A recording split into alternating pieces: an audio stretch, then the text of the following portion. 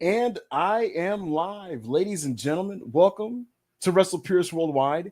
It's a special afternoon start time. We are starting early because Monday Night Raw has counter-programmed me. I was going to say us. um, I got to get used to the no plurals. But folks, I'm flying solo today, man. There's no Joe Holbert. There's no Anna. We will get into why they are not here shortly. A very dramatic unfortunate over the top incident took place that obviously led to those uh, co-hosts of mine not being here. But I am still here. This is a very experimental show because for the first time, folks, no Anna, no Joe on Worldwide. It is just me, Oos. And when Monty made the announcement tweet a couple hours ago, there was a lot of people that were skeptical. There were many people that assumed that a bit was coming, maybe some type of run-in setup or gimmicky situation. But I'm here to tell you guys that there's no bits here. I'm Chris Candido. No gimmicks needed. The bell is rung, and I'm going to show this audience, if they weren't already aware, that I can pull off a fucking solo podcast. And that's what I'm going to do. I'm going to pull off a goddamn solo podcast. I've done it on Spaces. I've done it in the Self-Made Discord.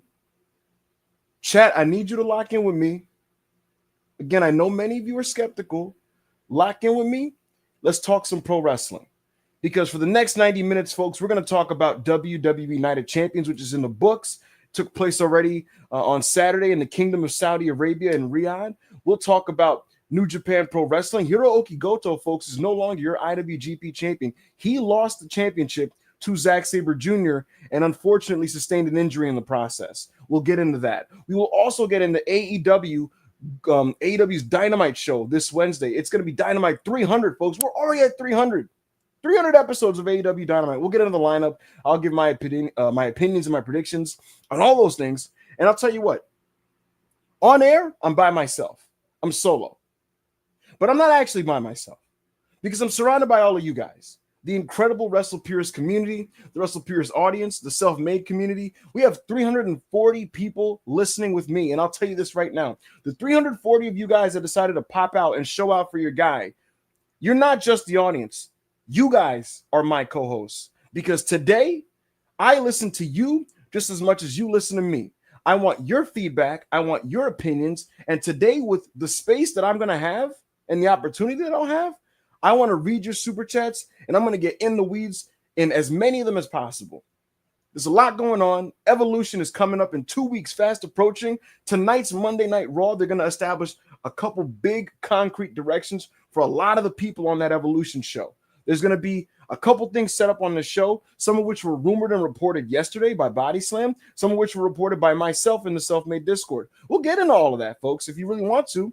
I go where y'all want to go. I'm a man of the people. I want to deliver you guys the best possible show that you want to listen to. And so for that reason, you guys can steer the ship. Send me in your super chats. Give me your opinions, your takes, your feedback. What did you think of Night of Champions? Were you a fan of the show? What was the best part of the show? What was the worst part of the show? What did you think of the John Cena CM Punk main event? A main event that was about 20 minutes of professional wrestling, followed by an additional 10 of whatever that was in the Kingdom of Saudi Arabia. I'll get into it. I'll give you my take, even though I tweeted about it. I'll give you my extensive take, as extensive as I could be on this podcast. But I want to also hear your guys' opinions because, again, today on air, I don't have a co-host, but you guys are mine. Night of Champions, New Japan, Dynamite 300, Evolution. Let's get right to it. Get those super chats in, guys. Like the video. If you have not liked the video, please like this video. It helps me a ton. And I'll tell you what, I'll be honest with you guys. I'll be transparent. This is a leverage ploy. I'm trying to see how I can perform in a solo setting so that I can shake a couple extra coins out of Monty. I'll be honest. I'm in the middle of a contract negotiation. I'm trying to see what I could do here. You know what I'm saying? I'm trying to shop around. I may or may not have talked to Dave Meltzer over the weekend. You know what I'm saying? I might have been renegotiating with some old allies. You know what I mean? So y'all need to help me out. Y'all need to help me out because it's my bidding war that I got going on here. And if you guys love me and you appreciate me and you want me to make more money that I will not share with you, hook a dude up. You know what I'm saying? all jokes aside, again, I'm really going to lean on your guys' super chats for this solo podcast, a solo show where I will no longer be allowed to walk up and down my house and go to the microwave and, air fry my taquitos during the podcast, which I'm sure you guys have never noticed I've done. Obviously, I'm very covert about these things. Nevertheless, oh my God, we got the chat. We got King Cam in the chat saying Ebu of TKO. TK390 says Ebu Wrestling Observer Newsletter. I think a Dave show would be fucking awesome. Me and Dave once a week just talking the game. They don't even got to talk about like Raw or Dynamite. We could just talk wrestling. That's what I think. We have a poll in the chat. Does Ebu deserve a raise? And right now, no is winning. That's unfortunate. You would think the Hanger Hive would show out a little bit more, but that's life.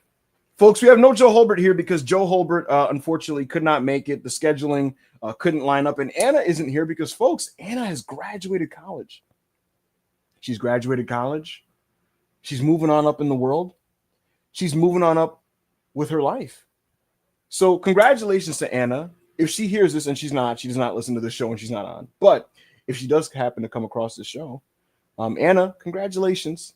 And I look forward to congratulating you on being a graduate, a bachelor, next week. But for this week, we're going to start with Night of Champions. Night of Champions was in the Kingdom of Saudi Arabia, and it was a 6-match card. It was not a 5-match Paul Levesque special. It was a 6-match Paul Levesque special. Perhaps maybe because the Kingdom said, hey, we are paying a lot of money for these shows. We'd like some wrestling matches. And WWE finally did a 6-match pay-per-view. And I said, wow, 6 matches? I'm sure you stacked this up with some of the best wrestlers on the world, some of the most premium, high-quality talent. I'm sure Rusev and Sheamus was on the show. No, it was on Raw. I'm sure Rey Fenix and Andrade versus DIY was on the show. No, it was on SmackDown. Okay. So what you got for me, Paul Levesque? What you got? And what he had for you was Karrion Kross versus Sami Zayn. He gave you Raquel Rodriguez in a street fight against Rhea Ripley. He gave you, Solo Sikoa versus Jacob Fatu. And I looked at this card, chat. I looked at this card, and I said, man, on paper, this looks like a pile of shit. This show looks really, really, really spooky. Going in, I thought, man, only one of these matches is a safe bet to be very good. I saw Sammy and Cody, and I said, man, these guys are 2 total pros. That should be great. That should be fucking terrific. But Sammy and Karrion Kross, I mean, how could you have faith in that? Sami Zayn is excellent, but how could you expect a great match or even a good match at a Kross? Is that something that he's displayed to be able to do or pull off? I hadn't seen it in recent years. His match with AJ on Raw was average. So I didn't have a lot of faith in that match. Solo Sikoa, Jacob Fatu, that was a match I talked about on the Raw review where I said, in a different promotion where these guys just kind of go for it, wrestle in a physical way and whack each other, I thought maybe, that could be good. But surely WWE is going to cut scene it up, and add the melodrama and stuff. The point I'm making is I did not have a lot of hope for Night of Champions going in. But I came in and I watched the show. And I'll tell you what, folks, I thought 5 matches in that this show overachieved. I'm not saying it was WrestleMania 17 or Noah Destiny 2005 or Wrestle Kingdom 11. Far from it.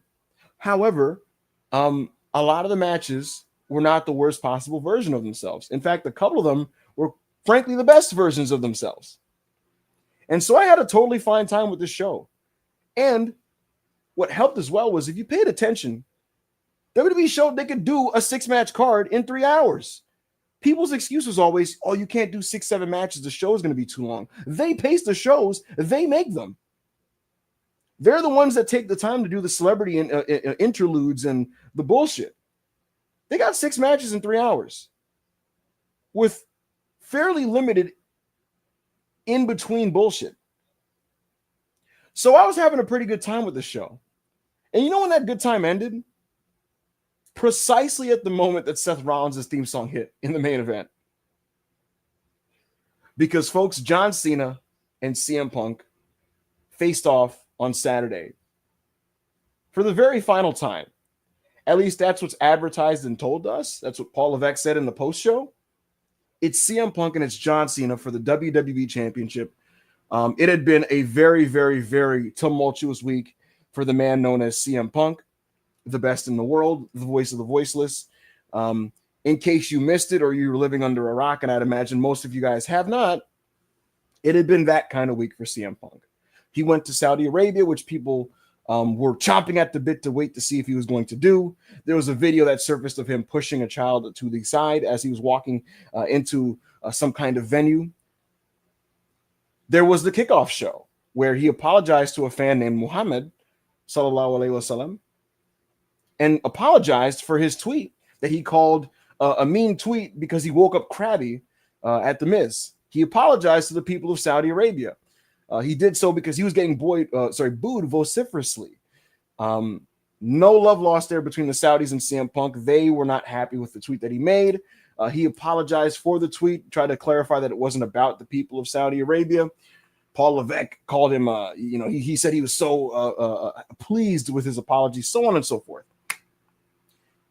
The low point for me personally as a fan was Friday's SmackDown episode where he walked out dressed as John Cena.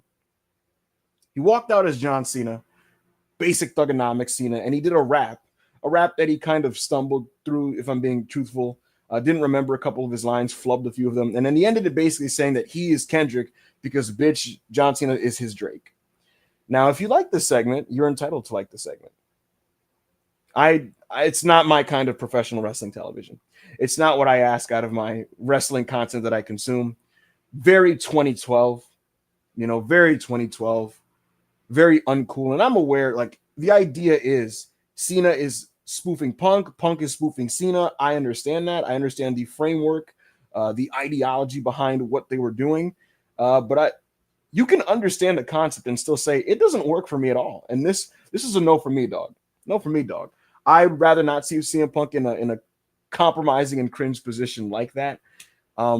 But what I will say is, while it didn't work for me, and I'd rather never see something like that ever again, and I'd rather see CM Punk on TV spewing hatred towards another opponent of his, it did endear himself to the Saudi crowd, and that must be said. He got massive vitriol on the kickoff show, and once he did this, which to what I believe is him endearing himself, showing he can make fun of himself, showing he's going to do whatever he has to do to get over in Saudi. You can feel however you want to feel about that. It did appear to endear himself with their audience because come the Night of Champions main event, he was not booed the way he was when he first got there. Anyways, back to the main event match. John Cena is physically diminished. John Cena is somebody that takes a lot of shortcuts in his matches now. And if you guys have noticed, even before the bullshit and the extracurricular activities that accompany all his main events, he goes right to the AAs pretty fast, doesn't he? Right? He does some chain wrestling, some shoulder tackles, some facials, gets in and out of the ring. And within 12 minutes, you get AAs. They're like a transition move. They're like clotheslines now. And that suggests to me that Cena doesn't have it in him to be able to bridge the gap between the fundamental rudimentary wrestling and then the finishing stretch. And so he opts for a bombastic finisher spam to replace that middle bridge. Nevertheless, in spite of this, in spite of the physical limitations of John Cena, in spite of the physical limitations that have crept up now on CM Punk, it was just nice to see them wrestle. I don't know about you guys, but I'm sitting there watching CM Punk and John Cena just wrestle. It's nice. Collar and elbow tie-up, drop downs, wear down spots, wrist locks, transitions, headlock takeovers, kip-ups. That's pro wrestling. That's traditional. I liked watching that. And I'm sitting there, and it was once again apparent that when the body begins to erode physically, the mind remains ever so sharp. And in pro wrestling, the one thing that never leaves you, if you have a fundamental understanding of the basics, you can continue to execute them. The problem is, how do they escalate properly when the time calls for it? But watching Punk and Cena wrestle, I'm like, man, this is that weird physical chemistry that they had dating back 14 years ago. And it was nice to see two old foes do the dance again. And folks, I thought they were doing the dance. And I was having a nice time with this. 2011, it was not. 2013, it was not. But they were having a respectable professional wrestling match. And I have no issue with an aged legend in his retirement tour having respectable matches with old opponents. That's what Hiroshi Tanahashi has been doing all year. And people aren't holding it against him that he doesn't look like his 2012 version of himself. You would think, and WWE would think, and Punk and Cena would think that, okay, land the plane safely, take us home nice and steady, and nobody will begrudge these guys for the match they had. Au contraire, most people would say, man, nice main event. It was nice to see Punk and Cena wrestle. But of course, we can't have nice things. It's 2025.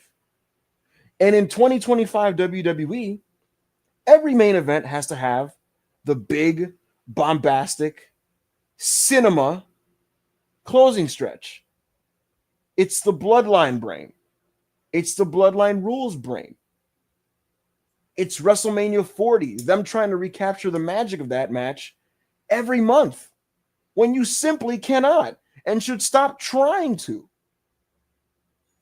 Have faith in your talent to do what they have to do. They're pros and just wrestle, but of course not. Seth Rollins' music hits, chat. And here's the thing. I'm not even like an anti-run-in pervert. I've watched so many different kinds of wrestling. Sometimes you do some run-ins, you do what you got to do. But this wasn't a run-in, folks. Who was running in? Nobody. Nobody. Seth Rollins' music hits, and Seth, Braun Breaker, Bronson Reed, and Paul Heyman are standing on the ramp, just walking and posing and walking very slowly. There was a ref bump that initiated this, and it took them 2 minutes to get to the ring. 2 minutes in a wrestling match. This is not an angle. It's not an angle. It's a match that hadn't ended. The bell didn't ring. The clock is ticking. We're still having a match. And they're walking out slowly. And then this is exacerbated. I don't know what happened to Bronson Reed. Was he drinking on the plane? I like Bronson Reed. I'm a big fan of the Big Bronson. I like the Tsunami, you know? I'm a fan of meatball-shaped wrestlers. What happened on Saturday, dude? He stumbles getting in the ring. He can't get through the ropes. He picks his wedgie on the way into the ring. And then him and Bronson Reed have to attack Punk, and they fuck up everything, including a double chokeslam. CM Punk is like 190 pounds, and these are two monsters, and they can't coordinate getting Punk up to then drop him through the table. They fuck this up royally.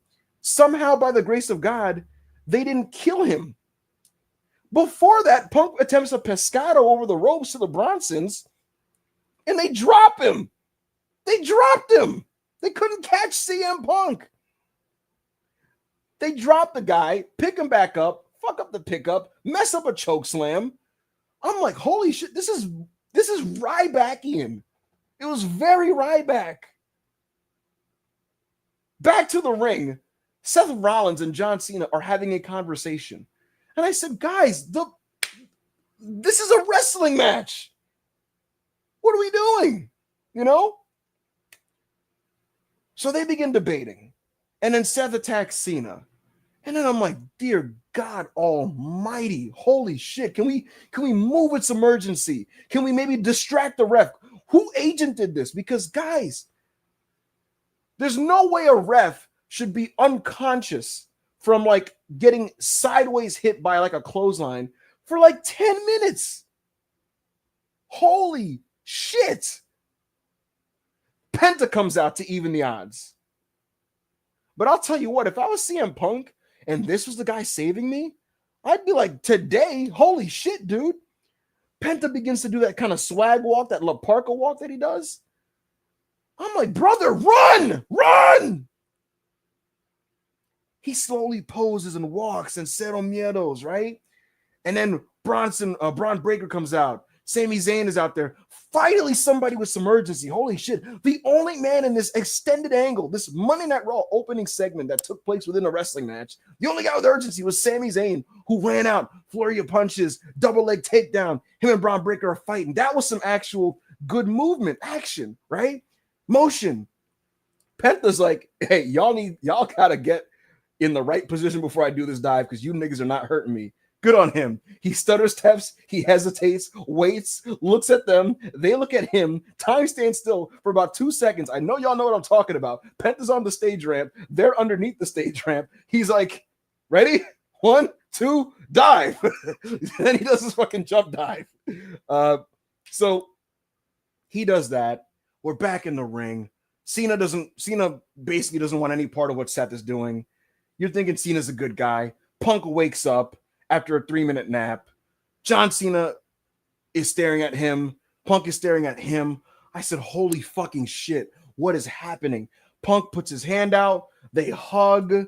Of course, in the most obvious thing ever because of the way it was shot, we zoom in on Cena's face. Cena makes that cartoon-like scowl. Then he goes for a low blow. Then Punk grabs the foot. Punk picks up Cena. He's about to do a GTS. Seth Rollins gets in the mix. He interrupts the whole thing. He gives him a curb stomp. Punk got curb stomped. The ref wakes up magically. 1, 2, 3. John Cena has retained the World Heavyweight Championship. Just a pile of shit. Really, really just a pile of shit. Awful. Awful. Why?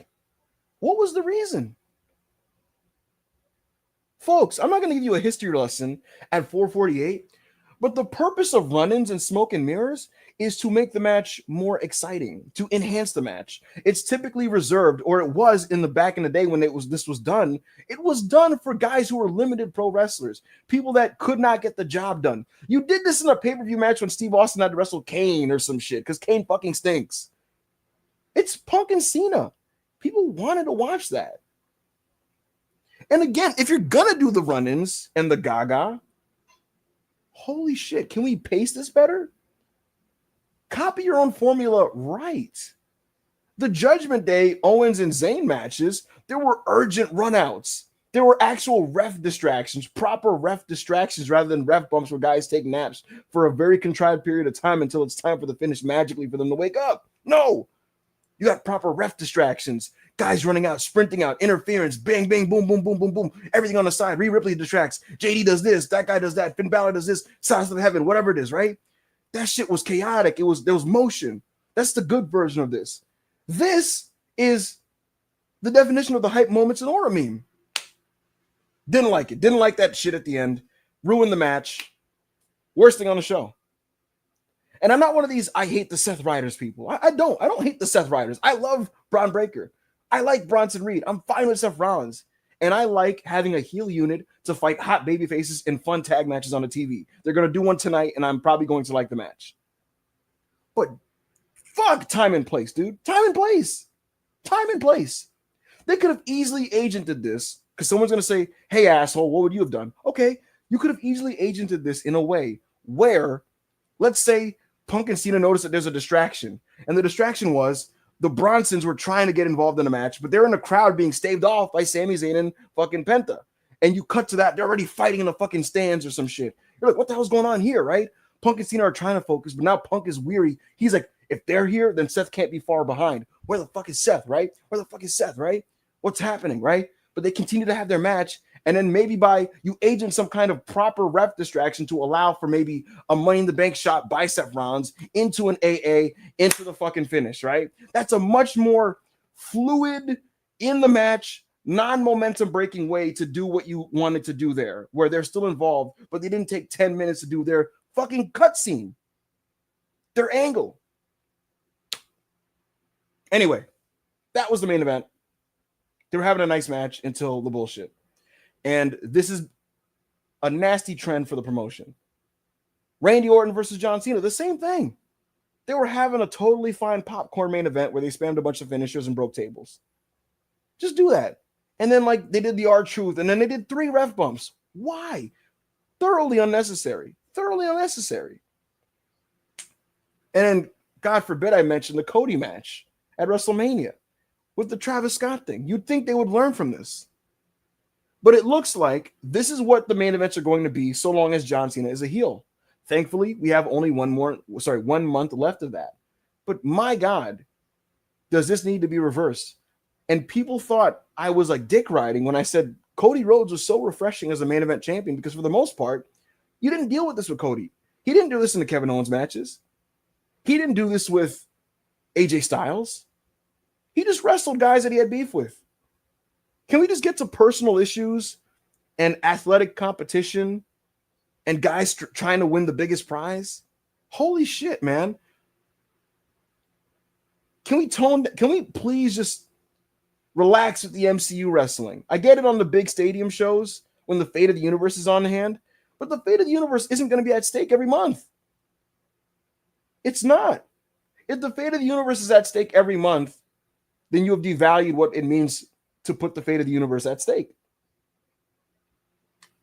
Anyway, to quickly go over from the top, folks, Cody Rhodes had a good match at Randy Orton. I didn't love it, but it was good. A lot of people loved it. Dave was a big fan. Joe Holbert liked it. And I'm happy for all those guys. Cody worked heel to start the match. Randy Orton then began to cheat in the closing stretch. And then he was thwarted by a crossroads. And Randy looked very unhappy when Cody was giving his post-match promo. Congratulations to Cody Rhodes. He's the king of the ring. He will be going for the WWE Championship at SummerSlam against John Cena, where he will presumably win and John Cena turns babyface. Good opener. Raquel and Rhea. Good match. No DQ. No Slim Jim tables because they couldn't advertise Slim Jim in Saudi. Roxanne Perez weirdly came out and was beaten by Rhea. WWE made sure to tell you that Rhea was 31-3 in singles competition over the last 3 years, which is the Triple H era. Rhea Ripley gets the win. She's now 32-3, and she won so decisively against the two of these Judgment Day ladies to suggest that maybe she was done with them, because that's wrestling booking. If she was still going to fight them at Evolution, why would she have overcame them so easily and so decisively by herself the way she did in Saudi? And the answer, according to Corey Hayes, is that it's because Rhea Ripley is going for the Women's Championship at Evolution against Io Sky. Good match. Karrion Kross versus Sami Zayn. I love Sami. I like watching him wrestle. I'll watch him wrestle anybody. I clearly did because I saw this match. And I'll tell you this. Relative to the recent performance standards of Karrion Kross's matches, he was okay here. The truth is, Karrion Kross is okay. The problem is he wrestles in 2025 when a lot of people are far, far above okay. And okay isn't going to cut it at a big level. Okay isn't going to warrant you a push. You got to be great at something, at least something. Jey Uso's great at connecting with people. LA Knight is great at connecting with people as well. Kross is great at talking. He's an average wrestler, average to slightly below average wrestler. And they're going to have to figure out something if they're going to keep the guy on how to channel what he's good at while not highlighting what he's not very good at, which is unfortunately in the wrestling business, in this case, his wrestling. But he was okay here, and this was a decent match. Sami Zayn doesn't have terrible wrestling matches.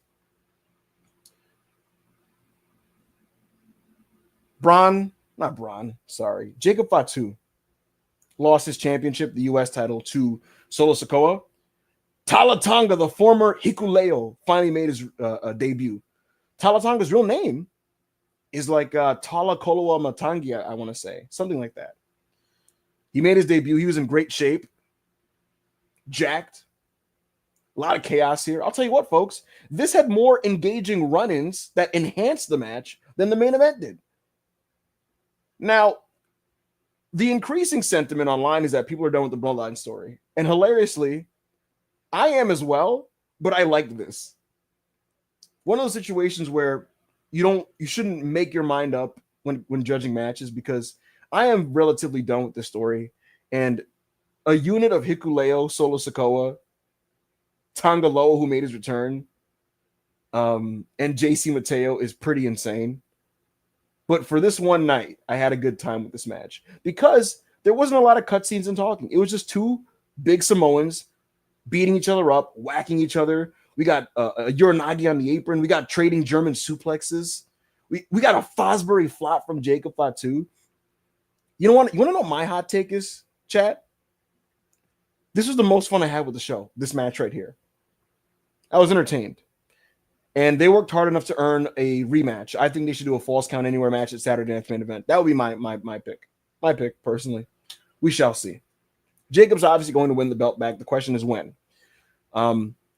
Jade and Asuka, not much to say here. Asuka looked sharp. She looked sharp. Jade was fine. She looked better here than she did against Roxanne Perez, where I was very disappointed with her performance. Jade wins the Queen of the Ring tournament. She will be going to SummerSlam to face Tiffany Stratton, where I would expect Naomi to have a say in the matter. That's not a spoiler. That's just a prediction. So I thought this show was a pretty easy watch, and I had a pretty fine time with a lot of the card. It was really the main event, hilariously, that kind of soured me on things. But besides that, I was fine with the show. And I'll tell you what, I'm a bit, I don't want to be over the top here. I'll say that I'm relatively looking forward to the road to SummerSlam in a way that I was not for Mania, because Mania looked very hazy, very unclear, very vague, very undecided on the promotions part, and you just could not tell where they were going for WrestleMania. It feels like there's a pretty clean idea of where a lot of things are headed for SummerSlam. So we'll see. We'll see if they fuck that up. We'll see if they fuck that up. But that was Night of Champions. That was Night of Champions. And I will get into New Japan and Aaron Wolf. I will get into Dynamite 300. But outside of that, I've chewed up most of my talking points in 36 minutes, which is crazy. So I guess now is the time, since I have nothing else really to say, I guess now it's time to turn it over to you guys and do the super chats. So let's get right to the super chats. What the fuck?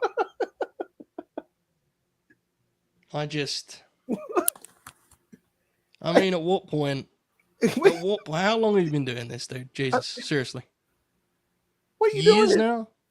Yeah. I'm at the local establishment. We were celebrating Dex Harwood's birthday. What's going on? We had a 20-hour playlist to work through, the best of FTR. We do it every year, right? We're in the middle of the Pac Dynamite match. Suddenly my phone starts blowing up. Sponsors, friends. What are you doing here? Enemies. And they said to me, you got to see what's happening on WrestlePurists. So I stopped the party and I said, can someone put WrestlePurists on the TV? What I see is a Twitter profile picture talking about a WWE pay-per-view for what appeared to be around 4 or 5 hours. You would do, at one point you verged on star ratings. You were putting over Solo Sikoa and killing your own gimmick. And again, my phone's still lighting up. WrestlePurists is done for. This is the last stream of WrestlePurists history. Where is Anna? Where is Joe? Hashtag WP dead. So I hurried home as quick as I could to try and save this telecast. This has been a catastrophe. But if you're aware of what's happening on Twitter, I know there's campaigning going on out there. They're in the streets outside protesting, you know. This is a real bad incident tonight. I need to save this show. I'm told you've just been talking about wrestling the whole time. What is wrong with you? This is WrestlePurists worldwide. I love the business, Joe. No. Hashtag WP dead, bro. That's not what this show's about. We don't talk wrestling here? No, never. Have you ever listened to the shows back? No. Actually, yeah. Me either. Right. Anyway, how's Raw?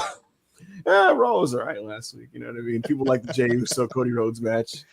I'll tell you what, man. I don't know what the Twitter streets are saying. I don't know what the marks are saying, or those, you know, those the internet is saying. But I think I was having a good show. I think I was having a pretty decent. That's good. Show. Dave did a post that was alarming. Did you see Dave's post? Which one? He quoted me today. He said something severe is happening in the WrestlePurist StreamYard studio. We'll report later. So, oh my god, I assume he was talking about your solo. Yeah. Did Monty leak to the guy? I don't know. You know what I think is happening right now? Well, I think tell me. I don't know. I think I'm Shinya Hashimoto and Monty is Antonio Yeah. Inoue. I'm not comfortable with how often you say to me, Mm-hmm. I think I'm Shinya Hashimoto. You say it to me every couple days at this point. It's unsettling. Here's the thing, because you just wake up sometimes and you feel like Shinya Hashimoto. Yeah, you do, yeah. Yeah. I took the red headband and I tie it on my head. Doing a podcast with no camera. Yeah. In full gimmick. 100%. Even Yeah. the belly kind of like tied around, you know what I mean? Like the pants are pulled over it, you know? So I hear you liked Punk and Cena. No, I did not. Who are your sources? They're lying to you. Yeah. I don't know. It was a pretty good review though, to be fair. I did hear some of the review when I was sprinting home to save the show. But you did a good job, bro. Solo shows are hard, huh? I'll tell you what. They are and they aren't. It's weird. Yeah. You know? Because in a weird way, when you're hosting and there's other people, that's harder because you have to be cognizant of not chewing up all the talking points and when to pass. When it's a solo, it's like, brother, there's nothing you can. You know how you talk about dead air? You just have to keep talking. You just have to keep talking anyway. So, I did my thing. I did my best, and you did all right, mate. Don't worry about it. Just log off for a bit. Yeah. Are my noties bad? Are they bad right now? Yeah, look for like some kind of comic book strips for your Instagram story, you know. All right. Kind of, yeah. We're here, dude. WrestlePurists Worldwide, bro. I'm here now for the next hour, so okay, we're locked in. I'm going to find a '70s Marvel panel and I'm going to post it on my Instagram story. How does the payout work for this show? Yeah, see, I don't know because I was going to do this whole gimmick where I was going to draw a number here and then like use it to like shake an extra couple $100 out of Monty. But now that you're here, I'm not really sure. Maybe you can get like 30% of it or something. Yeah, probably more than usual, right? All right, that's fair enough. Do we have super chats? Speaking of money, hell yeah, let's get right to them. I said, let's get right to them. There we go. See, you didn't see me. I did this kind of motion with my hands, like I was like those fictional wizards when they do that thing, like to kind of make a thing pop up. You know what I mean? A fictional wizard. Yeah, like in movies and stuff, it's like like Avada Kedavra. You know what I mean? Like they have wands, don't they? Yeah. Yeah. Do you have a wand? No, I have no kind of wand in my home. However, I do have a laptop that I'm using to read Adam Legend's $10 super chat where he says, Ibu, at last, you're on your own. How do you feel about the sentiment that wrestlers making belts as opposed to belts making wrestlers? Is that a case or is that backwards logic? Ideally, both things should service each other. I think the belt should help the wrestler, their reputation, their legacy, and I think the wrestler should be able to add to the belt. Right now, Lyra Valkyria put in a hell of a shift with the IC belt, and then Becky Lynch legitimized it, is what I think is happening with that. So the IC belt was the thing that was given respectability by Lyra, and then Becky gave it credibility. So that would be my best example of this thing right now. In the case of the US belt, for example, the women's US belt, it's up to the company to book it in a way to give it any kind of worth because it doesn't have any at the moment. At the start of the thing, it was a prop for Chelsea Green, and so that's the thing about belts, it could be either or. Yeah, it's generally speaking, if your approach to pushing someone is super reliant on the belt they hold, the push is probably not going to sustain. You really should be pushing them in a fashion that's the belt is kind of, it assists that, it accelerates that. We talked about, you mentioned the US title. Zelina Vega being given the belt did nothing for Zelina Vega. She needed to actually do stuff, regardless of whether she had a belt or not, right? So, absolutely. Yeah, but it's case by case. There's examples both ways there. Absolutely. Thank you, Adam Legend. Joe, you want to read this one? Yeah, I do actually. Vernacular says, head rep of Punk FC running a solo show, breaking down the dog shit they dropped in the ring. Got a salute. Run-in fetish killing the game right now. John Legend to close out the Orcs battle was still crazy. Was this on Self-Made last night? So at 4 a.m, Chris O'Bred challenged me to an impromptu Ox battle. They do aux battles in the self-made Discord where people pick their songs and the chat votes who won the round. So I did an aux battle with Chris. Normally, the rounds are broken up by categories. Like in this round, we do foreign music. In this round, we do rock, right? In this thing, it was a freestyle, no categories, right? And I went out, it was first to 5 points. I went out to a 4-1 lead on Chris, Joe, because I was pretty much just picking like the greatest songs of all time against Chris's like eclectic choices, and people were just voting for me. And so I was like, hell yeah. And then Chris complained about this and said I was cheating because I was picking like Whitney Houston and stuff. So I said, okay, let me be ethical. Let me just pick songs I like that, you know, aren't the most famous, most iconic, revered songs. And you know what started to happen, Joe? The kids in the chat started voting against me.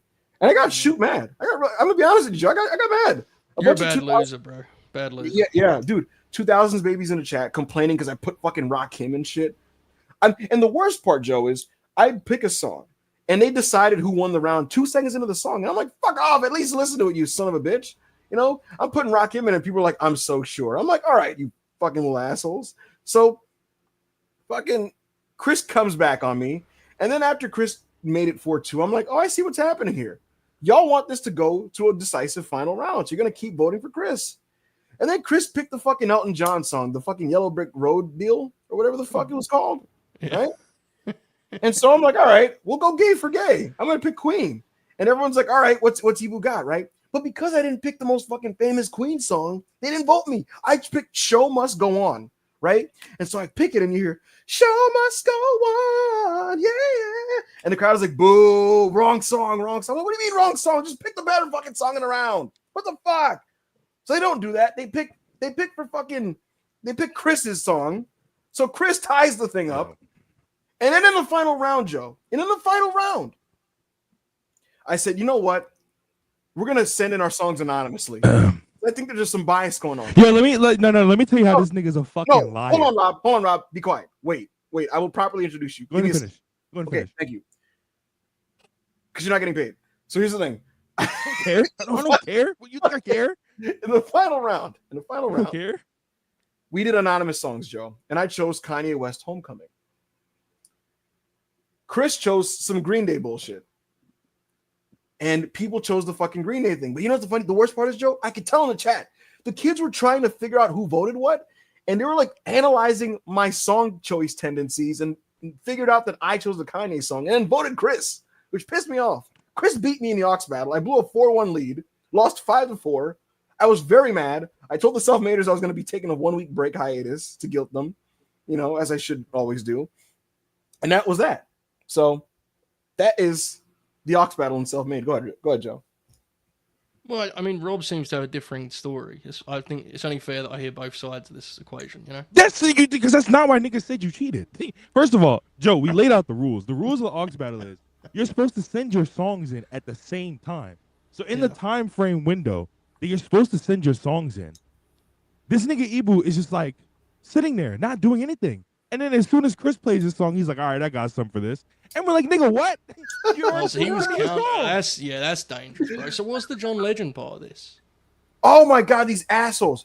I chose Ordinary People by John Legend. And the good part, so I chose, because we had to play a minute 20. And so it's my turn. And all I hear is like, maybe we'll live and learn.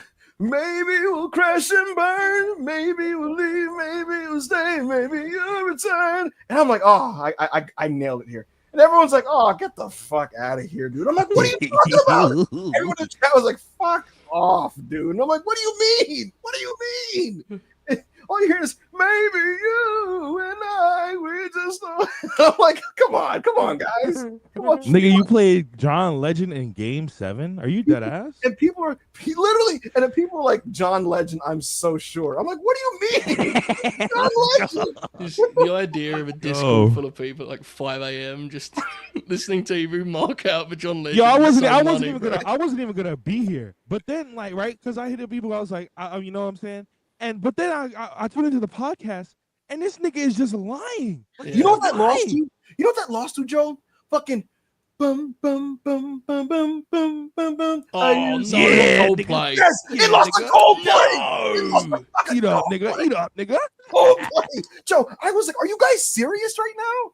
The most No. overplayed song in like human existence. Oh, Are fuck. you I'm back on serious? Ebu's team, bro. Bullshit.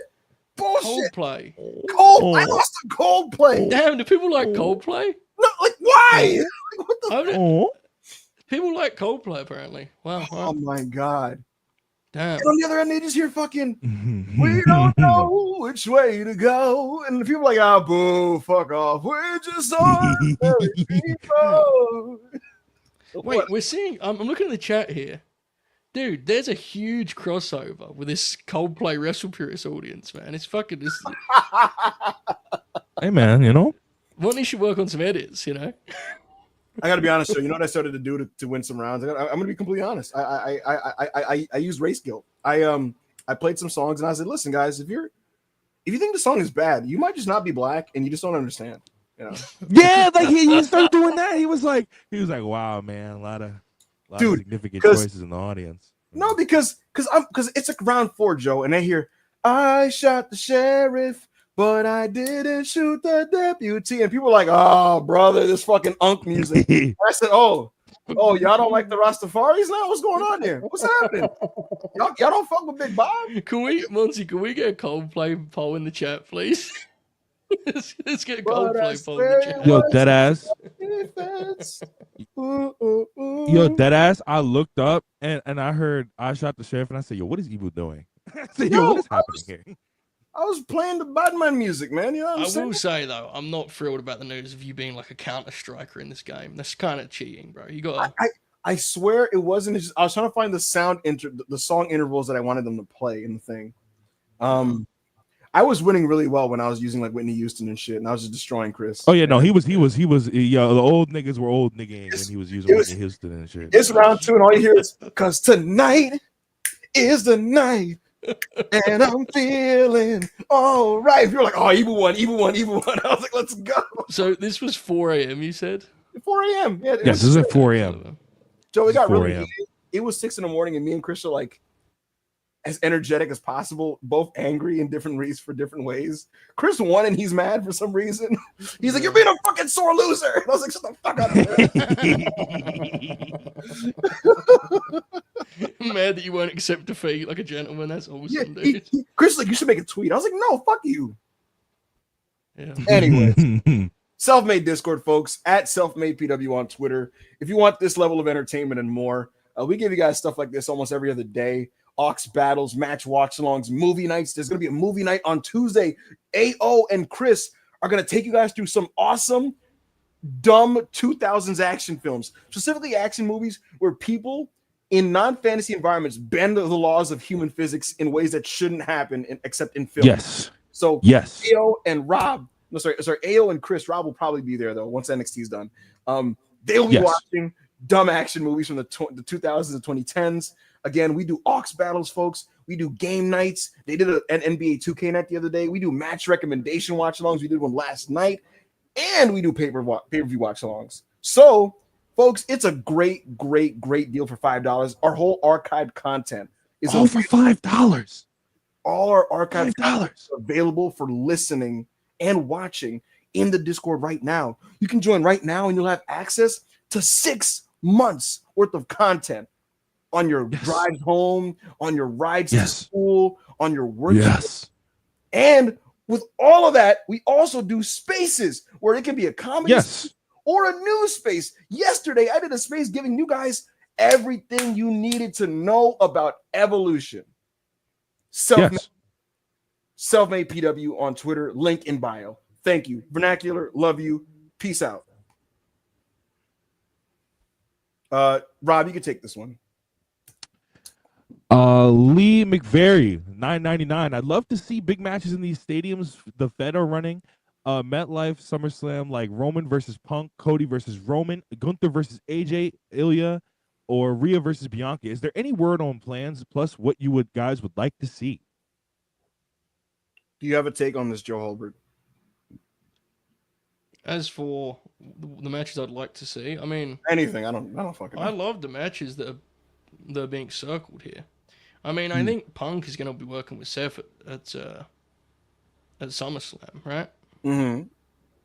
So I know Roman, I think, probably will be catered for elsewhere, unless they do the All-Star tag at SummerSlam. Gunther and AJ would be great, but I don't buy that being a SummerSlam match, unfortunately.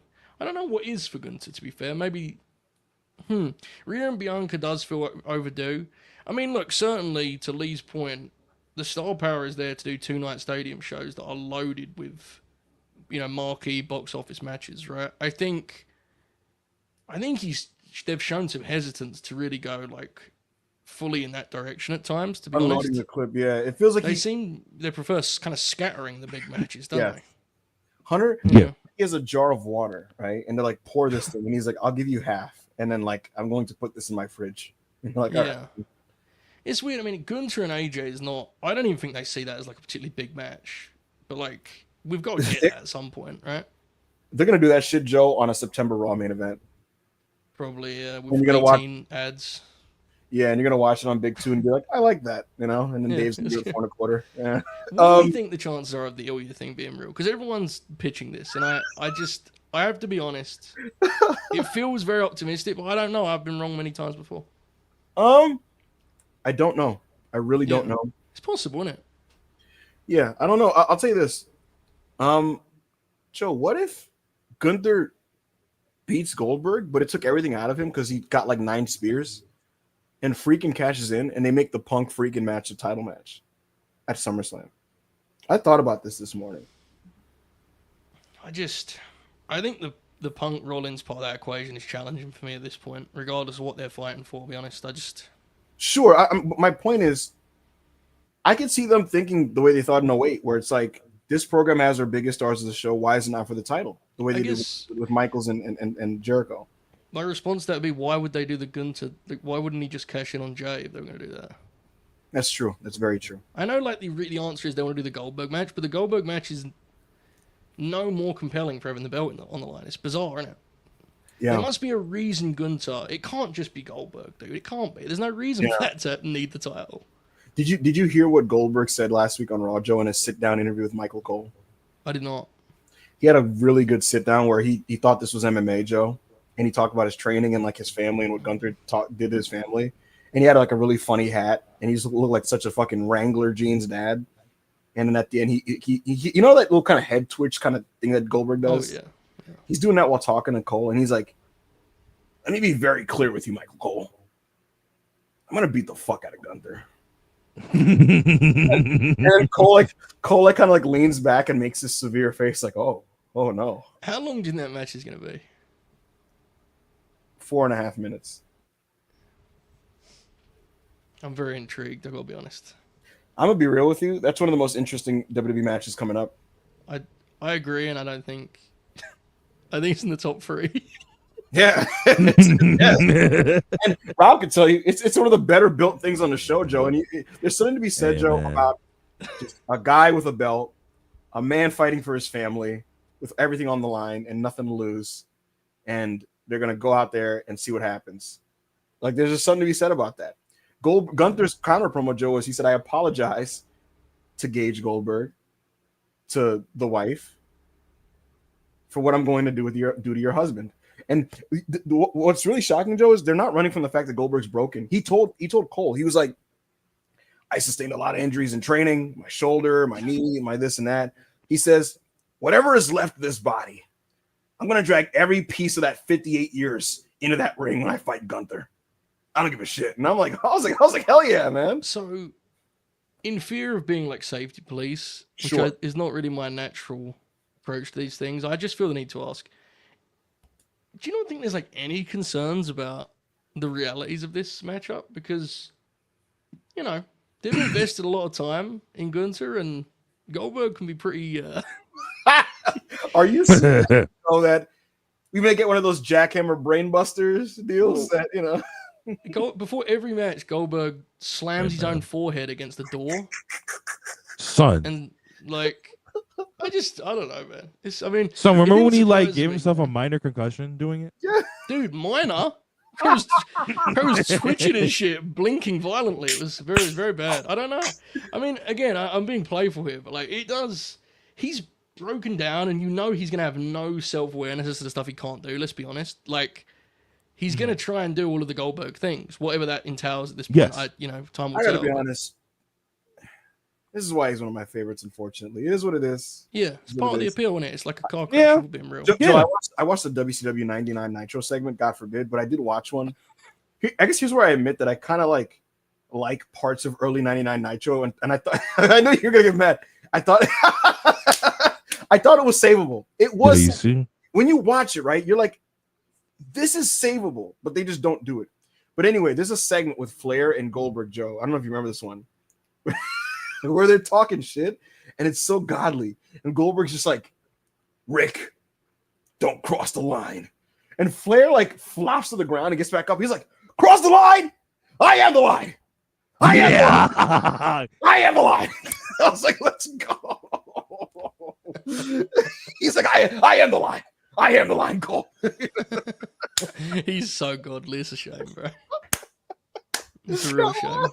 Bro, I was watching my brother. I showed my brother that part, bro. You crossed the line, Rick. And he literally just takes like a back bump. He's like, I am the line.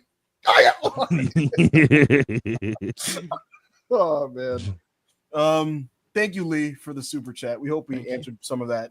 We didn't, but thank you. Joe, you can read this one. Oh, actually, what's happening here? Am I being like set up here? No. I just read what I'm not reading a super chat when you say read the super chat and then go, oh. All right, Alejandro. I don't know what this bit is, what this lore is. Go for it. Sakiba Ahmed guards Ibu. Sakiba Ahmed was a guy who I have no clue who he is, but he was just trolling me in the live chat of a stream I did on a different channel. It was very strange. Could not tell if it was a bit or someone who hates me. Very strange. Sounds like a good worker. Thank you, Alejandro, for the super chat money. Take the next one, Joe Holbert. Okay. No, he says, my dad hasn't watched wrestling since Giant Haystacks versus Big Daddy. That's very common in Britland. Like, you say wrestling, people go, oh, yeah, Big Daddy, Giant Haystacks. That's actually like a real thing, believe it or not. Showing him, among others, KO versus Cody, KO, Sammy, and Rhea, Io Bianca. Io Bianca feels like a terrific candidate for, like, non-wrestling fan graps, you know? It's awesome. Yeah. They all look super cool. It's quick. The pace is higher, you know? Yeah. It's exciting, creative. Like, I could see Kevin and Sammy, it will pop on Blunt Brutality, but a lot of the appeal to that match is like the history and the investment and such. I reckon that triple threat will be the winner there. We'll see. It'll be interesting on now. That sounds fun. You know what match is really underrated? The Cody Kevin Berlin match. I like that. I like that show a lot, actually, yeah. Dude, Joe, someone posted a full card like in a picture. And I was like, oh my goodness. It's a really good show. The mixed tag is really fun. I think it's like a top 5 Levesque show of this regime because the mixed tag is like great. The Cody match is strong. The Punk match is very underrated. That second one, I thought they got the tone right in the second one. Outside of those shitty lights in the corner, you know, and then Gunther and brother, it's just a classy main event. It's just a classy main event. So, oh my god, that match is amazing. Yeah, it is. Joe, I mean not Joe, Rob. I feel like this is one for you. So go ahead. Ryan Cicchini, $6.99 Canadian. Week 2 update. Harlem Lewis was solid. Okay, beat BJ Ray with the jackhammer. Got the point for Team Booker as best male performer. Thanks for asking, but yo, Harlem Lewis sucks. Harlem Lewis is terrible. He has a very. I don't watch LFG. I watched him on Evolve, and he's terrible. It's a very good name. I couldn't do LFG season 2, Joe. Like I did 1, and I was like, and then they immediately were like, we're starting season 2 like 2 weeks later, and I'm just like, why? What? Yeah, why the quick? Did he do well? Yeah, no, actually, no. Nigga was measuring the ratings for fucking the show on A&E, and no, it was not doing well. It was like, nigga, didn't it have like 100,000 viewers or some shit? Like, no, nobody cares about that show. I don't know what good ratings equates for a Sunday A&E show in 2025, and I don't know why the show came back so fast. But it coming back, Monty tells us in the private chat that it got renewed for 3 more years. Jesus. Nigga, what? And this is to be clear, either you turn as soon as Mickey James wasn't past season 2, you said that's it, I'm out, right? Yeah. Genuinely, like I liked Mickey. She balanced out everybody. Yeah. Yeah. You needed one likable person on the coaching staff. You know? Michelle kind of sits there and like watches everybody. Go ahead, Joe. Go ahead. Go ahead, Joe. So, what, you mean super chat or about Michelle McCall? No, super chat. Amari says, Yo, You're early not predictions, enough for me. early that predictions song for is Cody gas. Cena 2 at SummerSlam. Travis Scott cameo, The Rock doing something, possible double turn, or Orton heel turn, costing Cody. They certainly had that linger, that moment with Randy looking back at the ring there. I don't know. I don't know if any of these are going to happen. What do you guys think? Bro, people are now doing this thing of like SummerSlam, Cody turns. No, No, bro, please leave us alone. Let's relax with that. Please, let's not do that. Let's not do that. Do I think Rock appears? I don't know. It would be nice. See, here's the thing, because I have really low hopes, Joe, for this rematch as a match. I have very low hopes. It's very much a get it over with thing for me. However, it would be nice if someone in the room said, what if we just did what we did like Mania, but like good? The thing is, I don't know what that is. Like, how do you do Mania, but good? I with John Cena in the condition that he is, I don't know. Unless Rock is there, but I don't know. What is actually the story at this point? Like, because the thing that with Cena is that he's somewhat conflicted, I guess. Yeah, he's because Joe, every week now they instruct him. Like, this is behind the scenes, and I'm giving you guys the behind the scenes. They are aware that people are going to cheer him, right? And he's instructed to, when this happens, to facially acknowledge it and appear like you are fighting with yourself in terms of whether you should be receptive to it. Oh, this is so fire. Oh my god. So John's way of doing that, Joe, is they go like, thank you. Cena, when he walks out, he has to like stop and pause and like look at them and kind of make that face like, and then like walk away, you know? So yeah, he's gonna turn babyface. The question is, how do you execute that? Do you do WrestleMania 18? Does Rock come out and fire John Cena and then Cody and Cena fight him off? The thing is, would Dwayne accept that? Like, I don't know. The funniest, Joe, would be Cena and Cody fighting off Travis Scott and Rock, setting up a match that will never happen. You kind of have to. He kind of should just lose a wrestling match if he's going to turn babyface, shouldn't he? That'd be nice. nice. I don't know. I don't really know. I mean, they did that thing on Saturday where like they hugged, and they recreated the shot where Cena stares blankly. But obviously, it didn't quite make any sense because when he did it the first time, he was staring at the Rock, and this time he was just staring down the camera lens, which, you know, he's a big fan of his own work, I guess. But yeah, I don't know. It's a strange situation they got there. I mean, luckily for them, they could turn Cena in any way, and people will cheer because it's Cena. Like, They just want to cheer him, yeah. They want to cheer him. They've wanted to cheer him the whole time. So thank God this will be the final match like this with John doing this. Yes. Right. I got feedback, Joe. I got some internal reaction from WWE about the John Cena just matches, and I got some feedback from people in AEW about it. And the interesting thing from the Fed side is it is acknowledged, Joe, that like this isn't great. Just this approach.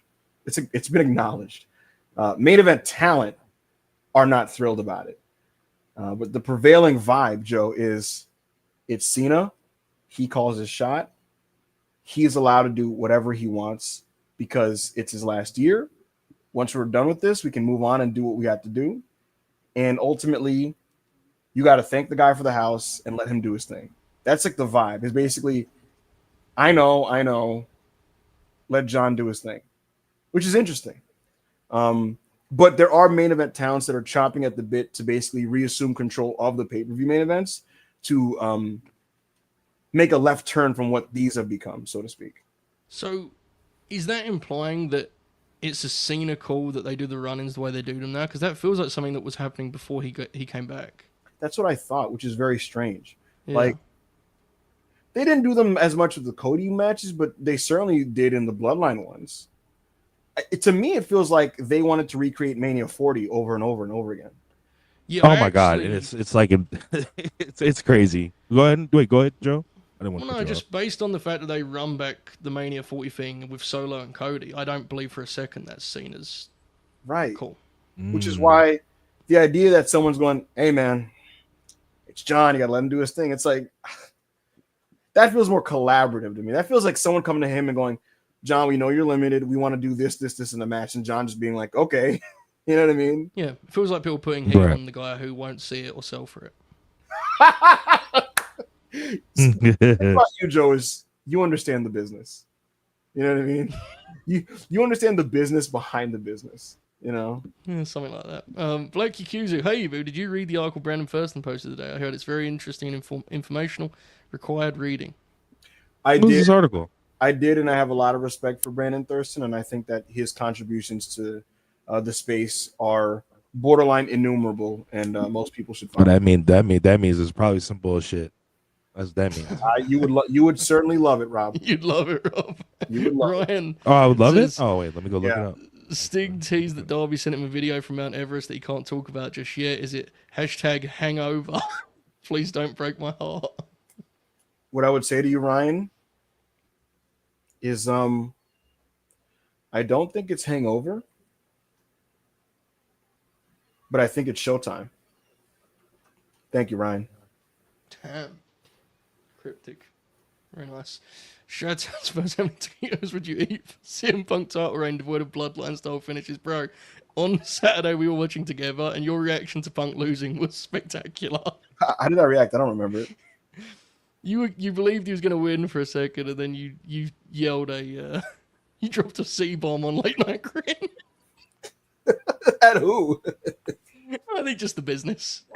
Was I just like these fucking cunts? Yeah, it was quite tremendous. Yeah. No, I gotta go back and check. I don't remember this. It was funny. Thank you, Chi-Town. I'd eat a lot of taquitos for that. Yes, very. Maz says, you think Solo dropping the title back to Fatu or to another babyface? It's got to be Jacob, right? Yeah. You gotta be Jake, because the way they booked it, Jacob can't go. Well, guess I lost. All right, on to the next. Even though there is something to Jacob just losing up and going for the main event belt now, but that's not happening. He's going to run through the new bloodline, right? The new Solo group, he'll go for him one by one, and then I think he'll beat him at SummerSlam, is my guess. Hell yeah. You know how I would book, what's my man's name? Talatonga. You know how I'd book him, Joe? I'd book him like 911. Yeah. He should just win matches with choke slams, and that's it. It's not a bad idea, yeah. You mean Hikuleo, right? Yeah. Talatonga. Oh, you said Great. Talatonga. I was like, what the fuck? Oh, I said No. It's a Tala. Oh, you Tala. said his new name. I Yeah, forgot Tala. his new name was Talatonga. Yo, that's Straight No, from WWE.com, brother. Tala. No, 1L, Rob. 1L. 1L. Yeah. oh, Tala. I made a post about his name, and then someone immediately from WWE immediately DM'd me and goes, they were like, it's his government. I'm like, all right, man, I get it, man. Calm down. Fuck. Yeah, no, bro. Like, we know, bro. Like, you don't gotta, come on. Joe, his name is Tala Kolowa Matangi. And so they just made him Talatonga. Cool. Lobi says, my biggest takeaway from Night of Champions is that Auntie Asuka is still fantastic and Cena can still be good when he keeps it simple. I agree with both of these. Asuka looked very sharp. Very sharp. I was very happy with how she looked. Thank you, Lobi. Rob, you can take the next super chat. All right, Go Birds XTL $4.99. Do you think Phoenix and Andrade will be teaming up going forward so that Penta can stay as a singles? Rob, did you see that fucking Andrade and Phoenix versus DIY match, dude? Oh my god, did I see it, nigga? Oh my god. Mind you, when people hype up the SmackDown Tag Division matches, I watched them and I'm like, that was good. That was a nice, good match. I enjoyed seeing that. This is one that people hyped up that I watched it and I was like, this is fucking sensational. I watched it and the environment, they got, Joe, this is going to sound insane. Saudi was like into Johnny Gargano. I don't know if they all had like WWE Network during the NXT. Oh my god, it was so gas. Bro, the bell ring and they're like, Johnny Wrestling. Oh, Johnny Wrestling. And I'm like, huh? yeah, I was on Twitch and I was like, let's go. The funniest part is there was a look in Andy's eye, Joe, where he's like, oh, there's heat tonight. Hold on. It's been a while. And he goes, wait a minute. And so he's in the ring, Joe, and he's doing the arm thing, and he's outwardly going. He's like, see. He's so good. Dude. Joe, he's so good. He's one of the most gifted wrestlers in the game, and it's like he's barely scratched the surface of what he can do. If we're being honest, right? Yeah, I agree. His Ciampa minutes were sexy. His Gargano minutes were good, and I'll tell you what. Oh my god, when they were doing callbacks, nigga. They were doing takeover Philadelphia spots, and I was like, wow, okay, all right, guys. That match is amazing too. It is, I don't mean this like I'm not trying to be over the top. I thought that match that they had on Friday was among the better WWE matches that they've done this year. I think I actually gave it 4 stars on Dropkicked, which I don't take that lightly at all, folks. So I was really, really high on that. I thought it was excellent, and I told Tyrese Halliburton to watch it. Thank you, Goldbergs. Where was he tonight, by the way? Worldwide, you needed a host, bro. I told him. He said he'll do it in the summer. Yep. Yeah. Pacers PR, they gotta, I'm sure that will go great. Shutdown Spurs. I was like looking in, but does it feel like Braun in this supporting role feels less special than he did before despite more TV time? My answer to this is not necessarily, but they need to be very, very, very mindful that this could easily fall into a J&J security pitfall. Very mindful of Oh this. my God. Braun is able to offset this because when he does the matches and certain angles, he still jumps out the page of the things that he does. However, Yes. I would like more individuality from the people in this group. This needs to be a band of assholes. It cannot be Seth Rollins and his little brothers that he sees as the next guys up next. Braun Breaker was already up next before Seth Rollins. He been up next. Nigga, he is next. Nigga, he ain't up next. Nigga, he's next. I'm telling you, dude, we've got to move this trade special forward, because if we wait any longer, the trade market for Braun is going to change the game. Because right now, I can get anyone I want. If I have Braun Breaker, I can give to you. I can get anyone I want in the game. I can get 10 people if I want. We wait a couple months, I may only get 6. So I need to move this forward. By the way, Masp is right. We didn't actually answer his question. You didn't answer his question, you piece of shit. He said, "Are Phoenix and Andrade staying a team moving forward?" Come on, bro. Lock in. Jesus. It's supposed to be a solo show, too. Like, imagine if you and I weren't here, Rob. Jesus. Holy hell, bro. Holy hell. It's tentative. Paul Levesque wants them to challenge for the AAA tag belts. There you go. Big push then. Okay. All right.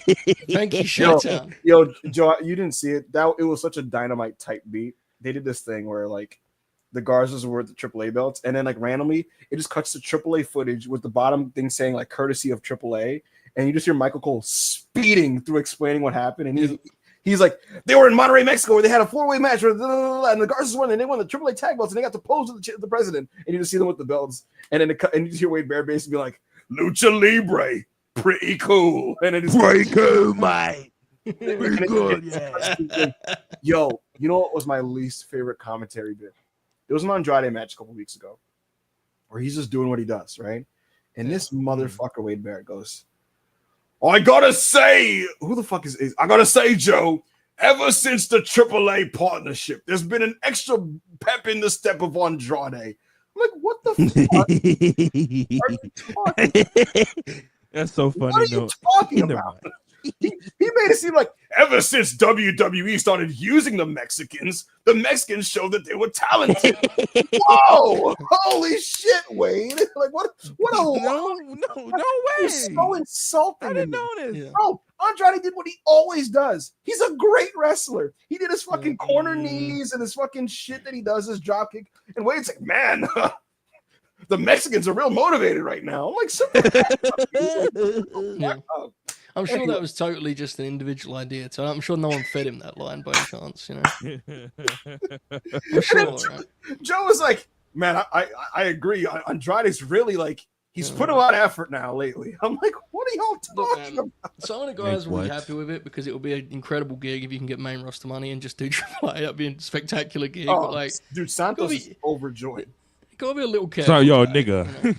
Santos, yo, nigga, that is the best shape I've seen Santos in his entire life. Santos nigga. is tears of joy, dude. Just the nigga, mind you, 10 years ago, he was on national TV for like 2 years. Best shape I've ever seen him in his entire life. The Santos and Garzas of the world are high-fiving.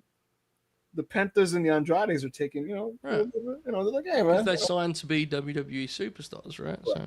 Correct. So, go ahead, Joe. Right. I was going to read the next super chat. What you going to say? Go ahead. Jacob says, no troll shit. Has this stretch been the worst work Punk has done since returning in 2021? If you mean by the stretch, if you mean specifically the last roughly week, yes. If you extend it to beyond that, I would say it's hyperbolic, extremely hyperbolic.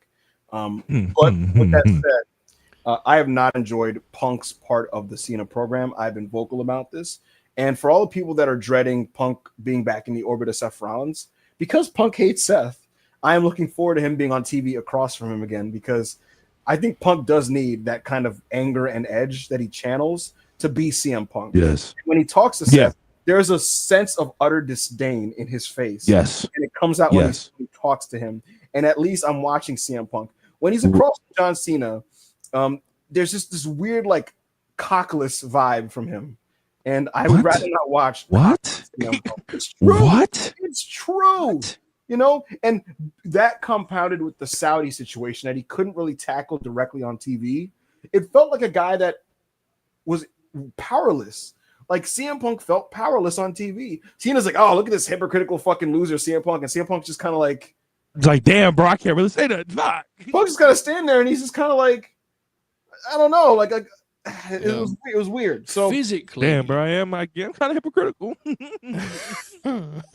physically on Collision was the most like spooky. depleted he looked, but he was so much more interesting then, you know. So yo, he looked like dehydrated. He looked like he hadn't slept in I remember weeks. someone was Like, in Ring Performance, Joe. We were talking about, we thought like we were trending towards it being over, and then if you remember, Joe, he looked really scary at the Rumble in 2024. Yeah, I remember seeing that, and I in my head I was like, it might be GG's from a wrestling standpoint. We'll see how they can get out of that. And then he did wrestle out of that, and actually hilariously, say what you want about the Seth matches, and both of them had like a lot of flaws in my opinion. Punk's performance in both of those, he looked good, and then he looked good in the Sammy match, and he looked good in the Chamber. So I'm all right with Punk wrestling wise right now. Physically, he's fine. It's just there's like a, I don't want to use the phrase you use, but it's just a little bit of an edge lacking at the minute. Right, which is why again I tell the chat like getting him away from CM Punk and around people he actually hates is actually going to help him. The secret sauce of CM Punk, chat, if you didn't know, is that he has to actually kind of resent the people that he works with. It's kind of his weird little. I don't know if it's a fetish. I don't know what it is. It's his power. I get it. Damn, nigga. I wasn't gonna say it, but hey, you know. So it's like, hey, you know, when I do worldwide, he brings the best out. Thank you, Jacob. All right, Benjamin has his bits aside. I hate all of Solo's big match work. Cody, Roman Netflix debut match, very bad in my opinion, but this was a very good time and made logical sense versus Jacob. Joe, can you break down the difference? Well, it was about 15 minutes shorter for one.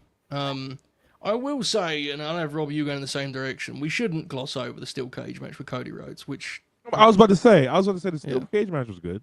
Criterion Classic. I don't know if that counts as a big match, does it? Fuck, it counts to me, bro. Got a plaque over my desk. Yeah. No, yeah, that's what it is. He's slotted in a much more natural role, which is mid-card, kind of goofy heel. 12 minutes, which I actually think 12 minutes was still probably a smidge more than it needed, to be completely honest. But 10 would be perfect. Yeah, like the Cody Rhodes SummerSlam match was like nearly 30 minutes long, wasn't it?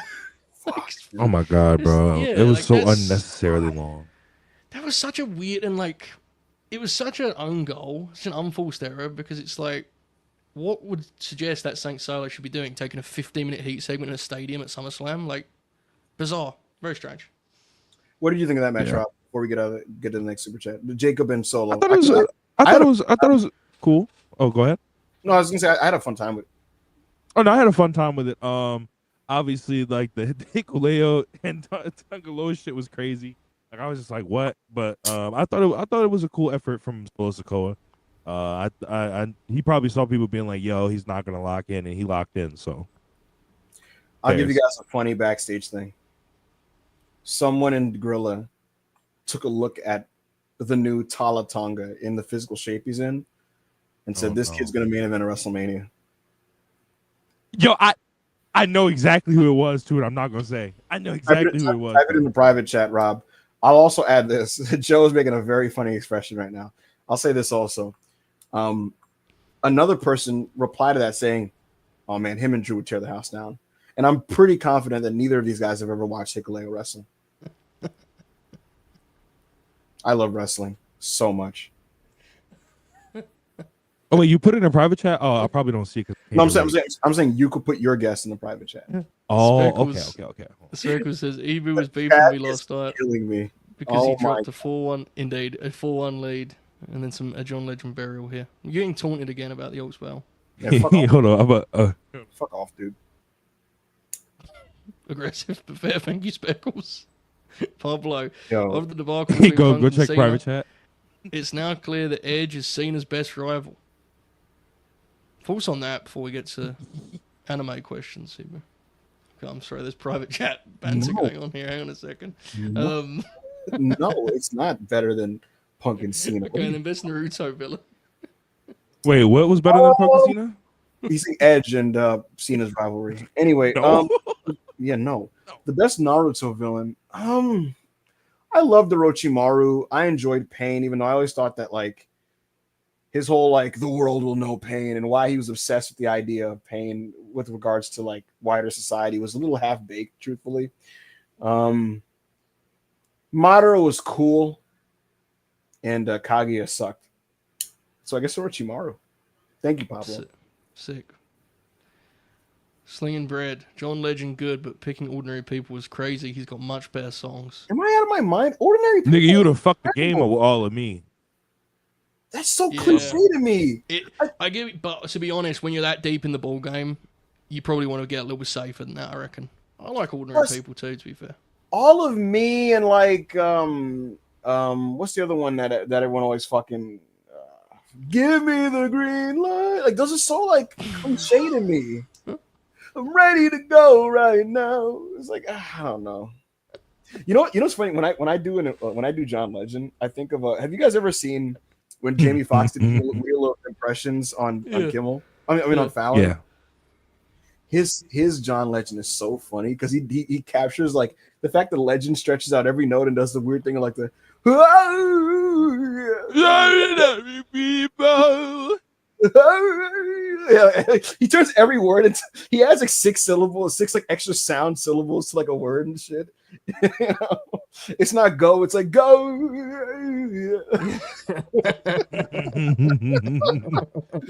Go ahead, Rob. Ebu Mania 499. Boo! That name you mentioned on the space. What they gonna be doing it all in? How am I supposed to remember what you're even talking about? How? Andrew Brown, $5. We can all agree the best anime rivalry is Char Aznable versus Amuro Ray. The ethical complexity of Char Aznable is so vast. An incredible character and an incredible rivalry. If you are familiar with the Gundam series, what a story between those two men and the war drama that unfolded between them. So I don't know if I totally agree. I got to think about it, but it's up there. Thank you, Andrew. Go ahead, Rob. Natalie, £2. War Games works better with title shot for pinner. The problem with this is then you have to ask yourself, why are not everybody fighting over who gets the pin? That's my problem when people suggest things like this. Exactly. So now it's like, well, what the fuck? Why can't I get the pin? It's a limited concept, and it only makes sense when it's just there's a band of bad guys that need to be defeated for good. Yeah. You put anything else in it, kind of just weird. Jose Lara, $199. Is Gunther versus Punk for the title? I have no comment on that, but I'd expect some type of teaser interaction on tonight's show. Okay. Ryan Sacchini, $279 Canadian. Julian versus Michin Evolution Plunder undercard match? Joe, you wanted to say something. Go ahead, Joe. Firstly, that's fucking crazy. Secondly, there's no way they can do Punk Gunther while he's still beefing with Seth, and that's again the finish that match. You can't do another big Punk match where Seth is the finish, dude. They can't start that tonight. You have to deal with the Seth thing first. He just cost you the world title. You can't flip to the other belt and then go, "What if he fucks me on this title?" Like what? Ryan, dangerous, by the way, very dangerous. I'll take it off the screen quickly. What I would say, Joe, is I'd imagine they do some type of interaction or tease to signpost the direction. You know what I mean? Rather than like look at each other backstage. It's Triple H's favorite thing, you know. Yeah. I think he beats off to it, just like the idea of like seeing two guys face off. You know. Anything on this plunder match, bro? I know you say it's dangerous. No, it'd be good. I think it's the best bet for a. If you had to like, who is there for Julia to wrestle in? Like, I think that's like your best bet for like a No, it's a good idea. I just fuck with Ryan. It's a good idea. Obviously, ideally, Meacham would have any kind of stature on TV going into it. Correct. What did I want to say? Joe on SmackDown, the funniest, like this is totally for Paul Levesque thing that he did was he did an Alistair Damian Priest stare down, and I was like, it was so clearly him just being like, oh, look at it. Oh, isn't it beautiful? Yeah. How do you But- think you could pull this off? Feel what Shaitan's quoting here. It's just me, Boos. It doesn't really work, does it? No. Sage says, I've joined just to say, talk EOFC out of storming Triple H's office. Joe, have you seen the hysteria on Twitter yesterday? You missed it? Missed it. It was a day-long crash out because it leaked out that Rhea's facing EO at Evolution. Right. So everyone is just like, they give EO no chance, Joe. They all think it's over. They all think it's over. Well, come on. Everybody thinks it comes with Riptide, Joe. And EOFC, they're acting even more depressed than they did in Mania season, Joe. It was insane. Kale sold for it. Everyone sold. And you know what I tweeted? I tweeted Iverson when he had that 42-point game in game 1 of the 0-1 finals against the Lakers. And I said that EO got this, guys. She will topple a juggernaut. But nobody buys it. No one buys it. Do you think EO has a chance, Joe, to beat Rhea Ripley?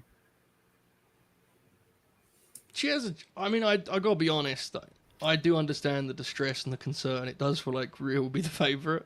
Mm-hmm. EO is certainly an underdog. EO beat Rhea clean in like March, and them doing that twice in a quarter feels optimistic. I'm gonna be honest. Chat. I'm gonna take Rhea, guys. I'm sorry. Chat. I'm gonna put it on wax right now. EO Sky is gonna be the 4 in 32-4. She's going to retain the championship. So what do you think the finish is? She's just gonna beat her? I think that EO Sky will win. Wait. The severity of this is spectacular. Wait, what's this? I've seen this record floating around Twitter. When is this record since? It's since the Triple H regime, basically. Yeah. Oh, okay. Because I was like, she's lost a good bit on the main roster. She's going to do it again. I'm not going to go full Novi before the fucking swerve or before the Hangman Owen thing. But I'm telling EOFC. I'm telling you guys. I'm looking at the camera. I'm staring at you. Believe in your genius. Believe in your fucking genius. You know what I'm looking now we're losing. You know what's refreshing, Joe? That's going to be a high-stake match with 2 of the top stars in the women's division in a main event of a pay-per-view where it's just going to be 2 people fighting and the better person is going to win. Isn't that kind of nice? Maybe, dude. You don't know. Maybe EO will join the Seth Riders. Anything's possible. Can you imagine? EO goes for a missile drop kick, kiss the ref, and all he hears, burn it down! Evolution. Oh, yeah. Oh! Bronson Reed stumbling and shit, you know? That'd be pretty funny, actually. Don't do that. Let's be clear. Don't do that. It was a joke. Yeah. I'll tell you what, though, Joe, and I'll tell you what. If EO just loses, I fully believe this. Watching your faves just lose because they just were the inferior wrestler in a match is so much less painful than them losing after getting like just rat fucked by like a bullshit. This is unbelievable commentary from you, I gotta say. What? Unbelievable. You don't know what, like, Chad, do you know what I mean? Like, if I'm an EO fan, right, and Rhea just beat her, she was just better in a You're great talking match. about it's like the NBA finals. This is incredible. It is. This is for all because here's the thing, Joe. If EO gets past this reign is lasting 3 more months. But this is a big hurdle, dude. It's like it's like fighting the Celtics in the second round. You know? I'm not even saying it's wrong because the chat seems to get what you're saying, but the phrase losing to the better wrestler is just remarkable. It's just Joe, that's wrestling. That's sports. It's not about the fate of the universe. You know, it's not about the soul of a promotion. You know, it's not a battle of stables. It's not an ideological war between 2 wrestlers that serve as the avatars for these different forces of nature. It's just EO and Rhea, the 2 top women stars of this division, of this regime, for the belt on a pay-per-view. Yeah. And you don't got to worry about a ref bump or interference. Who's better? Is the Riptide going to beat EO? Or is EO going to find a way, in spite of all the logic suggesting otherwise, can she do it again and topple a 1-woman dynasty, a woman who has never lost clean in this regime and is 32-3? That is wrestling. And so it's going to be for all the marbles, high stakes at Evolution, the second all-women show in this promotion's history. They're going to go out there, they're going to tear the house down, and someone's going to beat the other one. And sometimes that's how it happens. Sometimes the ball doesn't go in. Sometimes you get a bad bounce. Io might get a bad bounce. She's going to get the ball inbounded, 3 seconds to go, down 1, down 2. You need a big, deep 3. It's unlikely. Defense is guarding her. They load in the corner. Just hit the shot. And maybe she doesn't. Maybe she doesn't. But the beauty of sports is you watch for those moments. You don't watch for theme. You don't watch for burn it down. You know, the hype moments in the aura. And in this promotion, usually the good wrestling is sectioned off to the television, right? Miro and Sheamus are going to tear the house down tonight. They're not going to be able to do that on fucking SummerSlam or wherever the fuck. But Io and Rhea are going to be able to do it at Evolution. Who's going to get it done? We're going to find out. Good. Black Yakuza 94, $10. Shonen anime is so much funnier if you're treated like a wrestling promotion. Naruto's rise to ace from the development brand was generational, but Sasuke was always preferred by the head booker. Sasuke was overpushed and overprotected. Oh God. Oh brother. DB the Sage, $9.99. Based off the story between the two, would it not come with Riptide the next matchup? The creative seems like she's been waiting on the Rhea match. That's what I'm saying. She lost the first match. She DQ'd the second match, so you know what that means. It's gonna be so funny when Joe on stream just watches Rhea just hit Rhea with the Riptide and is like, "Yeah, that's what was going to happen," you know. And we go on the timeline, and every tweet is like, "And she lost clean," all caps, question mark. You know, all you're hearing is, "I eat, sleep, breathe, the demons in your tree." The next Monday, you have to explain that even though everyone else is upset, you're glad it was a clean competitive match and the better wrestler won. Yes, you know. Look, folks. It's always a monkey's paw situation. She may lose, but she may wrestle more on TV as a result. What do you make of this one? DB the Sage says I'd actually be down with Io and Heyman. He'd give her godly introductions. Oh my fucking God, no. It's aggressive. No. It's aggressive, DB. It is aggressive. Joe, Paul would start getting his hands on the agent thing of the women's matches, which would be deadly. Yeah. What if we had Ivy Nile come in the middle? and then Vaquer could come at the end. But what if also Raquel came in? And it's like, fuck! Yeah. No, I don't. Every idea ends with Charlotte Flair for some reason. No one knows why. It's really weird. Thank you, DB. He says a weird line in his like fucking introductions every week. It's like, the seductive seductress from the Far East. You're like, what are you talking about, dude? Every week there's a clip on my timeline, Paulie, and the caption's just, what does he mean by that? Black Yakuza says Io being the underdog against Rhea, despite being 4-0 against her, is such a great bit. That's interesting. It's interesting. Right. Black Yakuza 94, $5. Io being the underdog against Rhea, despite being 4-0 against her, is such a great beat. That was a spectacular Rob moment. That's a Rob. Wait, what happened? Not only did I read it, we just like reacted to it. Yeah. Oh, my shit is lagging, so I didn't know. Oh, you're good. It was just funny. It was funny the way that I thought Monty went really to another professionally snapped in. I'm sorry, guys. Yes, you're good. I was lagging. Rob is a liar. I was. I'm so dead ass. I thought Monty went to another super chat. I'm so dead ass. Look, bro, it was a crisp read. Here's what it is. I'm for it. It was a crisp read. You take the next one, Rob. Go for it, bro. What's the next one? The whole arena. Boo, boo, boo. SR, 2 Canadian. Yikes. Oh boy. Isaac Gudino, $199. At what point do we get AJ Cena this year? Would not surprise me if it was Paris. I'm about to say something. Can we just get it already? Holy fuck. WrestleHook, $199. I know you paid off Malik Beasley. He did. You got to do what you got to do to make sure the Knicks advance in the playoffs. LA 250. Little E-Booby on his own. I'm so proud of you. E-Booby is insane. That one aged well. That's a nuts name, son. That's a nuts name. Ryan Sacchini, $279 Canadian, 3 a.m. to 5 a.m. E-Boo on 24/7 Busted Radio. Busted open. That's really funny. Could you fucking imagine? Could you Yes, fucking actually, I'm imagine? working on it right now.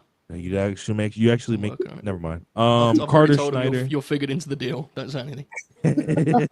Carter Schneider, 279 Canadian. What is your favorite Tanahashi rivalry and why? It's cliche, but probably just Okada. Yeah. Yeah. Those matches are amazing, man. They are Jeez. amazing. They are tremendous matches. Yeah. Playboy Borby, 199. Any news on Keith Lee since he tweeted recently? No. Mar- What's it called? He's unaware if he's in the injury time portion of his contract though. Which may be why he's expressing publicly that he is cleared. It's always funny that like the communication's so strange when these parts of the deals happen, you know, but if you notice, whenever talent are absent, they really stress, I'm not hurt, and it's because they're trying to not be like counted for injury time. All right.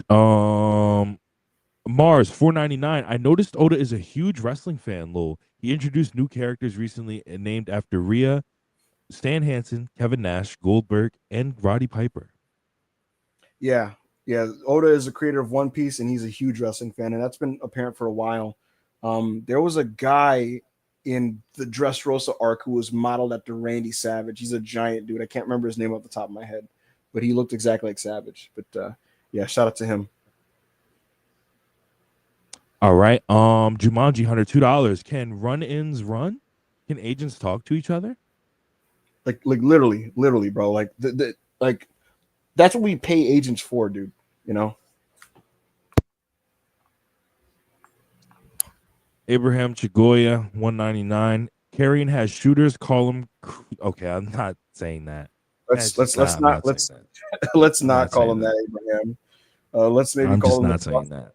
Let's do cross cult. Let's do that one. Yes, come on. Jan Theodore, $2 Canadian.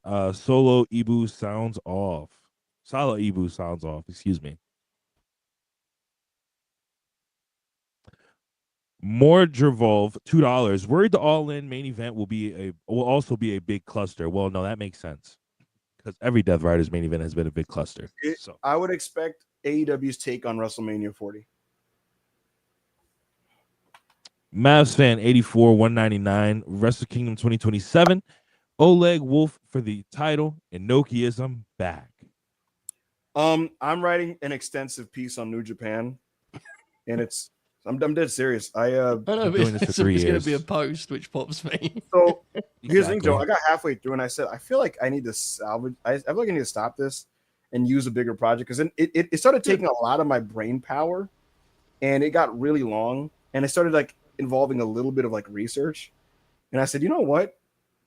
Does the timeline deserve this? You know what I mean? So yeah. I might make it a special audio podcast that I put on the Self-Made Discord.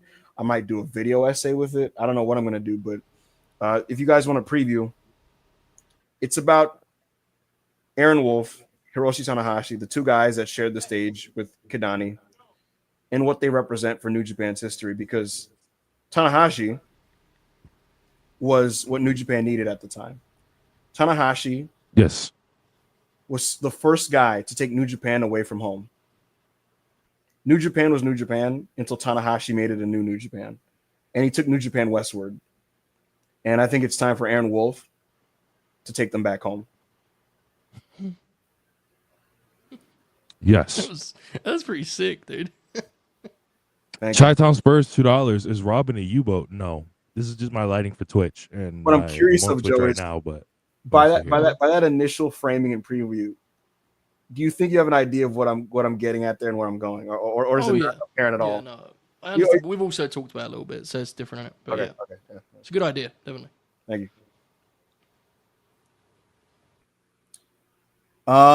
Abraham Chigoya, $4.99. Dragon Buzaiku ni on Mox is going to be. I don't like the way you spell that, dude. I don't know. It just makes me feel uncomfortable. Buzaiku ni on Mox is going to be the Taker chokes him on the rock spot in the match. Chills. I'm looking forward to Dragon potentially pulling up and hearing Final Countdown. I'm good, bro. This was Jaw Flakes. This quote that's been listed, this was crazy. 199, gay for gay, and he chose Queen over George Michael. George Michael is godly. Yeah. Tonight's the night we live forever. A lot of singing to Speckles. that, bro. Yeah. Good song. Speckles 199, bro. You were the only one skipping into the song. Yes. Yeah, Chris He was like, he would say start at the top, and I'd be like, yo, Cade, start this at like 143. See, that's why you're so tough to root for, dude. You're always cheating in like it's cheating. Like this is blatant cheating, son. You just can't bro. You're supposed to play this. Just play the song. Play the song. Yeah. Job Flakes 199. Pre Freaky Frog Riddle. Hashtag Fallen Grapplers. Whoa. Joe, we watched Riddle versus Roddy from Takeover 25 yesterday, which is an excellent match, and we just had an incredible time riffing on just how much of a fucking idiot Matt Riddle is. Yeah. You realize, Joe, that he's one of the few people. He was a white man with long hair that both Paul Levesque and Vince McMahon wanted to push, and he still said, "Nah, I'd have none of that. Please cease this immediately." He was a genuine natural to the point that like he picked it up quicker than. There are probably a handful of guys in American wrestling history that I would like put on that list. To be honest, he was good immediately on the Indies, and then he's good for obviously for a couple of years, and then, Dave loved him, Joe. Oh, he did. He always talked about Riddle and PWG. He'd be like, I knew you compare him to Kurt Angle all the time and shit. Yeah, every Observer Radio, Joe, he had to just talk about. I saw him in PWG, and he would just go off about him. He loved Matt Riddle, and so did Paul Levesque and Vince. But like, do you think about this, Joe? Think about how hard it is to get pushed in this fucking company. You know what I mean? Mm-hmm. And how so many people are swimming upstream, just begging for a crumb. Carmelo Hayes is tears of joy getting a fucking what's it called? Vince fought enough of him. He got a fucking TV world title match with Roman Reigns. Yes. He did a huge number too. Huge number. Joe, Paul Levesque had him main event the pay-per-view. Apologies for the PS5 in the back. I'm going to lower that in a second. Paul Levesque main evented the pay-per-view with him beating Seth Rollins clean. Yes. Like clean. What a straight up good shit. Was that the one where Daniel Cormier was there? Yes. That was fucking weird, right? I feel like we gloss over the fact Daniel Cormier was like the official for the main event of a pay-per-view. Early Paul Levesque era has a couple of those kind of quirky, like worth now looking and observing things. Like, what I mean? Also, that's the show that ends with Bray's return. So you the main event, it sounds crazy, but honestly, like Bray's return was like the lead attraction for that show. When it, remember how excited people were? It was wild, dude. Yeah. That was a tremendous angle. Also on that show, Joe, one of the most forgotten matches of Levesque's era, that 6-person Donnybrook match with Imperium and Sheamus, Butch, and Holland. I haven't rewatched it in real time. I thought it was like phenomenal. Yeah. Yeah, I'm not trying to do it. Used to be about summer 2022, but it was certainly a different. The vibe was a little different. I'll leave it at that. me and AO were laughing last night about like we were talking about Triple H's PR in 2022, 2023, and we were just laughing about like, Joe, do you remember he was a god on here, Joe? He was a fucking god.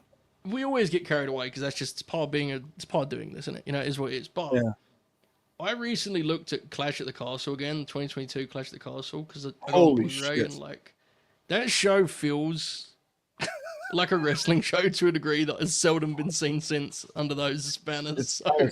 Yeah. The way the show looked visually, Joe, if you remember, yes, like it felt like a Graps show, man. There was like 7 matches, Yeah. Nigga said he was feeling it. Javo said he was feeling himself so much carrying Cross return during a Roman Reigns angle. That was spectacular. Yeah. Oh man, Joe, he was just, when you're just feeling different and you start heat checking. He was like, "I'll sign Emma. I don't give a fuck." Like, fuck. I'll bring her back, and she did absolutely nothing. Just nothing. I could be completely wrong. I have no idea. I truly believe in 10, 20 years, and people look back on that era, there will be a what if of like, if he could have just continued on the path he was on, and it wasn't like the Sal and Vince's return, hurrying the Sal. Let me be clear. It's not something I believe, because to me it's like, I think he has a very short wingspan, to be honest, lifespan as a premier booker. So it's not something I stress about. I don't sit here going, fuck, if only he could have carried on, But I do think fans will do that in 10 to 20 years. I 100% believe that will happen. Like, because people forget, dude, when Vince started looming, that shit changed dramatically. People started vanishing from TV. The talent was spooked. And they had to, that was because Vince came back to get the sale done. It was a weird time. It's very undercovered, I feel, in terms of, because most of the talent still works there, right? So. Yeah, there were a couple just little stories like that shifted some aspects of how he was doing things.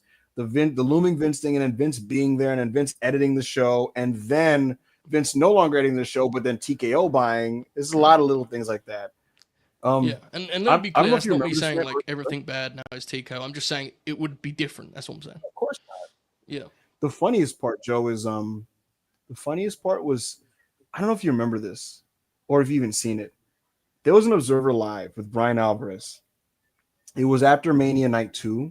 No, it was after the Raw after Mania Night 2 in 2023, where like Vince destroyed the show, and it was exactly back to where it was, right?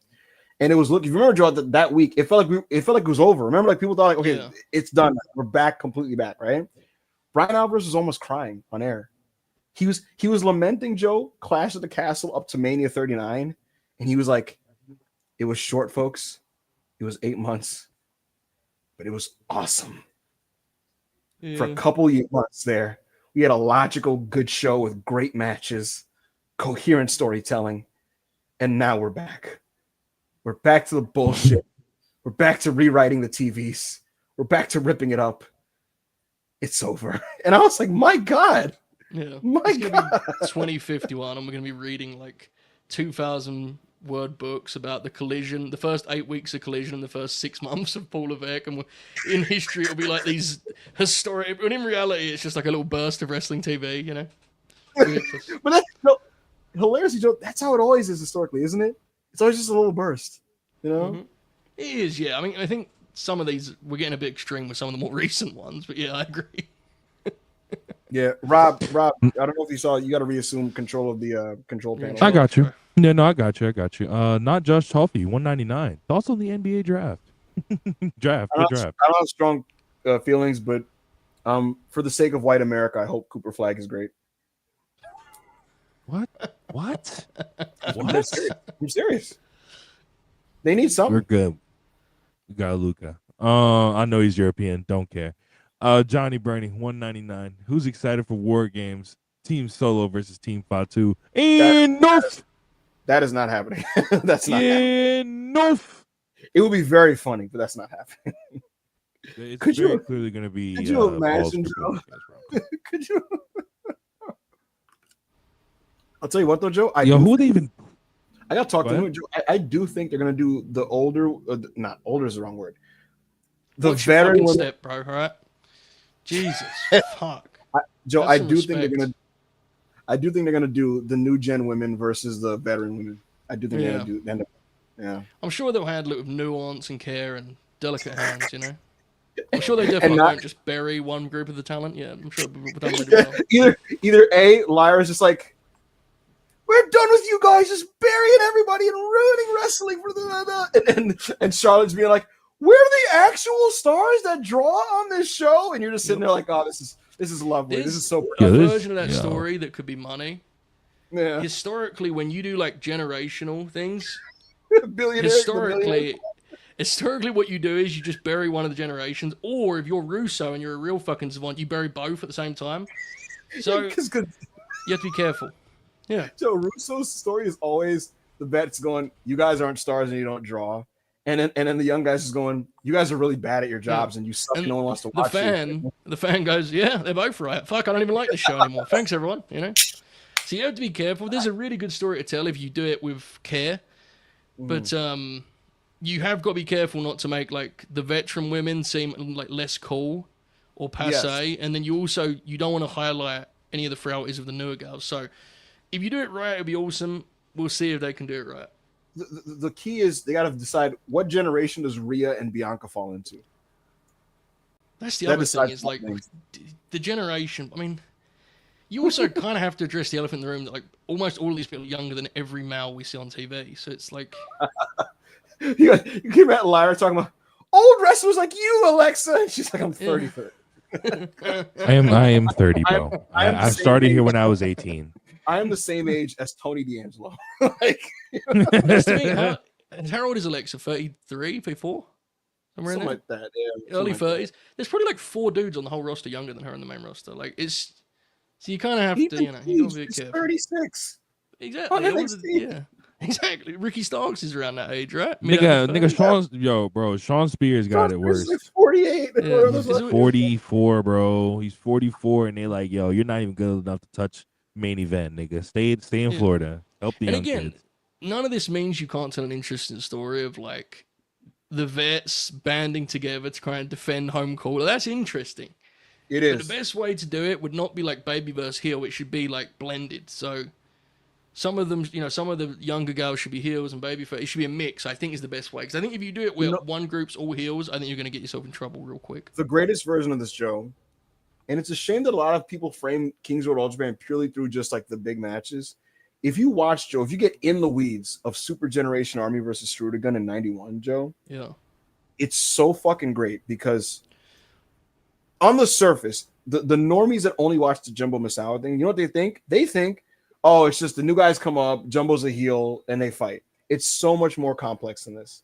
What it actually is, Joe, is the vets, Yoshiaki Yatsu, Masanobu Fuchi, Jumbo Struda. They're looking around, Joe, and they're like, man, these kids are getting really good really fast, and we got to really stay on top of our game to hold them down from the spot that they're coming to, right? And the fans, they're excited to see from the fan standpoint, the mentality is, wow, man, like our existing incumbent vets have really hot competition, and that's exciting to watch, but they're not rooting against Jumbo. If anything, they're like, man, how does Jumbo handle this? And so Jumbo has tags, Joe, where Misawa and Kawada are running roughshod on some of these mid-card vets, and Jumbo's tagging in like, you guys are fucking disappointing me, like his teammates, right?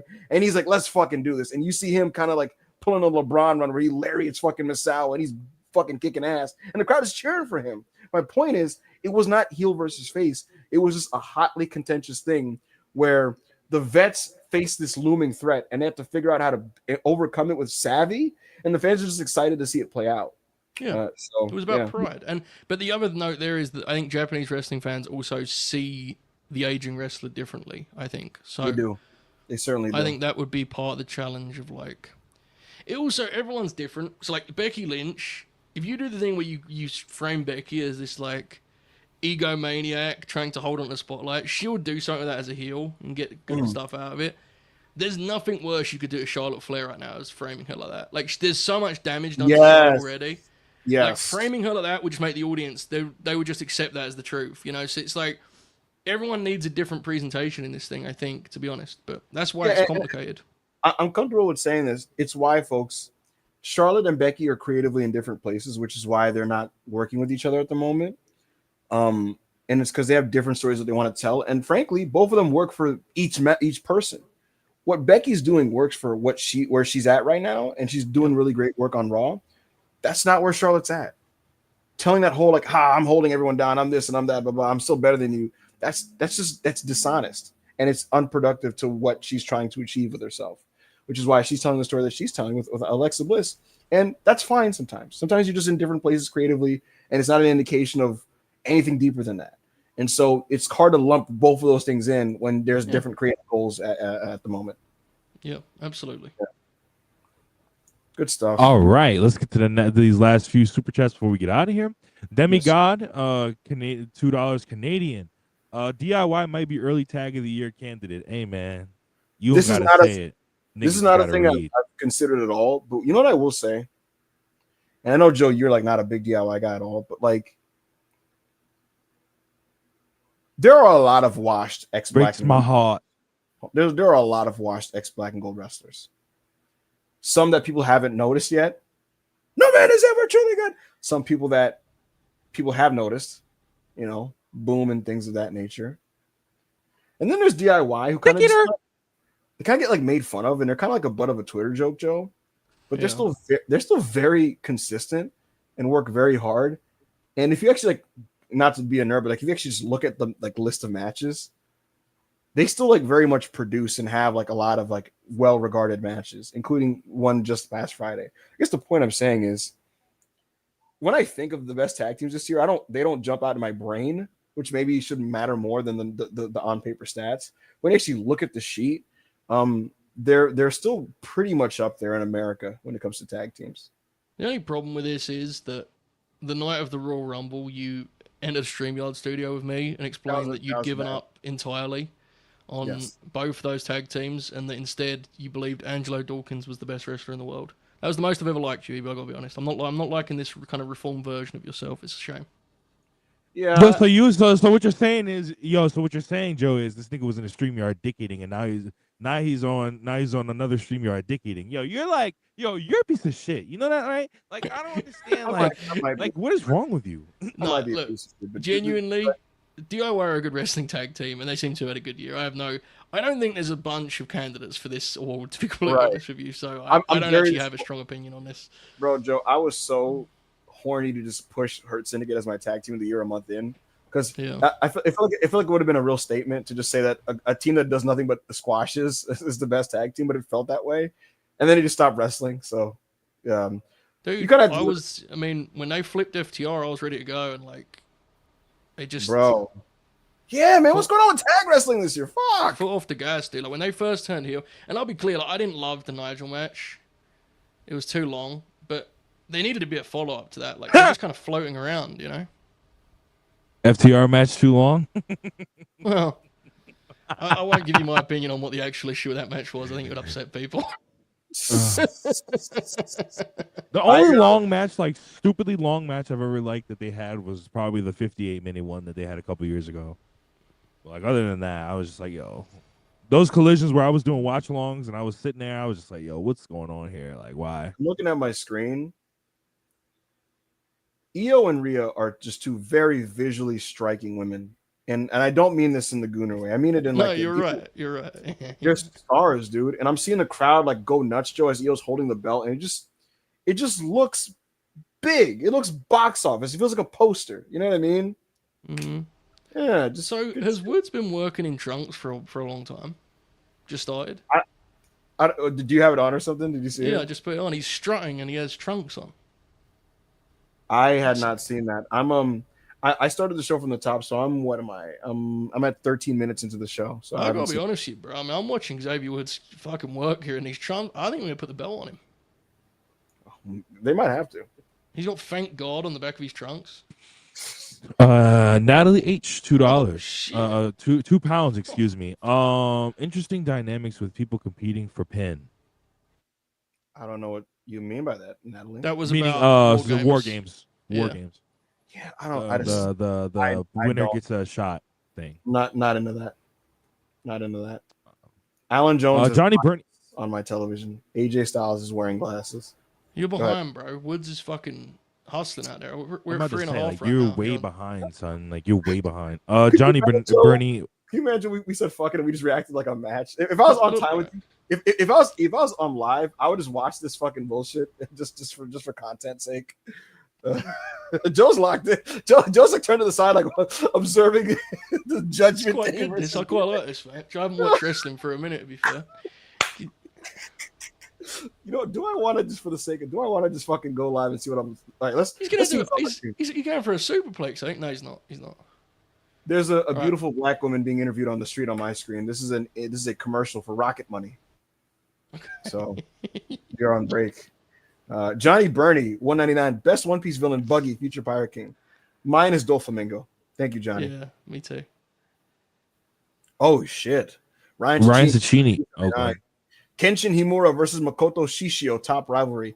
The Kyoto arc of Rurouni Kenshin is excellent. Yes, it is. Oh my god, it's godly. Rurouni Kenshin is an incredible manga / anime. It's a shame It's a shame like the guy is like super R. Kelly. It's very unfortunate. Yes, he got caught with child pornography. But anyway, nonetheless, thank you, Ryan. Jesus, guys, this is a wrestling podcast. Come on. I'm about to say I wasn't gonna say all that. I said super R. Kelly. I left it there. Joe, give us Brit rest, bro. It's fucking crazy. Joe, give us any updates on the match if anything remotely approaching It's interesting good. happens. But the Judgment Day are working babyface. They just yanked Finn from the apron. They're building to a Finn Balor hot tagger. I feel like I'm in Full Sail in 2015. Xavier Woods is looking terrific, I got to tell you. Trunks, flare strut. He appears to be unsure of his offense here, but he's stalling. Oh, we have a senton maneuver. I got to say, folks, this Raw program, I'm going to have to give this a look moving forward. There's something going on here. Jokes aside, Joe, or like half jokes aside, when I saw how much you liked the Jay Cody thing, I got like weirdly kind of mad because in my head I was like, this is just what we do on Mondays, dude. This is good match shot, wasn't it? Bloody good match shot. Good wrestling match. That's what we do on Mondays, Joe. It's just Jay Uso. That's what he does. Jay can lead a guy like Cody. You know what I mean? Joe, you know Jay has 4 Observer 4s this year. Oh no, I've been counting them, bro.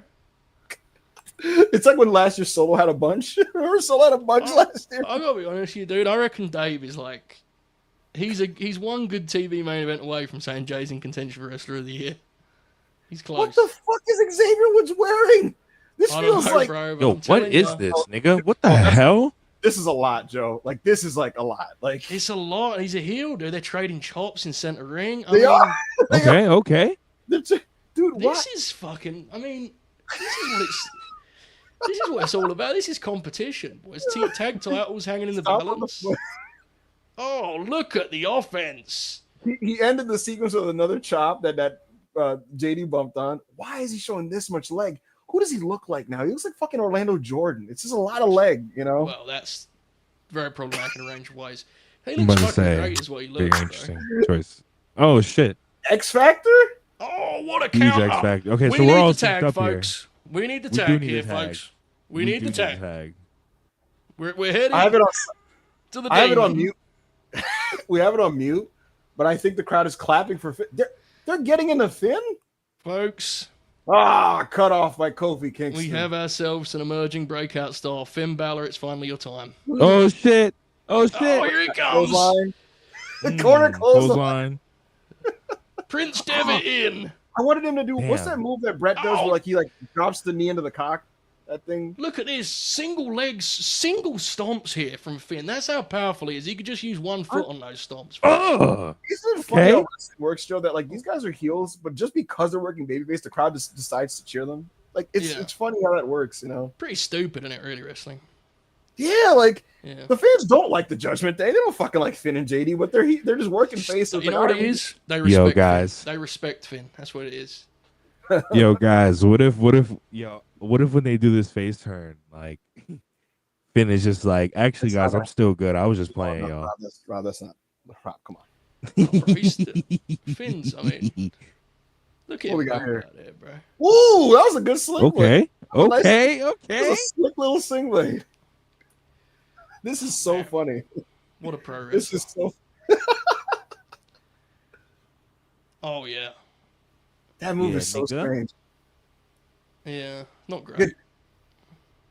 It's just strange because I feel like he risks an ankle injury every time he does it, you know? Let's get Woods back in there, bro. Some Woods Balor mints to get this to 3. You know? I reckon Woods, I'd give him 25 on Raw and see what happens, you know? See, this is where you go experiment in business. Here. Joe, if you tweeted that, I would have wrote like with a dash mark, Paul Levesque in 2023. Yeah, for real. Acai moonsault by JD McDonough. I ain't putting that over. All right, come on. Back to the fundamentals. Another moonsault. He's going to hit him with another one? He's going to hit him with another one? Joe, you know they did a fucking video package of JD last week where they literally showed 0-1 footage. That's disgusting. He said it was a black and white filter and he said, I trained in Japanese lands. And I was like, what the fuck is happening? Oh, shit. What is this ref doing? He tagged, Chicken wing? He tagged. Wait, what? What's about? This is it. Wait, what? For the straps. It is for the straps. Oh no! Oh no! Misfire. Woods rolls through. Did he kick out? Did he kick out? The shoulder was up the whole time, Riff. You got to keep your eye open in these situations. This is for the tag team titles. Is it the Midnight Hour? No. Biggie's old finish. He didn't have the tag rope. It's over. The way Finn took that was awesome. Oh shit! Oh shit! This is good. Oh shit! This is good. We have arrived at Budokan. The future of the tag team division hangs in the balance. 4 young upstarts vying for the PWI 1 seed. Will it be Carol's like, what the fuck is happening? the spiteful, venomous New Day or our beloved heroic Judgment Day? Trouble in Paradise, no! Roll through. Roll through. Well scouted. O'Connor He's roll. hooked the rope. No, he didn't hook the ropes. Oh shit! Where's McDonough? Where's McDonough? Roll Oh one. my goodness! Come on, Finn. You gotta give him. Oh Good no! God, this is Scott, what it's we. over. I mean, No. this is No. Riff. Ah! What's McDonough doing? What's McDonough doing? Get in there! Get down! Get down! Good God Almighty! What is it going to take to put Finn Balor down?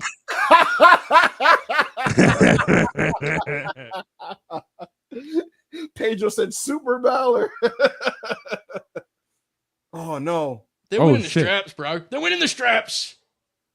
Folks, we're coming in They for a should. landing. They should. What's happening right now? Xavier Joe? Woods can't lose the belts with trunks on, bro. It can't happen. So here we go. Is he gonna jump off him into JD. Lana? Oh fuck. Oh, he tried. He tried. He tried it. It was fire. It was fire though. Nonetheless. Spanish fly! Oh. The fact that I knew he was gonna fucking fall. Dude, his back is all sweaty and shit. Why would you try that? Hey man, the Raw tag division. Hold on. Hold on. No, shut up. They got a revolution going on Monday nights, boys. Sling This is Blade. gonna be on. On the floor. This shit's gonna be on Vintage Puro in 10 years, dude. The Oh, innovative shit. stylings of New Day and the Judgment Day. New champs, I'm telling you. Here we go. Moonsault? Let's go, Holy Moonsault. Oh Holy shit, Oh shit, gonna go. Coup de Let's go. grace. folks. Oh my god. Folks. Come on, No come on. way. 1, 2. Oh Oh my my god. god. Do you believe in miracles? Oh my Do god. you believe in miracles? Oh shit. Oh my god. The Yo, people. Triple H saw Liv Morgan go down. He said, "Yeah, we gotta get Juice back in the group, baby. We gotta get the people- Juice back in this shit." Joe. They're You just threw leaping it off. upright, folks. You know what's funny about this, Joe, is you just threw it on for the fuck of it. And when I saw this match on paper, I was like, I'm probably gonna just skip this, right? And pretend on the Raw review that I watched it. Truthfully, I'm just full shoot. And then it became a good bit, and then it became shoot good. I know what I'm doing, man. Don't worry about it. Just follow me, right? We'll be okay. If Miro comes right up next, we have to stay on there. I'm letting it play out. I'm not rushing off if something good comes on. I haven't watched That's Raw what I'm saying, you know, in a long time. Yeah, Yo, man, I'm not tripping. Joe, It just shows you, you listen to the Raw review, you think you listen to experts, but Finn Balor's still got it, folks. Don't worry about it. Don't worry. We understand what's going on in the business. Yo, I bet you if I check Twitter, Drone Twitter is going crazy right now because they love Joe. They love Finn. You know that they love Finn. No, he's one of the greats, isn't he? You know he was in New Japan once, Eve. Did you know that? He was. Yeah. He led a faction known as the Club. Oh my god, nigga. Oh my god. Look at Yo, us, look at nigga. this. We're Look at back, nigga. Look at us, nigga. A dynasty has emerged. Yo, we gotta bring that theme back, son. Yo, this theme is so ass. We gotta bring that theme back. Folks, from the rubble, a dynasty has emerged in the Judgment Day. This happened. Can you imagine how big that Balor Dom match is going to be in 2030, bro? Holy shit. What if that match is sick? Anything's possible. All Why right, was probably that got around good? 25 minutes until the next match, so we can kill a little bit of time here. I was gonna say we can go back and read the supers. Yeah. So it's time for the highlight of the night, presented by Jurassic World. Of course, it's presented by Jurassic World. Jurassic World Rebirth. at least on the TV interludes between the matches, it's like segments and instead of Slim Jim. Wow. Unless that was actually good, Joe. It was fun, wasn't it? It's fun. In all seriousness, that was a fun little bit. We don't ever redo that on WrestlePurists. We never react to stuff like that, do we? No. Here's the thing. The time slot presented this unique content opportunity here. And what that was there, Joe, was organic. You just kind of Yeah. you just kind of did a thing. And I said, all right, fuck it. I'll follow you in this spot. Let's see what happens. And then Rob did a dive. And then I was like, wait a second, this is kind of sick. Yep.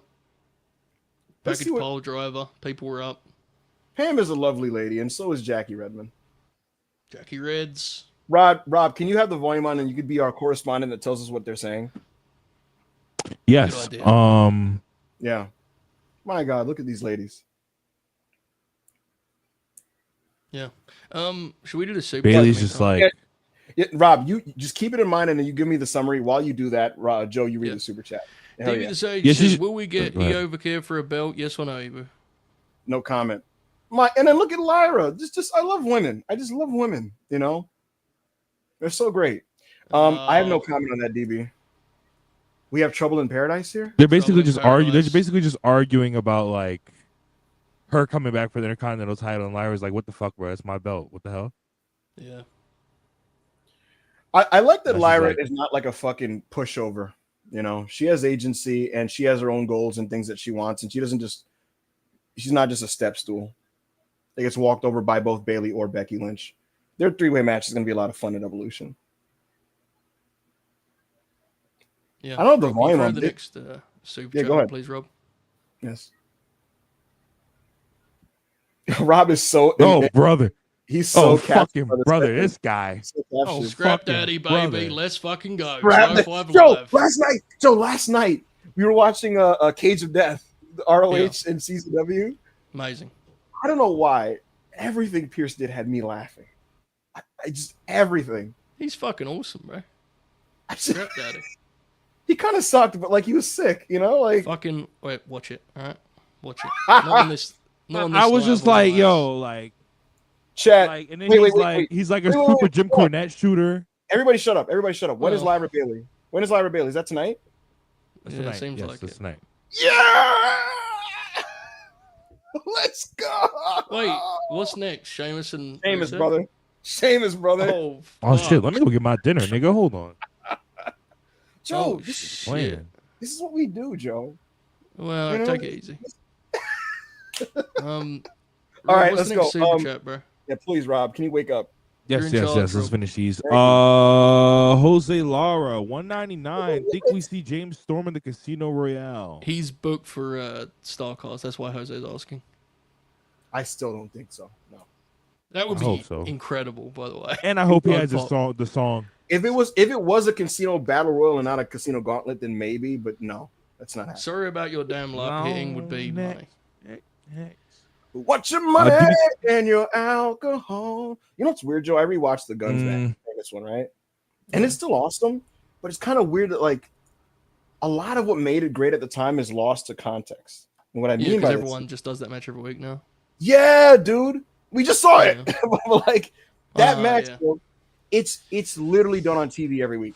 You know what I mean? Yeah, it's a shame. That's like it can't really be explained to people what that looked like in 2010. Unfortunately, it's sort of Yeah, lost. it's so weird because Joe, I'm watching it with the self-maters and like it's just a really good hot near falls driven tag match. But like if you're I'm watching with the self-maters and like legitimately like it's like you see that like on like Collision or some shit. Yeah.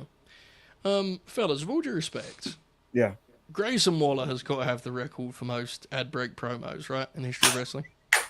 What's he doing right now? Is he just talking? He's yelling at Byron Saxton. Yeah. Joe, It's fire.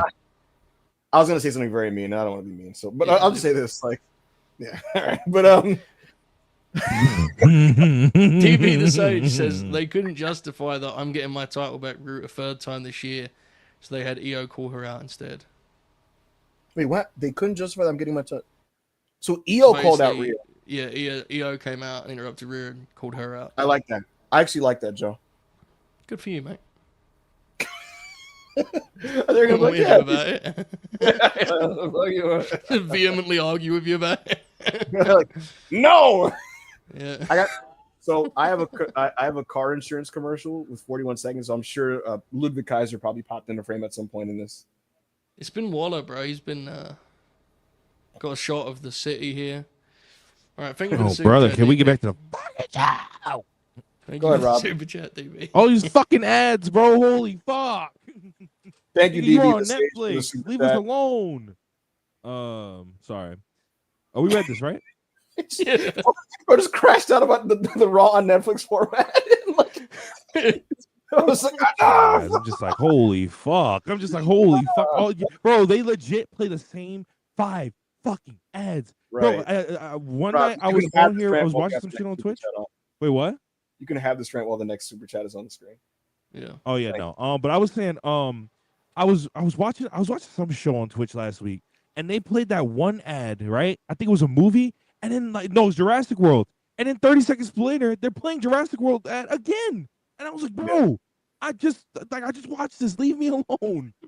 Jumanji Hunter, $2. Not gonna lie, they made EO look crazy if she loses.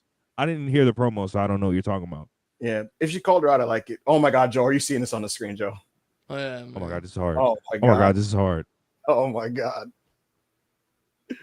Corey Davis says, But new day to the Oh my dub. God. Ebu. I'll tell you what, their deals actually are expiring around now. I don't Because they think Oh, re-signed man. in like 2019, 2020, right? Yeah. Oh playing man, WCW, based huh? on- All right, Rob, you take over with Joe. I have to unmute to listen to what this sounds like. Okay. WCW, huh? Corey David, $2. New day to the We did dub. this one. We did Question this one. mark? Rob. Yeah, okay, We there did we this go. one. Okay, we did this one. DB, I was ECW watching the Goldberg Hardcore package. TV is Sorry. back. DB the Stage 199, Babyface Finn, baby, yes sir. Rose Show 279 Canadian. Thoughts on the MLW tournament lineup? I didn't see the tournament lineup. I haven't seen it yet. If somebody can DM me the bracket on Twitter, I'll send it to Rob. Just DM the bracket. In the meantime, we'll move on to the next one. Thank you, Rosha. We appreciate you. We'll try to get a reaction. Black Yakuza 94, $2. Finn not being completely washed is nice to see. Well, how do I break this to you? He's a steady professional. He's still a Right, good Joe? wrestler. Yeah. Yeah. Yeah. He just cannot go through the gears to have a great singles match. That's no longer in his repertoire. Which in truth, not to be that guy, he was never like a 4.5 guy anyway. He was always just a really, really good wrestler. Does that make sense? I'm probably not articulating that well. No, I actually. This package is gas, nigga. Yeah. Oh, it's awesome. Dude, Go Gunther's ahead. fucked, bro. Joe, are you seeing these highlights? Gunther's fucked, dude. And this is the last thing. Ryan Cicchini 279. Ludwig taking over the Grande thing, isn't he? You know what's funny? I was in the shower today and I literally thought about that. I said, what did they just make Ludwig Grande Americano? Crazy sentence. Wait, yo, you can't just be like, I was in the shower and I was thinking about another grown man. Like that's not how. That's not crazy to you. It's a little nuts. I gotta admit. Yeah, bro. You gotta say pause on that, bro. You gotta say pause. Joe, when I get my observer ballot at the end of the year, I'm gonna make sure to rank it at about 3 or 4, maybe 5, but 3 or 4 on feud of the year. I'm putting Goldberg and Gunther. Putting like 4, right around 4. Genuinely, like, what is Gunther gonna do with Bill Goldberg, bro? Like, chop him? Like, I don't care how washed Bill is. He's too explosive for Gunther. Oh my God! Did you see the jiu-jitsu training? Dude, I just don't like. I don't know, man. Oh my God! Wait, they're showing him in the gym. This is gas. Yeah, are you seeing these highlights, dude? Like, Goldberg. Show the part where he don't collar an elbow. You know, like this is. I mean, you know what's godly, Joe? Here's the thing: video packages are for aura farming, and Goldberg is an aura farming wrestler. So if you just clip him looking cool doing things, like it's like so sick. Look at Bill's fucking render, dude. Holy shit. He looks like he's outside in the winter, dude. Look at him. He's all frosty and shit. Yeah, his beard. That goatee was touched up. I don't believe this is what they're doing, and guys talking about Ilya Dragunov, bro. Come on, guys. Ilya was never on Nitro, bro. What the fuck? What are we doing, man? Bro, when we booked this match, Jenny Omega was like, I'm fucking in, dude.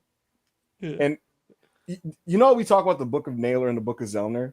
Yeah. There's a book of Jen Omega. Oh, of course, yeah. Good book. Yeah. She doesn't really post about wrestling a lot anymore. Yeah. She'll just reply to a thing that people are shitting on and be like, yeah, I'm into that. I'm into that. that's a thing. So we don't got any other super chats, Rob? Nope, that's the last one, I think. Yeah, that's the last one. All right, that's the last one. If so, while we wait for the next match, I'm going to pull up the Dynamite 300 card and let you guys react to this thing because it was on the title. So here we go. Let's pull up AEW Dynamite 300. I've enjoyed this audible post show here. There's Chad with the sling. This fucking stinks, dude. It does suck, bro. Best wishes to Chad Gable. It fucking stinks, man. He was finally getting a shove and he's fucking injured. It's brutal. All right. Just got the update from medical, and I wanted to say how I'm sorry for the injury. Wish you, I have the subtitles. Best of luck in your surgery and recovery. I make my own luck. Thank you. You're welcome. So what we got here? What we got going on? Guess that means we're not going to see our buddy El Grande Americano for a while, huh? We should leave Rob in charge of this evening. Reading just reading subtitles on YouTube. Sure. So. My apologies. Wasn't our most explosive segment, that, you know? No, I'm just like trying to understand the complexity of this segment. Like, no, you're fine. Like, I was just saying too, be prudent and read the subtitles. Yeah, you're fine. Okay. Oh, because y'all don't have the volume on. You're right. Yeah, correct. Yeah. It's not the most compelling content. Yeah, but what should be compelling when the segment's done, Rob, just recap us if that works. Right. What should be compelling, Joe, is Dynamite 300, which has a couple of interesting matchups. Yeah. Ina Shirakawa takes on Mercedes Moné for the TBS Championship. That'll be fucking good. You know what that'll be? It'll be limb work, brother. Let's go to school. Absolutely. And you know who else is wrestling on this show? MJF, your boy. One of our great friends in the business. Absolutely. He takes on Anthony Bowens, AR Fox, and Brody King. And the winner in this four-way get the number 2 spot of the Casino Gauntlet at All In. I think MJF has a good shot at that one. That's a fascinating MJF match, isn't it? Yes, it is. It's MJF, a moves guy, a solid pro, and a big man. Is that the least MJF match that he's ever appeared in on AEW Dynamite? Yes, because he doesn't do multi-mans in general. No. Yeah, he does not do multi-mans in general. And this is a strange one. It felt like usually Tony has a theme with his matchups that he books, like flyers or this or that. He just do some guys on. Yeah. God, they're getting another ad. Ibu, you got a notepad handy?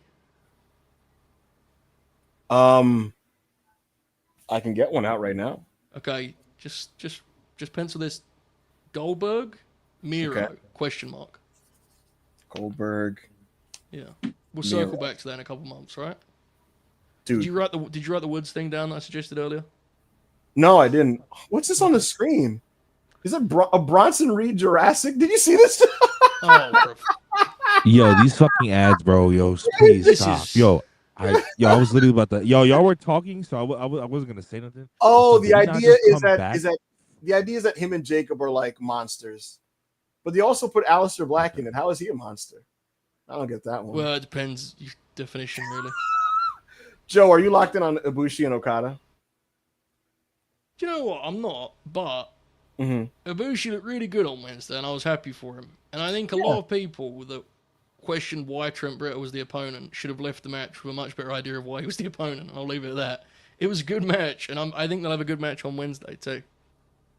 Yeah, I don't disagree. You know what Okada is? I mean, you know what Ibushi is right now? And I predicted this. I had a feeling that if he actually is legitimately healthy, if his body's legitimately back put together, my prediction was then that match, then Ibushi's going to be like Shibata. Because Shibata is a diminished version of himself that can still be a respectable and competent television wrestler. I think Ibushi's his version of that, if that makes any sense. And time will tell and we'll see, but that's kind of how I see that. I could see that, definitely. Hopefully Okada, hopefully sort of... Surely he's going to some sort of vague intention of trying hard, There's no way he looks at Ibushi, knows the stakes involved, and going in all. There's no way he looks at that and goes, "I'm going to dog this." Then again, he went to Arena Mexico and did it, but that was crazy, dude. You guys know, I've defended some of the Okada stuff before because sometimes I think he's overstated. Sometimes I think he has good matches and people are sweating bullets about his bump count or whatever. His Arena Mexico performance was legitimately quite sad. I just don't know what that was all about. All right, I just got the MLW tournament graphic. This is perfect for this ad break. I'm going to send this to Robert. And Rob, if you can, Rob, I want you to put this on the big screen. All right. Yeah, I can. Finally, Worldwide has peaked. It took us 137 episodes, but we've made it. Yeah. Rob, I sent it to you. Try to get that up as soon as possible. And we're going to break down Got you, bro. the tournament for the vacant MLW World Heavyweight Championship. I'm Dude, locked in. 137 episodes is deeply distressing, isn't it? Jesus. Bumps. It is. Hold on. The thing All about right, this show let me is save the image. I have no clue who is in this bracket. Surely there's some premium high end talent, right? Yeah, because it's Major League Wrestling and it clues in the name. Absolutely. Yeah, I'm it's the major leagues. All right, let me I'm sure Paul London's on it, you know. send this God, one. I fucking hope so. Oh, I'm like, So Joe. why does Sheamus have the like Venom trunks? he's a shooter, dude. Is that what they are? Are they Venom? Yeah. It's kind of like Under Armour. All right, Like, now let me get this picture up. Here's the WWF logo above his cock. does he really? Yes, he does. Oh my god. He does. Yeah, All right, The guys. WWF logo. Yeah, the bracket This roster, is the timing's about to get the fucked. MLW. This is the MLW tournament bracket, Oh my guys. god. Joe, rapid fire, Mystico, Icaro, Kwan, who you got? Mystico. Austin Aries and Kushida. Fuck. Ooh. I think Aries wins. London or Okamura? Come on Fucking now. London better win. He's winning the strap, bro. Volador Jr. or Titan? Oh shit. Yeah, Teton should win, which means Volador Jr. is going through. correct. Satoshi Kojima or Bob Fish? Insane 2025 match. Kojima. Oh my goodness. Zandokan Jr. or Blue Panther Jr.? To be fair, this is actually like a pretty. This is a respectable. It really is, isn't it? For like their tier of promotion. Correct. Correct. It is a respectable thing. The While we're hot do- hand is Zandokan Jr. right now, right? Yeah. That's the hot hand. While we're doing this, Rob, keep track of what this backstage segment is doing and what's Yeah. going on there. Yeah, I got you. Go ahead. Bish. Yeah, no, just focus on that, Rob. Joe Yeah, no, I Bishop got you. and Anthony Green. Bish die. Oh hell yeah. Ultimo Guerrero or Esfinge, brother. I need Bishop Dyer versus Ultimo Guerrero. Girls work I'll really give hard to anything. not only So win. I guess actually I'm looking back at it. Right, Kojima's so- probably going to wrestle Blue Panther Jr., right? Fuck, that's a Sure. weird match, actually. Who the fuck's in it? You know what? It's actually quite interesting. Kojima's going to the finals. I think Kojima's going to wrestle. Bish die in the semis. Yeah. That I'm gonna watch that, Joe. I'm gonna watch. Okay, Tell you so- what, I quite fancy this, folks. This might have Okay, so, show emerging here. Yeah, I was gonna say, Joe. Joe, I could feel you. Rob, just focus on that. I'll turn you in a second. Joe, Yeah, go ahead. I can feel you being tempted to do content from this tournament bracket. I can feel I it. am very. I'm seeing LNG Gold logos currently in my head. Yeah. Mystico and Aries, Joe. How does that match end? Legitimately, if we're being real, like it probably Count ends with a fuck finish of some kind, doesn't it? Like There's a count out, dude. Aries kicks him in the dick and Mystico gets counted out. Yeah, absolutely. Paul London and Volador. give me Volador. That match sounds fucking insane. Yes, it does. Volador and Mystico. Well, you know, like he does in Arena Mexico, I think Volador is going to eat a pin there to Mr. Mystico. I think it's fair to say. The final has to be Mystico and fuck. Oh shit! It's time. Okay, Listen, fuck. Forget MLW, boys. Lock in. All right, let's do this. Rob, Oh what yeah, was- but that was segment this- was just like Pierce and Nick Aldis being like asking about the tag titles, and Finn was like, "Well, I know a tag team partner for Raquel." No, he was like she earned those tag titles and she deserves to defend them. And he was like, "Oh well, who's your partner? Who's her partner then?" Roxanne. So they basically just officially made Roxanne her new partner. was an Evolution match set yet or no? No, it was not. I don't think Okay. so. Look at this lockup, Joe. Oh, that's tight. Oh, they're gonna do Roxanne and Raquel versus a team of each brand at Evolution. Gotcha. Joe, I'm seeing the Venom that you were talking about. Look at this. It's tight, dude. Look. Oh, the ref has to get in between them. Look at the way they're not budging in the lockup. Look at this. It's gonna shoot Yeah. him off. Here we go. Yeah, nigga. Don't bump for that tackle. That's right. I'm not bumping, nigga. What the fuck? Hell. Weak ass tackle, nigga. Look at Miro. Oh my bro. god. Dude, you know what? I'll be right back. I'm gonna go get a sandwich. I have a sandwich upstairs. I'm gonna go get my sandwich. Weak ass shit. Nigga. Oh shit. Oh shit. Oh Yeah, nigga. shit. Yeah. Slobberknocker. Oh fuck. Body oh. Dude, I think he hurt Sheamus to the body there. Oh. I think he Let's hurt. go, baby. Oh, you can't give Miro that much space, bro. On a clean break, you cannot give him that space. He's too explosive. Oh. Oh fuck. And hip toss. Nope. Mm. Oh shit. There's a Nice ass lariat. Oh, to the mouth. Shows you what it means, folks. This is personal. This is League of Nations lore, correct, Rob? Yes. This is very much League of Nations lore. These two were in the League of Nations for about 6 months. No, about a year. The League of Nations lasted, I think, about 6 months since Survivor Series 2015. I think so. That's spectacular. What a run! Yes. Oh no! What a mistake from Shamo. What do we think Wade Barrett thinks of all this? Oh shit. He probably thinks it's pretty fucking awesome, right? Dude, look at the big man's shoulders. Look at Rusev's son.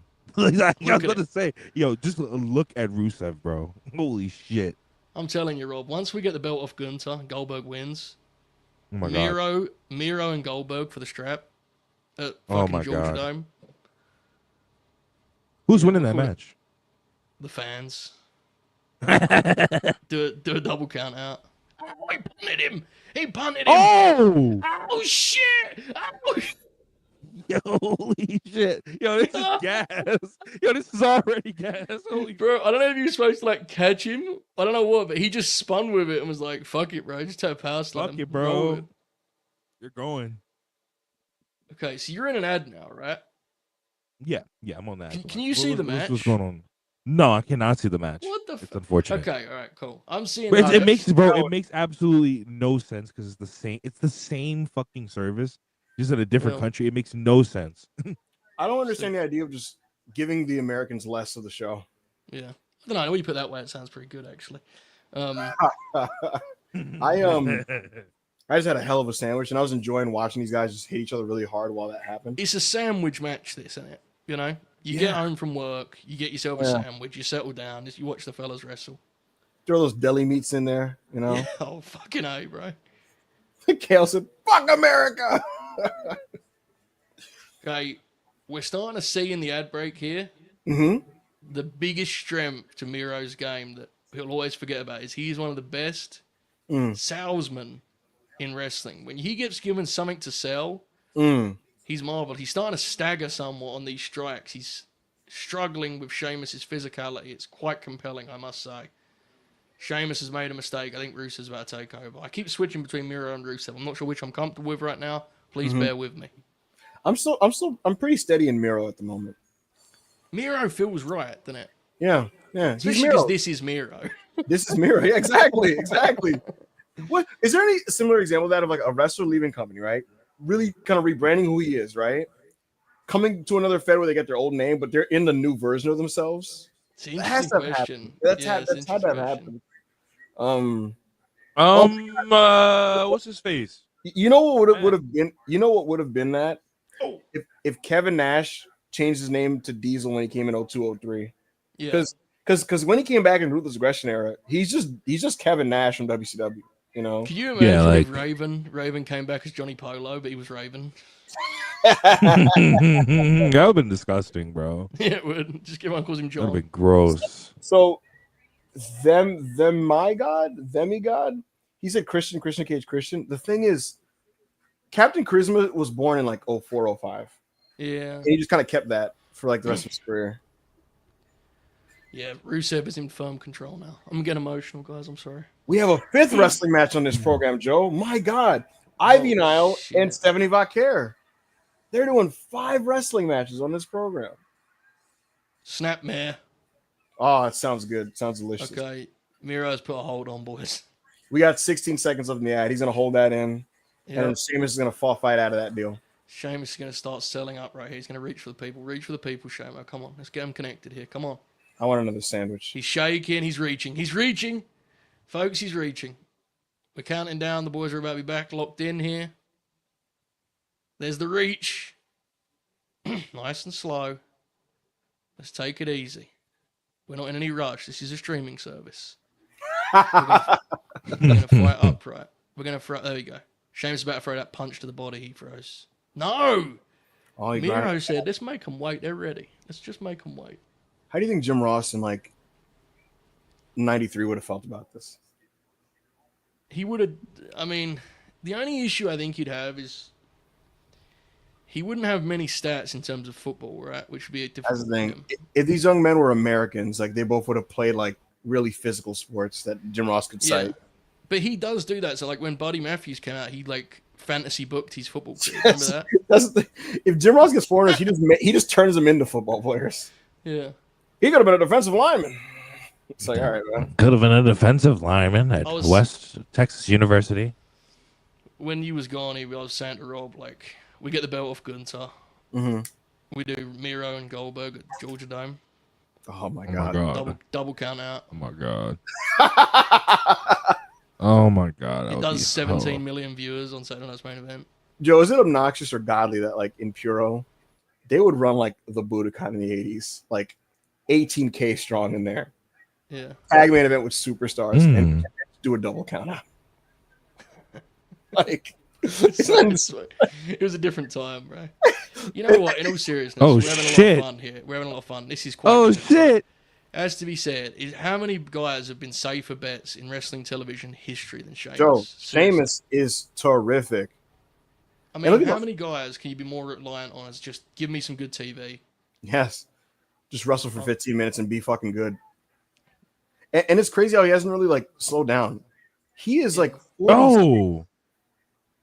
Well, it's because he's like, you know, he's kind of like an old school pro guy, and that his style is kind of built to just age, and it like he just wax build, doesn't he? Blunt force, you know. Yeah. He was never a drop down fucking tackle, drop kick guy. You know, kind of just hits hard. It's why a lot of the Japanese wrestlers also can like do that type of thing until like their 40s and 50s. Absolutely. Even though the Puro drop off for like the hard hit thing is like mid 50s. Dude, Grant in our chat just said Sheamus' TV debut on ECW was 16 years ago today, I think. Wow. Grant, who did he face? Because I would have no idea. Some of that stuff's good. Like, he gets to work with Dustin a lot, I think. Which is such a great... You're a young wrestler, wrestling 2008 Dustin Rhodes, you know? Right. 2009 Dustin Rhodes. Joe, when I watched Sheamus in year one, I absolutely hated him. Yeah. I said, what the fuck is this? Look at this. Look at this weird looking man. Yeah. Very distinct. I started like Sheamus mid 2011. Mid 2011 is when I was like, yeah, this guy's kind of good. Oh, shit. Oh! Spinning leg lariat, shades of Owen Hart. Yeah, something like that. Oh. Nice urgency on that kick out. Not enough of that nowadays. No. Fall away action. We also don't get enough of attempting a pin after any offensive maneuver enough. Yeah. You know what I mean? Back suplex. Oh, yeah. And that just, yeah. I mean, it's quite, you know, Miro's schedule, we all have fun about it because it's ridiculous. But, like, it must be hard to have a match like this when you've wrestled as little as he has, isn't it? Like, oh, yeah. He hasn't had a match like this in, like, 2 years. Joe, this is his first lengthy single match since, like, literally 2 summers ago. Yeah. It's been 2 summers since he's had, like, a lengthy singles match. Oh, shit. Speaking of guys that are in shape, dude. Jesus, Sheamus. Yeah. Wow. Right? Like. Effort, man. Engine on that guy. Oh, we're getting a super play? Oh.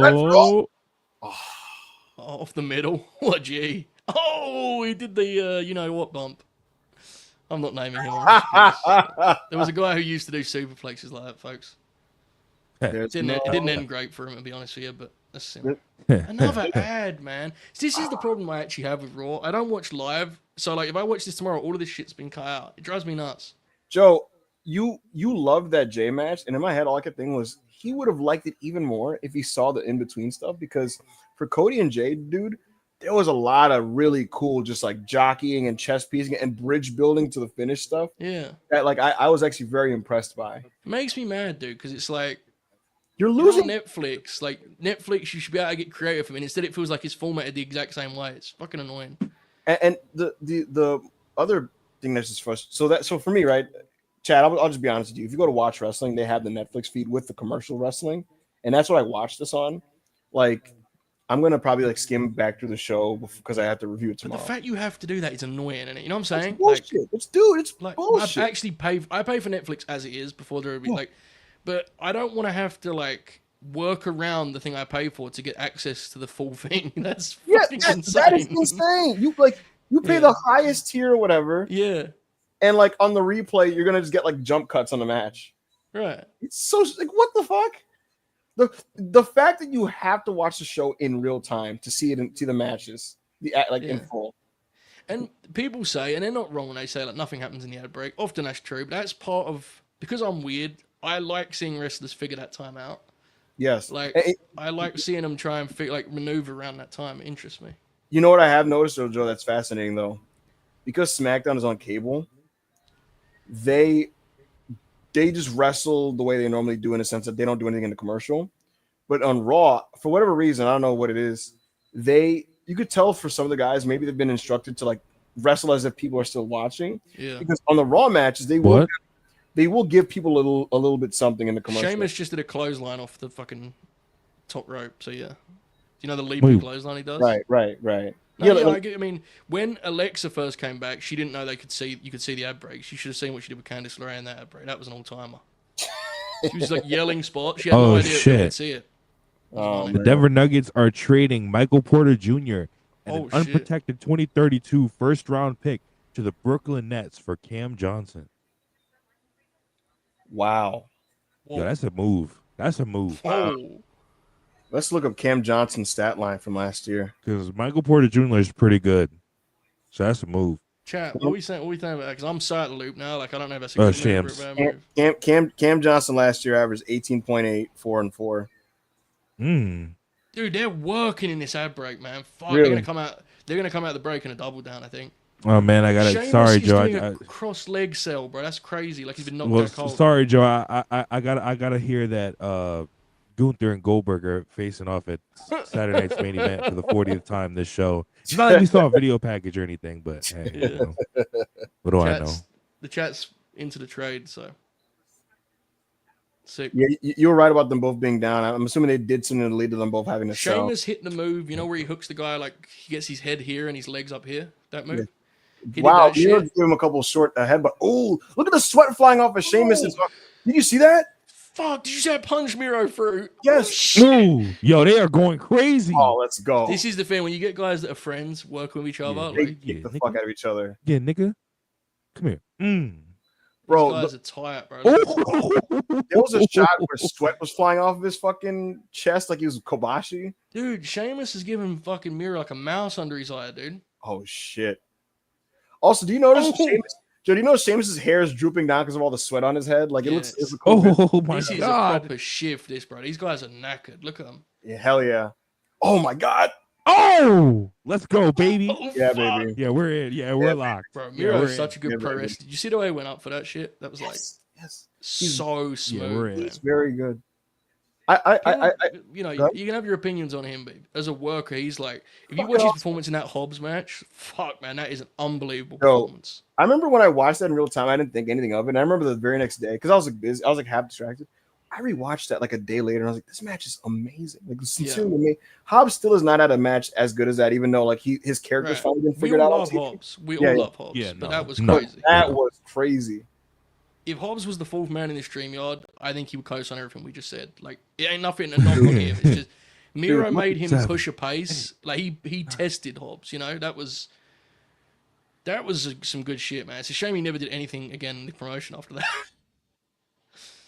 What made me sad was like, not to go in this direction, but like, because I get it. Like, look, he did bring some of it on himself, but like, actually kind of makes you kind of sad on how much AEW FC doesn't like care for Rusev. You know, he feels like underrated by the fan base as a wrestler. I think some of it's him. I do think it got a little out of hand because I think a lot of guys do know Yob stuff, but he's also like a little bit crazy, a lot bit crazy to be honest. So I get Look at this. Super 8. Oh no. Oh, he's gonna meet him head on, right? Oh my fucking Oh. god! Oh He just like my just sort god. of chucked him over his head. Yes. Pro Oh kick. shit! Oh shit! But he's not falling. He's not going. He's not going. Oh, that was a good one. That's over. It's over. 1, 2. Oh. Yeah. They're working a heater, brother. They're working a heater, brother. You know, Ibu said to me a few weeks ago, like, they're gonna go like 20 minutes, and I just remember thinking, there's no fucking way. We got They another would never super do chat anything here. that beast. But this is actually like a long wrestling match. Joe, I watched the show. It's because Yeah, but sometimes your match time, you do the wrestler thing with the match time. So, you know where they count the entrances? They go, yeah, I went 25, and you look at Cage, like 16, 20, you know? It's like, Yeah. you do that sometimes. So I don't trust you. You're a dangerous guy. You know this.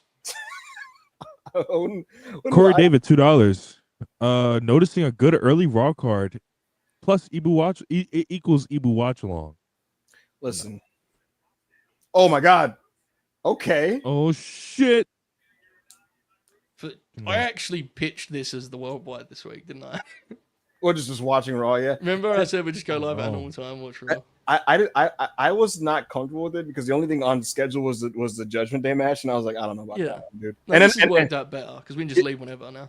And the card, but the thing is, the card is actually shoot really good. Like, because we have Lyra and Bailey, and Sammy and Penta are going to be tagging, so it actually was a good lineup for the show. No, Sheamus, no. No, it's definitely over. It's definitely over. Damn. Wow. Look at the sweat. Yes, dude. Look at Shane. Look at like the same as the facial expression on this. Wow. Fuck. Wow. Oh. This feels like some I'm emotional. This feels like some 06 Fit Finley shit, bro. Yeah, right. Just kind of like. Oh my god. Wow. Oh shit! Do a double count out, please. Yeah, they're doing a I'll double do What anything. I would do. That's exactly what I would Yeah, do. yeah, I would just, I'll give anything. Yes. Wow, that was a great one. I don't know if you could hear it, Joe. The sound on that one was great. I did not. I think it's so. Yeah, dude, it made a great sound. Oh my god, yo, look at Rusev's ribs. This is manly. I think it's over. Oh no, Sheamus is back in the ring. Does Sheamus win by count out? We're at 8. That's so money. Fuck. Oh my god. Oh my. Oh shit, we're still going. We're still going. We're going Broadway on this one, brother. My maths failed me there. I thought we got counted out. We're going Broadway on this, brother. They're gonna go now. This is actually like really, really good, Joe. Which I mean, I'm not surprised, but like this fucking rocks. Feels like a wrestling match, doesn't it? Yeah, wrestling is pretty good. This promotion employs good wrestlers. It'd be nice to like, see them on the show, the shows that not in the budget. Not in the budget. I said this before, Joe, but like there are guys that like buck the trend of the house style that like don't get represented on the pay-per-views, and it's very annoying. Yeah. Oh my goodness. What the fuck? No way. No way. Yeah, I was about to say no way, nigga. No way. Look at this, nigga, dude. you Look fucking how kidding fighting me? at the top. This is gnarly, bro. Fuck. Oh my god. Oh fuck. Oh fuck. Oh. Is that a DQ? Oh. Is that not illegal? Is that not illegal? He's part of him. Wait. If Sheamus is telling the throat, it's over. It's over. It's a judgment call thing, isn't it? Oh. Shit. Oh, that's it. It's part of the ring, and ultimately, Fuck, bro. Excellent. Sheamus That was really good. Sheamus may never wrestle again, bro. He just got fucking throat first into the. Wow. Rusev is back. That was awesome, dude. Damn. This is somber tone in the StreamYard right now, guys. Sheamus has been toppled. Our fearless watching warrior. two physical, just watching men fight. Yeah, it's beautiful, This is how UFC used to make me feel, Joe. But when fucking Rampage Jackson was out there and shit. Exactly. That was fucking awesome. Now they're talking about Sean O'Malley and shit. Fucking crazy. Two nice matches on. Oh, Rusev kissed him. Oh, look at this. That's beautiful. That's beautiful. That's beautiful. Rusev is not a face. All right. Yo, he is a man with conviction.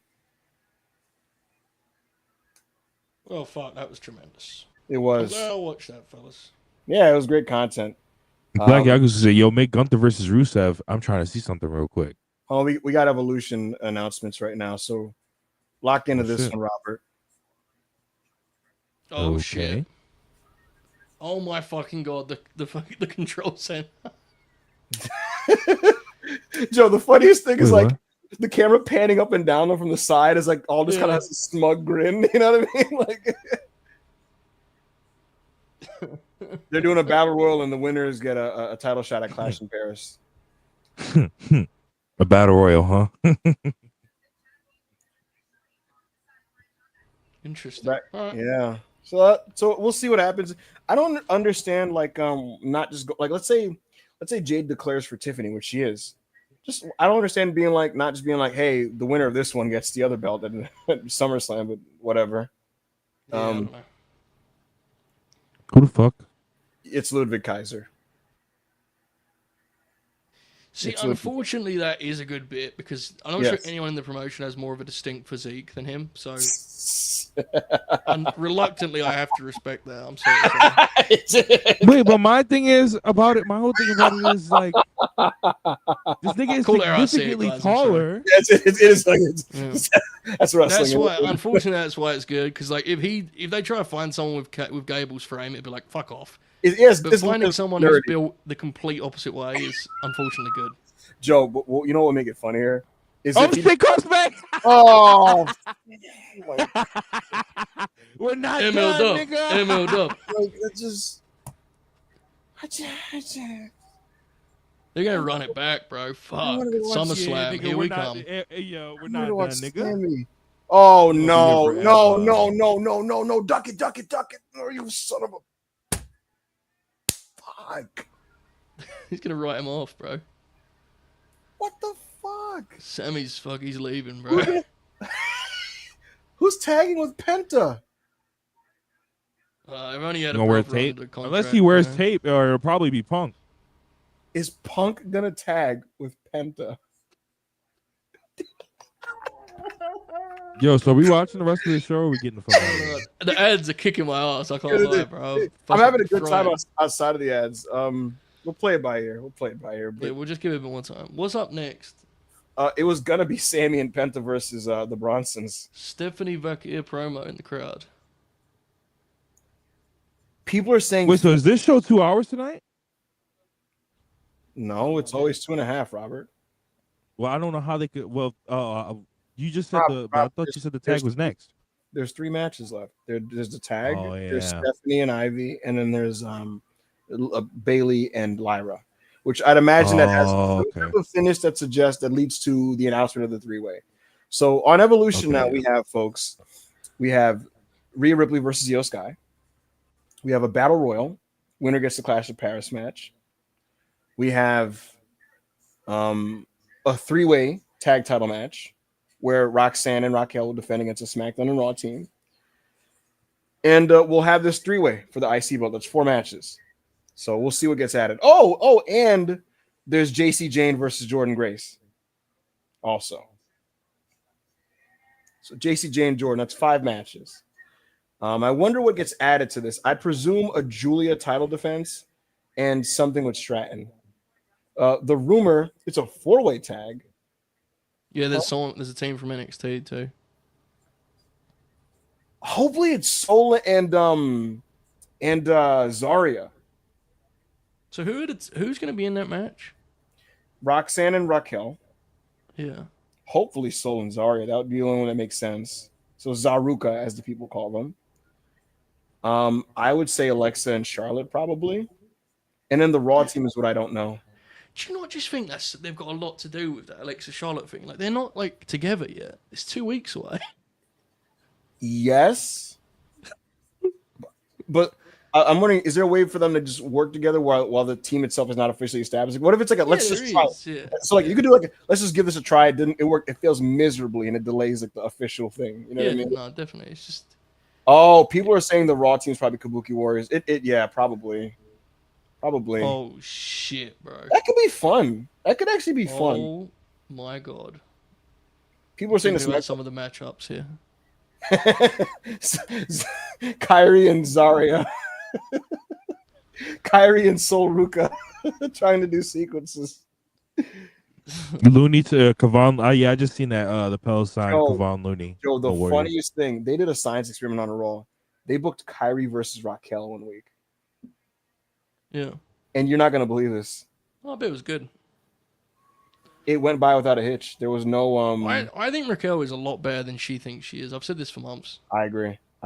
She needs a bit of confidence. She just doesn't. It's hard when you're not wrestling a lot. And I mean, Kyrie blows hot and cold, but she's still just fucking Kyrie. cool and like she knows how to get the people involved. Asuka's crazy Hold on. sharp right now. Like the Kabuki Warriors in 2025 sounds like it'd be really fun. I do wonder if there's a better spot for Asuka, but like, you know, you try to juggle 101 things. Yeah, I could live with that. The question is, who's in the battle royal? Oh, everyone.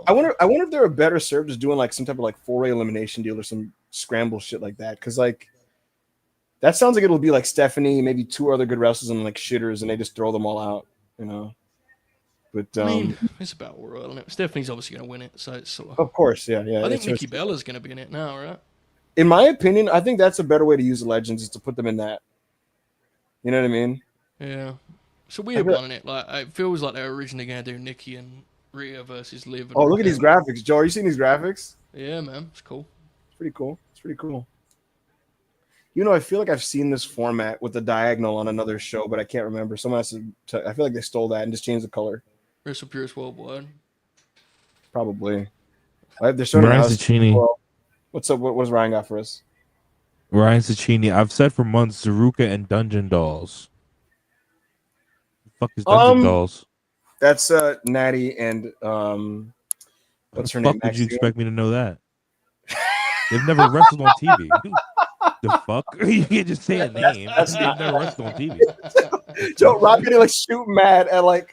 To be fair, Rob, I don't know how often you go to WWEshop.com, but they are pretty popular over there. So really, that's interesting, bro. You know, shout out, you know, guys, shout out Natalia, guys. You know, shout out Natalia, bro. Shout out to Loki Legend, they're not the Raw team, dude. Give me a break. Charlotte and Natty both tag in at the same time and do the big stare down. Oh my fucking! Time stands still. Kevin Kelly just emerges out of nowhere. Time stands still. Before I end up getting. Speaking of Kevin Kelly, I just received the logo of his new promotion in my DM. He's a new promotion. American flag. Yes, I just received the logo of the new promotion. I'm about to show y'all. Oh my god! I didn't know he had a new promotion, Joe. Yeah. Apparently, it's doing really well at the box office. Apparently, This is the logo Is Undertaker of the new promotion. My fucking god! This is the logo of the new Kevin Kelly promotion. So, are people supposed to say? Wrestling. Are they supposed to say the or like THE? Fucking dude, horse match. It's time honored excellence pro wrestling. I'm sorry to just my read God. tweets on the air, but this is a Chris O tweet, so it's loud. So it's Horsematch tweeted- THEW. He said they got Ludwig doing humiliation rituals, and Chris replied, "Keep Sean Mother's name out of his mouth next time." Chris O'Brien tweeting Sean Mother is fucking spectacular, dude. Just the idea of his grin on his face as he tweets it, you know. Yes, Joe. That's a funny. The Fortune Boys, they have a couple like opinions that like are just fascinating to like know, because you would think like, I don't know, like it doesn't fall in like the orbit of other things, but they're all big Charlotte fans. They all love the Charlotte, Joe Holbert. Bow down, brother. I suppose so. I'm a big Charlotte fan nowadays too. Political allies and such, you know. So you got to be ready to pivot in this business, you know. What do you think about people that tweet things at Charlotte? You know, maybe from her own job. maybe coworkers. You know, I ain't speaking on that, but yes. Yeah. Niggas Oh, are shit. saying Ludwig was in the background of that segment, but I don't see him at all. Like the segment when they were talking about Grande Americano and Gable's injury. he was. I I don't see him saw at it. all. He So, was. He was the standing first there, yeah. Yeah, when they were addressing the injury, they Oh did that. god, here we Joe, go. I don't know if you Fucking know this. Progress Wrestling's back on. Fuck. Nah, I was waiting. I was like, what's Joe's angle gonna be for Gunther? What is he gonna do? How is he gonna approach this one? You know, and he's like, fucking Oh, get ready, WXW. folks.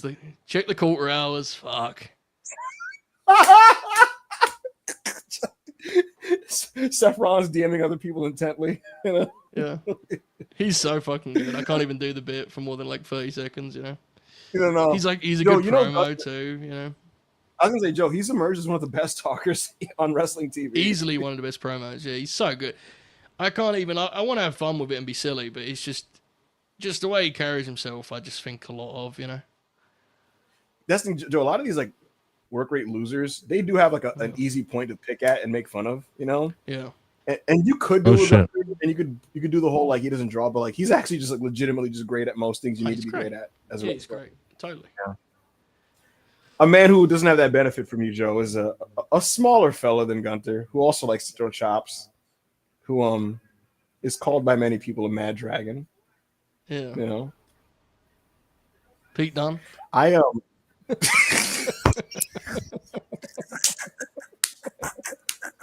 Yo, you're a piece of shit. Steve tweeted earlier. He tweeted something about like you got to fight for these fellas. You know, fight for good wrestlers. And I typed it out and stopped myself. I was going to reply. Tell me when the good wrestlers turn up. Joe, you aren't watching.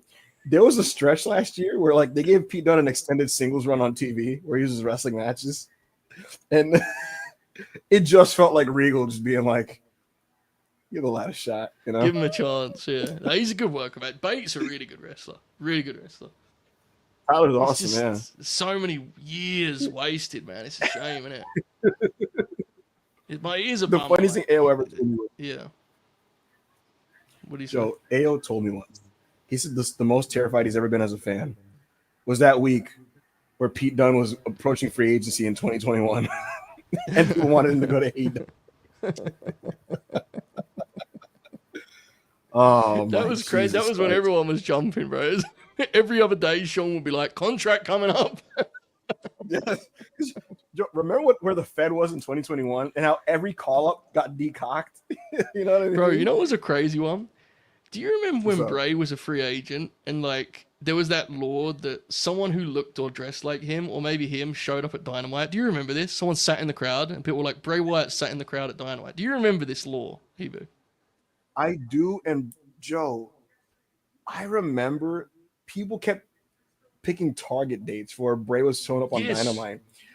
There was that one where Brody was it was the anniversary of his passing, I think. And weren't they in I forgot where he's from. Was it Westchester? Just somewhere Brody's from where they were there and like was it people were like, "Oh my god, Rochester, I think." Yeah. Something like that. So, Gunther's saying who's next for him beyond Goldberg. We already know the Oh, brother. We just saw him, bro. It's fucking Miro. Gunny is This is totally where duck. He's totally ducking Miro in it. No way. Gunther heard that Seth Rollins thing. These niggas started laughing. Bro, I hope you guys realize this nigga. What's up? Oh fuck. No, go on. What are you gonna say? I was gonna say this is where we get the Phil Gunny tease. Good, dude. If Miro can get in the WBC top 10, and he can force his hand, Gunther's fucked because he can't sit in the pocket with Miro. Let's be honest. I actually This think is the Joe, problem that we're match should doing be Raw Gridiron, isn't it? This is where the problem. Oh, the with Raw briefcase is Gridiron black kicks in. now? Wait, what? Oh, where when the slow entrances happen. Slow entrances, people talk for a long time, you know. So Yeah. it gets difficult. I've done a few of these in the past. It gets challenging after a while. People, the chat seems to think that the Gunther's promo was great. I don't know what he said, but I'm sure it was really good. It usually is, isn't it? Right. I will let the chat know that I will go back over this show because I'm a professional before I do the Raw review tomorrow. So yeah. There you go. Nigga, I don't have to. Nigga, I've been paying attention to the whole show. So I don't good. believe you. I don't believe you, but I trust you. Yeah, I almost called you a slur on air. Yeah, I've been watching the entire. You asked me to pay attention to the segments, by the way. I gotta say, this is a dangerous the kind of section of the show we're in here, because I think we've all forgotten multiple times we're on the air. Right. So everyone's be careful, all right? Yeah, I was like, yo, he said, I'm sure you have it. I said, nigga, what? What? Joe, do we think there's any? Joe, you remember how back in the Hulk Hogan Nitro NWO days, there's a lot of like subtle political dick measuring and undercutting happening underneath the surface in the live segments. You know what I mean? Yeah. What do we think is Freakin's route of attack here on this segment before he came out? Like, what do you think is? Rollins would be the least of my concern. The guy who's holding the briefcase should be the first face Gunther sees every night when he's having fucking cold sweats. You know what I'm saying? Like, that guy right there is dangerous. He's holding that briefcase, and his route of attack is not one that includes our friend Gunny. He needs to be wary of old Paulie dangerously. My God. Chat, what did Gunther say to Seth? Apparently he said a really funny quip. He said, go back to Ring of Honor. Oh, that'd be sick. Could you imagine? He did the fucking Baron Corbin line. Did Corbin say this? He was listening to Apollo Crews, who never worked Ring of Honor, and said, go back to Ring of Honor. No way. On NXT TakeOver London. Oh my goodness. That show's actually really weird, dude. I was there. It was a weird show. TakeOver London? Yeah, I was in the top row. I remember the only Apollo Crews match I've ever seen in NXT was TakeOver Brooklyn. And it's kind of a weird match. I don't know. It's like he had a weird run. He didn't get over. he has like a weirdly cold, kind of awkward TV debut on a takeover. They would do that on those takeovers early. Yeah, the takeovers, like, and I loved them. They didn't get into a certain mode until like 2018. You know what I mean? Like, it used to just be like normal wrestling shows. Yeah, you get like an 8-minute tag at the beginning of some of them. You know what I mean? Yeah, like, it was very different. Yeah. Yeah, like, yes, there were super indie matches, but like it wasn't the whole show was not like that. Yeah. Yeah, it's weird. So, I remember that stuff fondly. I get why some people don't. I will say NXT, the YouTube channel, they just uploaded the infamous TV that Sammy and Joe wrestled for the whole episode. Have you ever seen that? Sammy wrestled Samoa Joe? Dude, they wrestled for they had a 2 out of they had a 2 out of 3 fall match on NXT on NXT TV, and it was the entire episode. Yeah, the whole episode, and they do the Crockett number 1 thing contender, where they advertise other matches, and then like at the end of the match they go, "We're gonna have to do these next week. We're not be able to fit these in because of how long the matches go." And they do like the old Jim Crockett thing. Yeah, they did. Like, it was the number 1 contender, I think, to see who was gonna face Shinsuke. Yeah, it's one of the most polarizing matches of that time. People was really split on it. Phil. It's Phil. See, again, look. I get it. It's a lot of freaking. Him working freaking a lot. It's excessive. But I just Gunny. Look at Gunny. Look at these little fucking marks. I want to see CM Punk full of piss and vinegar, not standing as John Cena just cuts each of his testicles off one by one. Here comes the tease. Here comes the tease. They're gonna stare at each other. All right, let me listen in on this. Do you think Punk's going to hit him with the too small, can't guard me? Joe, here's what we see. Again, wrestlers do little tricks in these moments. Yeah. You know what I mean? Punk's going to look down the camera and go, we might be close now. Check shop.com's top 10. Just walks off. Whoa! Oh, we tried big league him. He just pushed him on his ass. Oh, shit, no, Gunny, you can't. Come on, Gunny. Oh, Punk just fucking... What? Punk just made a statement, bro. He said, I'll work in 8 minutes GTS. I'll see you later. All right, guys, I'll read you. I'll tell you guys what's really happening there. Who's that? Who's coming? Oh shit! Joe did the Lanite. Tupelo finally a good wrestler. Yeah. Come on. Americana. This is America. Look at the way he's dressed Go, like a fucking baby. Hasbro figure, bro. Look at him. His yellow shirt poking out the back of his shitty vest. Look at him. Squad. Oh, this is sick. He's Oh, giving this is chase, sick. bro.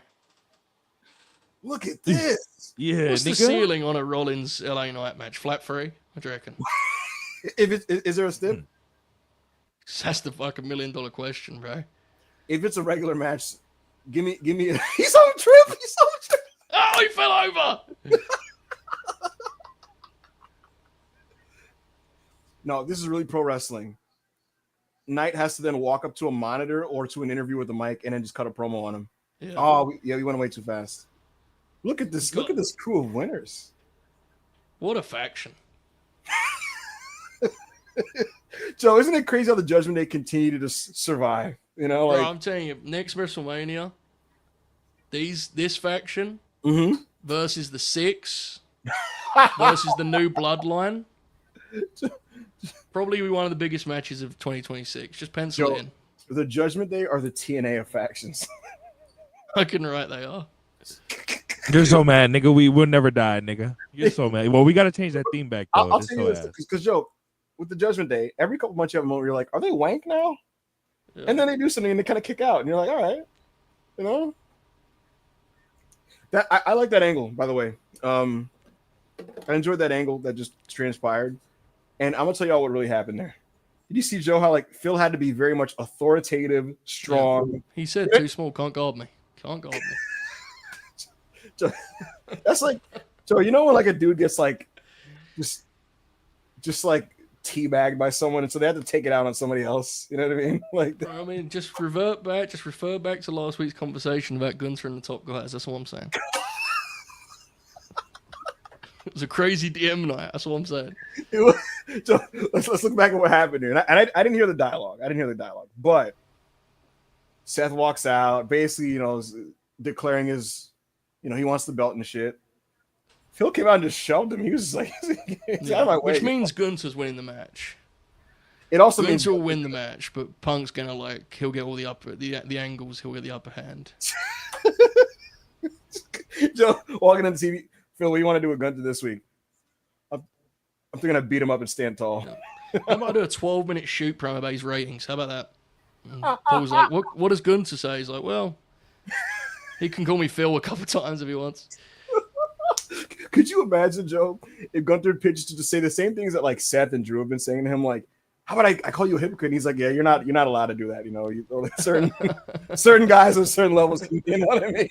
Like, could you imagine if the rule for him was like, you gotta be at a certain level to like bury me? As like Gunther pitches say, he goes, bro, just out of interest, how many Instagram followers you got?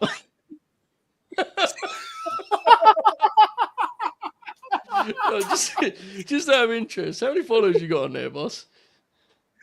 Joe, someone gives Punk the script to Gunther's promo, right? He sees it. It says like, you know why you got fired from the other place. Punk's like, you have a pencil? You have a pencil on you? He's erases that. You know what I mean? He's just crossing lines out. Oh my god. Oh, shit. Joe, I man. do that. The bigger the star, the more they're allowed to decock him. I think that's the rule for Phil. That's the way wrestling's always been, isn't it? The big stars are allowed to decock other big stars. Yeah, that's what it's always been. Wrestling is just, look, guys, seriously. Wrestling is all just a pissing contest. It's just, that's all it's ever been. That's why Evie and I avoid dunking on people like Miro, because we realize they're all fucking insane. Yes. It's just some are more transparent about it than others. They're lunatics. I love them dearly, but they're fucking insane. Who's the most transparent carny that people like kind of like don't get mad? It's like, oh shucks, look at him. Is it Cody? Because he's pretty good at the way he like frames it. Yeah. I was just talking to someone in wrestling about this, and they were telling me like, you know, Cody's like a massive carny, right? And I was like, I'm sure. But then he follows with, but he's so funny. And I was just like laughing at that. That's part of the carnyism, you know. Good one in the chat. Christian Cage is a great one. Twitter. Christian Cage kick count recently, and people were like, man, he's so nice. He just wants to put Nick Wayne over. I was like, yeah, man, that's what's happening. Good one. That's a great answer for real. I remember when I made my politicians list, Joe, that got really a lot of buzz late last year. Do you remember that? I did a politicians list, and I don't mind. Sean Ross have confirmed it all as a complete shoot and true, so he corroborated it. I don't know if you remember Christian Cage. That like he was like number 3 on my list. Yeah, but Christian's he's just a nice fellow trying to help everyone out. And again, let me be clear, I'm not vilifying the guy. He's doing his thing, man. He's protective of his gimmick and he thinks he should be a top guy. I agree with him. I think Christian's fucking amazing. Yeah. But I can promise you he ain't turning shit down out of the kindness of his heart so he can help out Nick Wayne. He's thinking about Christian Cage. As he should. That's the guy. Right. Wait a sec. So if this is here, so the main event is gonna be that Penta versus I think this LeBron. is gonna be our main event. Probably. Do we think, folks, they reunite the Lucha Brothers tonight? Yeah. What do you think, nigga? No, think about it, because like That's crazy. What do you think, nigga? Because Joe, if it's a main event surprise partner for Penta, who the fuck could it be? Is there somebody? Is there somebody out there that's like hurt or something? That's like I don't know what else would make. Yeah. Oh, Jumanji Under said LA Knight, probably, right? Fuck. Austin said we know who the number 1 politician of WrestlePurists is. I don't. I'd love to know. There's a lot of politics, bro. I'll be real. Oh my Joe, everybody said it's gonna be Jey Uso. Oh, Let's fucking go. We're gonna have to stay watching if that's the case. Oh my god! Could you imagine Penta doing the yeets, but his hands are in the Cerro Miedo pose? You know what I mean? So he's doing like it would be an amazing payoff to the bit if it was Ilya after all of this program we've done tonight. That'd be incredible. We kind of have to wait now, innit, to find out. What a rib this is. We've been on the air for 3 fucking hours now. Yeah, we didn't expect this. All because you wanted to look over at fucking Xavier Woods' pants. If Xavier Woods wore tights, bro, if Woods wore tights, none of this would happen. Yes, we'd all be in different places. Joe, I wouldn't even be watching right now. I'd be like eating food. So I definitely wouldn't be watching. Exactly. I don't watch Raw live. So I would have been. Oh shit. Let's fucking go. No way. Yeah. Oh my god. Yeah. I don't talk big, I fight with heart and honor is marvelous. Kyrie is very cool, isn't she? She's one of the coolest wrestlers ever, if we're being real. Oh, man. Prime Kyrie should have been like a license to print money, but unfortunately she was being booked by one of the stupidest, most troubled characters in the history of the earth. Joe, the nastiest thing is okay. The first run of the Kabuki Warriors, they were both like in tremendous form. Yeah, it's fucking insane, bro. And Brought her up, made her a heel. Fucking idiot, dude. Because now, like, they're still solid, but like, they're both like, they're not in that place anymore. That first run, they were in great form, and it was just wasted. It was just totally wasted. There are many reasons Vince McMahon should be in jail. Yes. And legitimate crimes being chief, being leading that list. Yes. Once you get past the hundreds of legitimate crimes, next up should be called up Kairi Sane, made her a second act in a heel tag team. Just brilliant stuff. Brilliant stuff. That wasn't an NXT thing. It was not. She was a babyface who got called up, got put in the Kabuki Warriors as a babyface with Paige as their fucking manager, should I note, and then they flipped them heel. Paige, why was Paige? Yeah, that's what I'm trying to see. Like, it's what the fuck? The damage, the amount of money down the drain in that era. It actually worked out for wrestling in the sense that it allowed more time for a second promotion to come. And thank fuck it did, because like we needed that badly. Yeah. But there was a lot of people who should have made a lot more money in the business, man. It's a shame. Totally agree. Who do we got here, chat? We got Bailey. We got Lyra. Ooh. What the fuck is going on here? What's going on? Raw, bro. What's wrong, baby? What? Fucking hour 3, What's wrong, bro? Chilling, bro. I've been watching Raw, just like, and I thought, I wonder how the guys got on. You know what I mean? Like, did put a bow on it nicely? These men are still alive, bro. Yo, is Monty not a good comically loud? It is pretty loud, yeah, but it works. Fits the vibe, to be fair. I pretty much, I mean, I expected like for us to be like, yo, we're out of here like an hour ago. But then we were just like, no, let's watch Rusev versus Sheamus. And we were like, let's watch the tag match. that was awesome. That was Oh, you've been sick, doing to be watch fair. along vibes then. Yeah, we're just kind of going on fumes at this point, to be honest. Are you guys seeing this? Someone said, "Hey, brother Monty, we got some unread super chats, bro." I'm not. I'm off the clock, Bro, bro. we haven't read, bro, because we've been watching Raw. I'm off gonna the read the clock, super bro. I chats don't in like care. I don't care. a minute. Everybody, Yeah. shut the fuck up. We're doing lucha. They're doing lucha. We're doing lucha libre. You didn't know, Weeper. No, this is listen. This is not like a thing Pam normally does. Nor was this the direction of their first match. They just decided to do lucha. Did they work with Skyday or whatever the fuck that guy's name is? Nah, Did Bailey's showing up, bro. She's phoning it in for a TV match against the best Laura. I think it's because she wants to text Mercedes later and she wants her friend to be proud of her. I think that's what it is. Is it? She wants the CEO to like her match. They got stuck. Grab a It's hold, fine. quick. They're pros. Grab a hold quickly, please. Oh, Tell him to grab a into hold. a backslide. Into a back. Oh no. Shades No of reversal? Flair. Oh, Bret Hart style. Bret Hart. You notice, Joe, they got right back to where they wanted to end up being. oh shit. Fucking bless Bailey, bro. Look at these. Look at these ladies. Oh my god, this is art, nigga. I love women. Bailey just fucking trying with all she's got, dude. Doing fucking Yeah, Dynamite dude. Kid sequences. Literally, yeah, like All she wants to do is make Lyra happy and let her play her music, man. What an angel. yes. Like, She's Joe, too good for this business. Joe, like, because you know that's Lyra's game is to just do some Fujinami shit. You know what I mean? And she's like, I'm gonna just do that with you. Honey. I'm gonna just, I'll be your fucking, I'll be your dynamite. And it's like, even though that's not Pam, but it's like, all right. She's fucking grabbed the Boston Crab. Oh. Look at,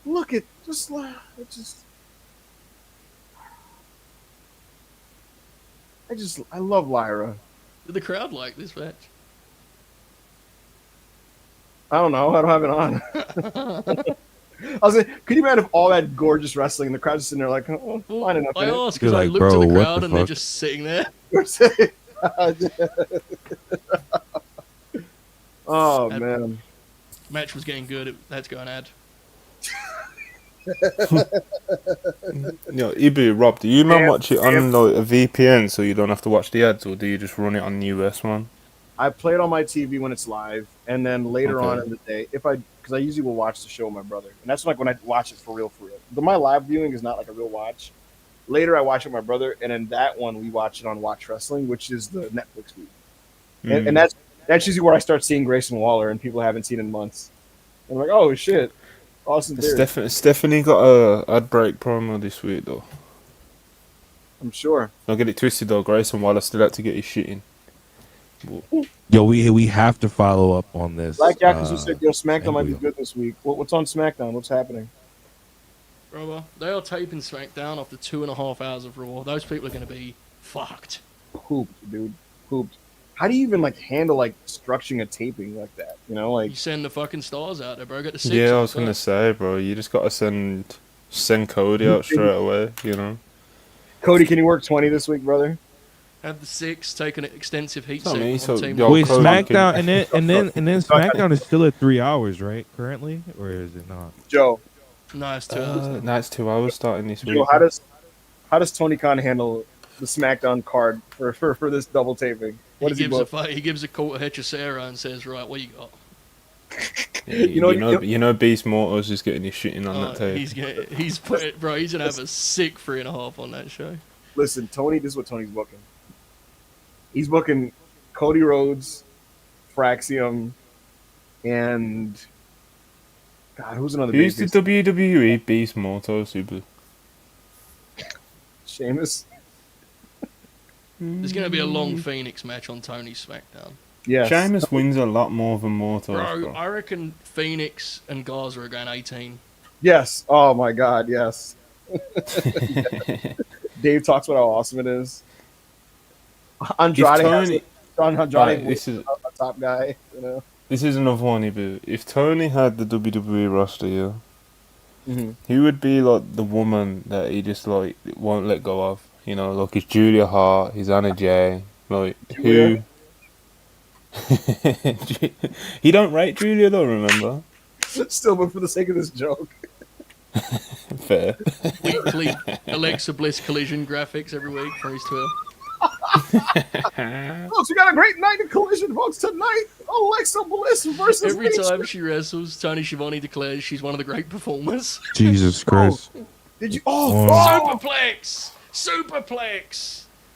Joe, both of them have been from Brett's Rope tonight. Yeah. Cool. That was the thing I realized that I thought that was all wrestling Twitter lexicon. I got that from OSW. Anything from the second rope they called Brett's Rope. And it makes sense because Brett didn't do anything off the top, except like sometimes he's So, so you dick riding. Cool. no, it's just that's his thing. I just asked. This is very random, but yesterday in Self-Made, I had a moment, Joe, where I was like, do I want to come off like this much of a fucking nerdy cunt? And I bet your answer was yes. Yeah. I decided And then he against it. allowed himself to. We were watching, hell yeah. We were watching Cactus Jack offense. Yeah, this what I'm saying. oh yeah. Joe, we were watching Hangman Page versus Kenny from Full Gear 2021. A match that I liked but didn't love at the time, and I actually like it a little bit more now. Like I really appreciate just what Kenny was doing there, going full like Ric Flair and shit. Yeah. So anyway, my point is Page does an Orihara moonsault, right? And I wanted to explain to people why the move is called Orihara moonsault. And I said, just leave it, man. So I'll do it here. There's There's a guy named Masao Ori. Saw that coming. Yeah, right. damn, So- Zeux's ruptured her meniscus. Fuck. That, He wanted a layup, Joe. I wasn't selling that. I knew oh, it was look coming at that! anyway. Look at that! Twist and shout! Twist and shout! Twist and shout! All he wanted was. So what did you say? But you know, that's all he wanted. He wouldn't give it. He wouldn't feed. I was gonna do this move anyway. You know. No, there was a guy named Masao Orihara who was trained by the All Japan Dojo and worked for WAR as a junior. They needed a guy to work Ultimo Dragon in the early 90s, and he's the first guy to do a top rope moonsault to the outside. No one had ever done that before, and this guy did. And he's just a perfunctory, solid high flyer from the early 90s. So that's the thing about wrestling. Thanks, Things bro. could be, yeah. Sponsored by Papa John's, by the way. Monday Night Raw. Papa John's. Is Shaq Sponsored by a still lot of things, bro. Is Shaq still part of the Papa John's rebuild? Yes. That's Yes. fucking incredible, dude. If Monty Back had the chasing, money, bro. Shaq would sponsor WrestlePurists worldwide. Like, Liger Bomb. oh fuck! Tight angle on that. She's still holding her head, son. The Not to do funny that. thing about Shaq, bro, is when he's talking about wrestling and he acts like he's signed to AEW.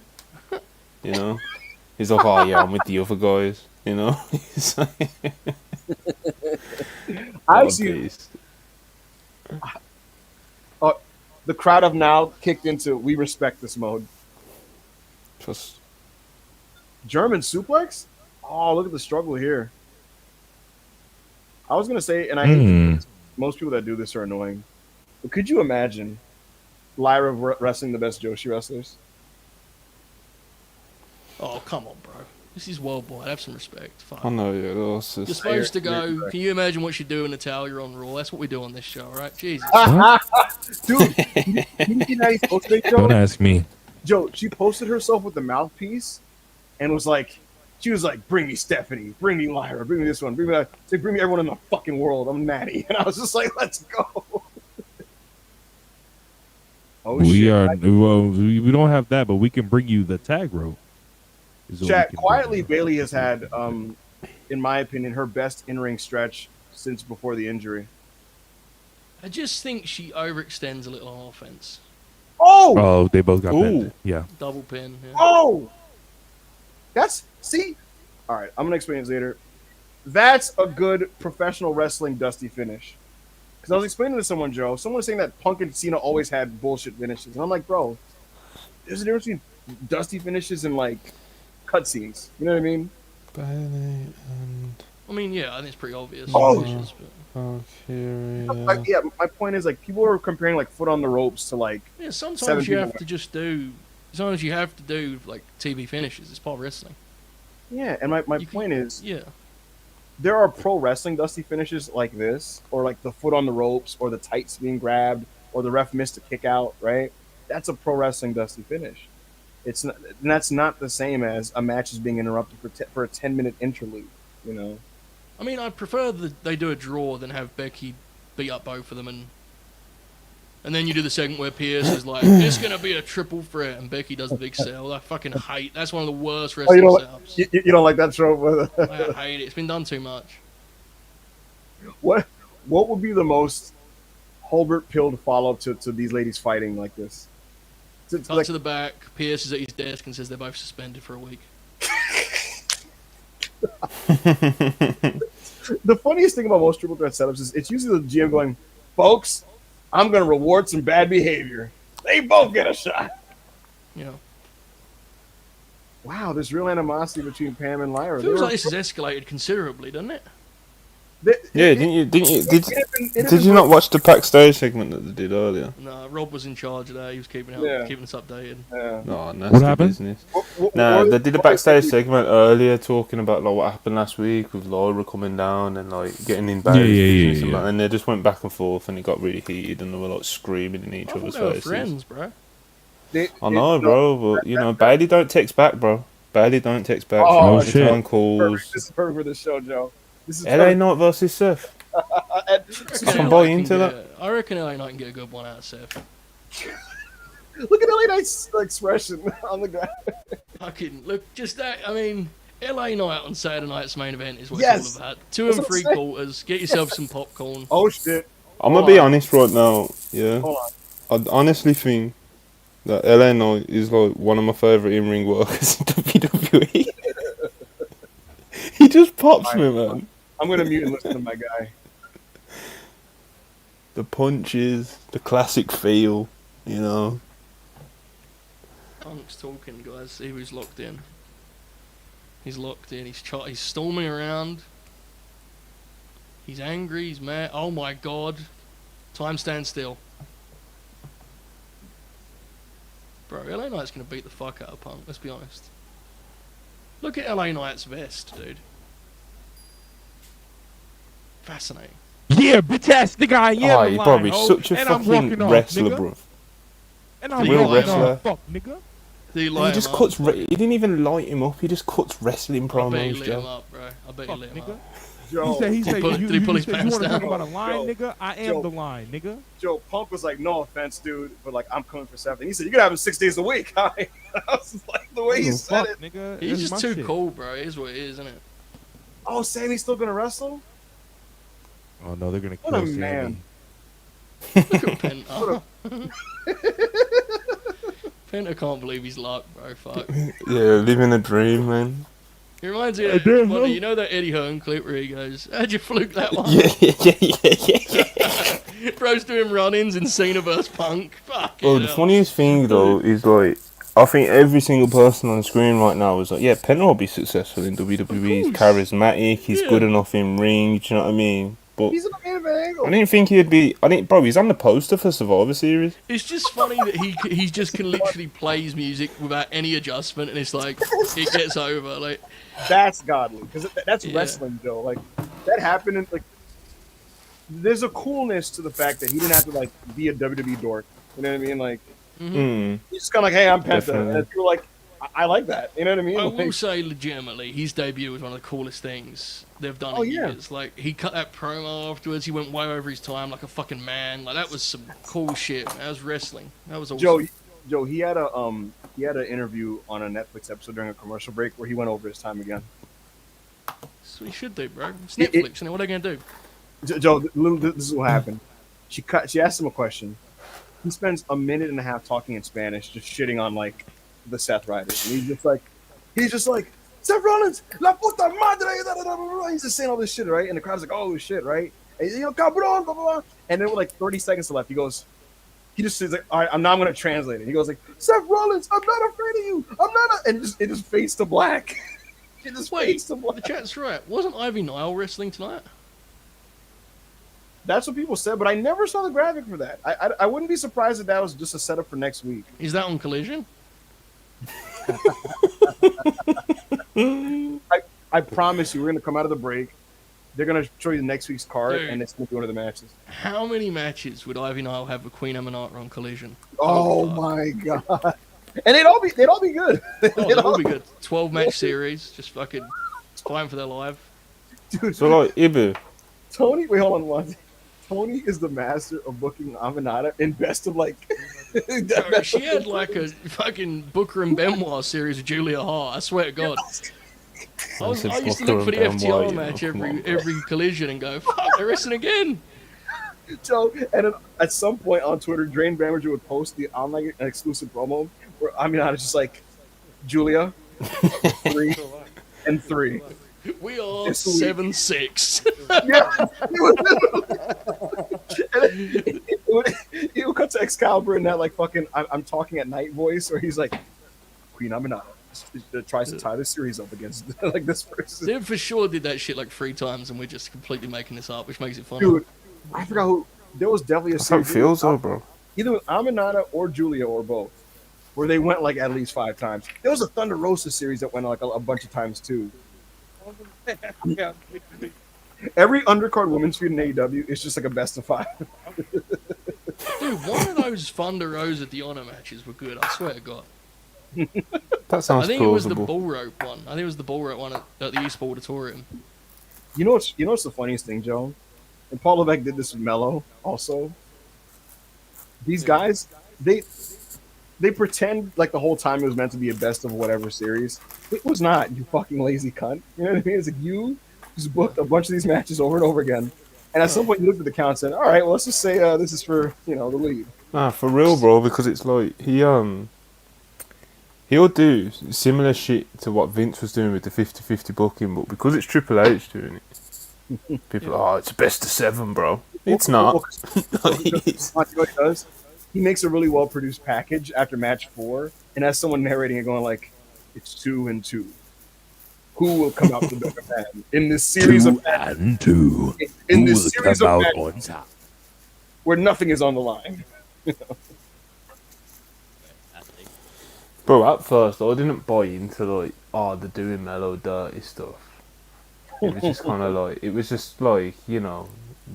I would take my time with him as well. Like, I don't see him as the same as Bron Breakker or the upside of Tiffany Stratton when she was coming on, and that's always who people who bitch about him compare him to. Like, but he's not Bron Breakker. But this is mad. You know what I'm saying? Like, Dude, are they actually doing Tiffany and Trish at Evolution? I really hope not. That What was feels the insane, doesn't it? You're relying on like a PC trained wrestler to like lead a veteran, which is scary. I wouldn't do that. maybe Trish is feeling, maybe Trish after that Becky match, Damn, like- Bronson looks good, dude. Holy fuck. Yo, I'm telling you, he's lost a lot of weight. Man, he looks good. Good for him. Yeah. But he looks good enough that I had to like concede Be nice to to him, the in the DMs. Had Yeah, to he be looks nice really about good, him. man. That's cool. He looks fucking great. Like he said, when you guys, I was gonna say when you guys were on stream, but we're still on stream. But Joe? EB said something earlier like, Bronson Reed, like I like meatball shaped wrestlers. I was like, bro, he's not a meatball no more. Hey, Joe. He's jacked. Joe, I don't know if you're noticing this, but Braun Breaker is speaking in sentences. Yeah. That's nice. I tried to explain to you the day that you were trying to get me to sell that was a Road Dogg exclusive. It wasn't a road. Don't do that to Jesse. Come on. Ryan deserves better. It was though. But Paulie was there at that TV. He could have just said he's not going to bark. Like, True. No, absolutely true. sometimes Paulie's to blame. Contrary Yeah, to what the that's rest Yo, of These these the niggas other look guys so say. tough. These niggas look so I tough. like the smoke. I like the angle. I like the fire. I don't like the strobe lights that are about to make me pass These out. niggas And I look don't like the I don't like the Braun Breaker on the screen. I don't know. Give me I don't know. The what? What do you think about the suit, Tibu? What do you mean? When they do the promos? So like when they first came out in the suits, Oh, when it, the two brands, I was fired up. I was like, yeah, look at them niggas, bro. But then like after a while now, and obviously with a lot of people like worrying about them being like presented like lackeys, you know. But the past few weeks, I've looked at them like visually and just been like, yeah, this ain't right, you know. You know. Braun should wear his "Beware of Dog" shirt that he has from his dad, and Bronson Reed should just wear that like thing he does. Bronson Reed's go-to TV fit is like a black T-shirt and a chain. Like he should Don't just forget the shades. in the shades. Yes, they love him in the shades. The shades. Dude, there was a TV tag with these guys a couple weeks ago that had a non-finish. It was Jay and Sammy versus Braun and Bronson, and that was excellent until the DQ. Like nobody talked about it, but that match was so fucking fun. So we'll see if this recreates it. We don't have the Yeet Man to bring in the noise and the enthusiasm and the energy. But No way the babyface who should win this match, is there? well, they're not going to. Braun and it's not the funniest part is Sammy is not. I mean, not sorry. Penta's not the one eating the pin, guys. Sami Zayn is losing to a tsunami or a But spin. yeah, he's taped up. He wrestled recently. It's why they did the beatdown angle with Cross earlier. You know, Bronson it makes just- sense. Braun Breaker almost just paralyzed Penta there. Beast. That's what he's meant to Yes. do. The Cross stuff is annoying though, isn't it? But I'm not gonna. you know what I hate though? Like, if Sammy was just gonna beat him flat in the middle of the ring, like you could have at least made it a bit more like if you was already planning to run it back, you know, you could have like made Cross look a little bit, you know, I don't know, like give him something to be mad about. You know, he just got beat in the middle of the ring, But you're not gonna win me over on that one because trying to get me to concede on Cross should have gotten more on a match with Sami Zayn. No, my point. No, it's not even that. Like, I'm not saying it as like what I would have wanted, but I'm just saying like if you're gonna book the second match, do you know what I'm saying? Like, I would just simply not book a second match. Like he lost, you know. Because like when you book the second match, it's like it makes me worry about what Triple H is gonna do here, bro. Like, Sammy just gonna beat him again. Like that'll be funny, but Nah, Cross got to get his win back, big bro. Rob is smoking crack on stream. No, I'm just on my phone right now. Rob is smoking crack on stream. That's Rob always gets mad allegations on stream, bro. It's crazy. Because he dips his head, and you're like, "What is he doing? What is he looking at?" Okay, and even if I was doing my drugs, God, mind your Braun business, nigga. And even if I was doing hard drugs, mind your business, nigga. Watch Raw. I am. He said, "Watch Raw." And I said, this Niggas nigga can't- lying, niggas bro. can't- We niggas heard can't that have later. fun?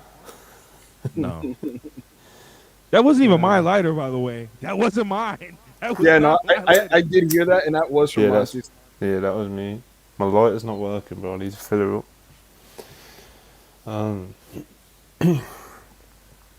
But yeah, man, Bronson Reed, look at him, bro. He's gotten in good shape, man. It That's what I'm popped the saying, off. bro. He's got a bit of a chest and shit now. You Yo. know what it is, bro? In Yo. AEW and WWE, they because the business will never change. Like the producers, they get really enthusiastic when guys show up in significantly different shape from an absence. Beast. Because it is an indication that like you really are dedicated to what you're doing right now. He also, I'd be the same. I'd be the same, bro.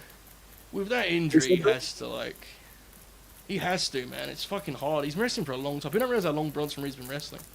Yeah. Yeah. He's nearly 20 years in, I think.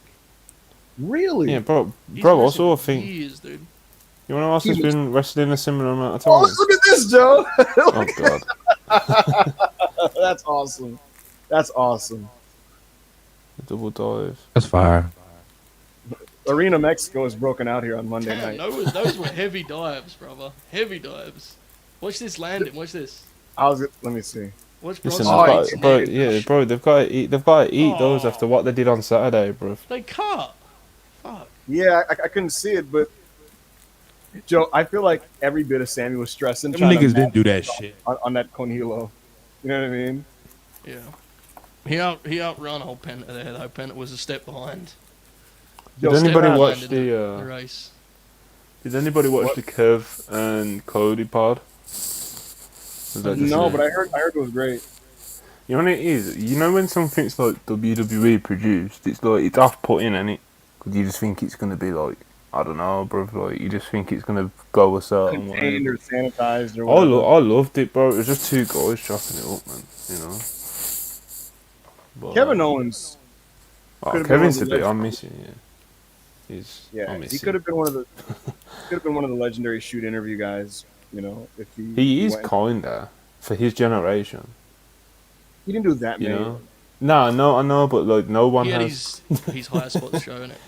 Yeah, exactly. used to Do you know what I mean? Like interview for his Yeah. generation, it's like there's Kev, there's obviously Colt's a little bit earlier, but yeah, I'll take it for his generation because like you just said, bro, like people don't really do shoot interviews anymore. I will say, bro, shit. people think that Colt Cabana thing is like a psyop.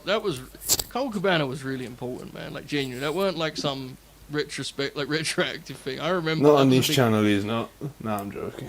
And that dude, the art of wrestling was a fucking transformative deal for wrestling. Legitimately, people don't realize. Like Hey, that man, show. look. That show was so early in podcast. They had WWE guys on, and like WWE didn't even realize guys were doing it. It was way early. Oh my god, I nearly sent you this earlier, Joe, because I know you've seen it. It's like the shoot interview, and it's Honky Tonk Man, Sheik, and New Jack.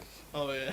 And New Jack explodes into this rant about Chris Benoit and how he's a piece Oh of my shit god, for it's what he did. tremendous. And the whole time he's doing this, he's wearing an OJ Simpson jersey. He was doing his thing, man. Like, fuck that nigga and fuck him and fuck. Listen, man, he was spitting, but it was just the irony of doing it in an OJ Simpson Did shirt. you never Just seen? could not- We were talking about the New Jack Honky Tonk Man and Iron Oh. Sheik interview that they did when they were talking about Benoit. New Jack was just what a vehicle for Fuck content. ass nigga.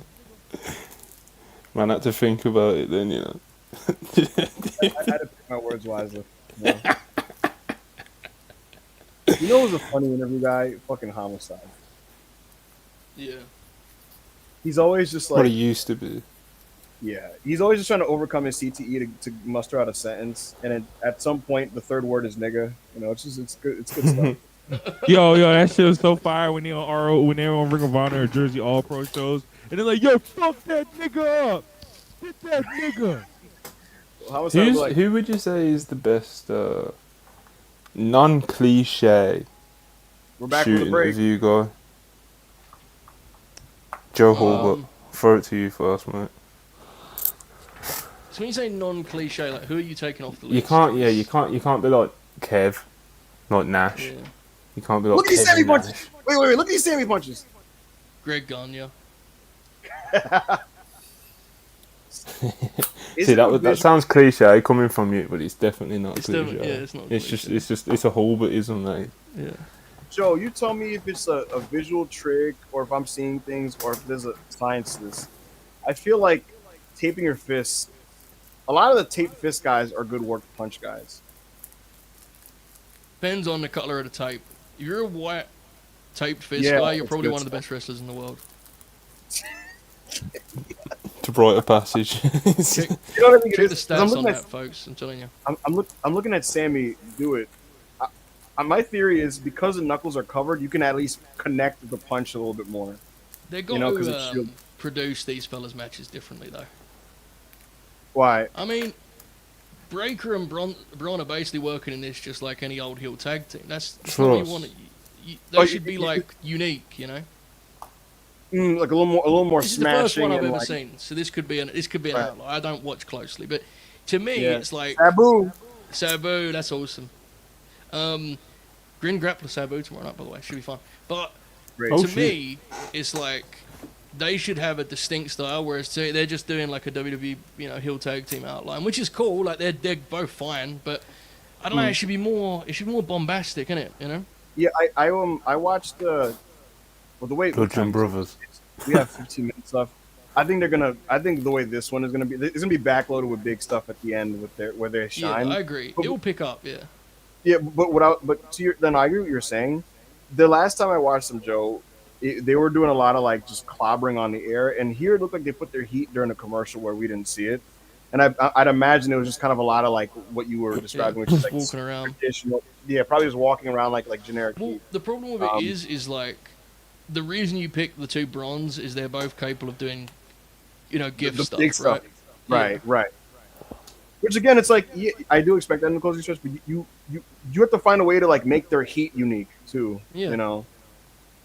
Like Oh, Reed could throw them around. Like maybe you do what's that fucking move that Keith Lee would always do? The Beal.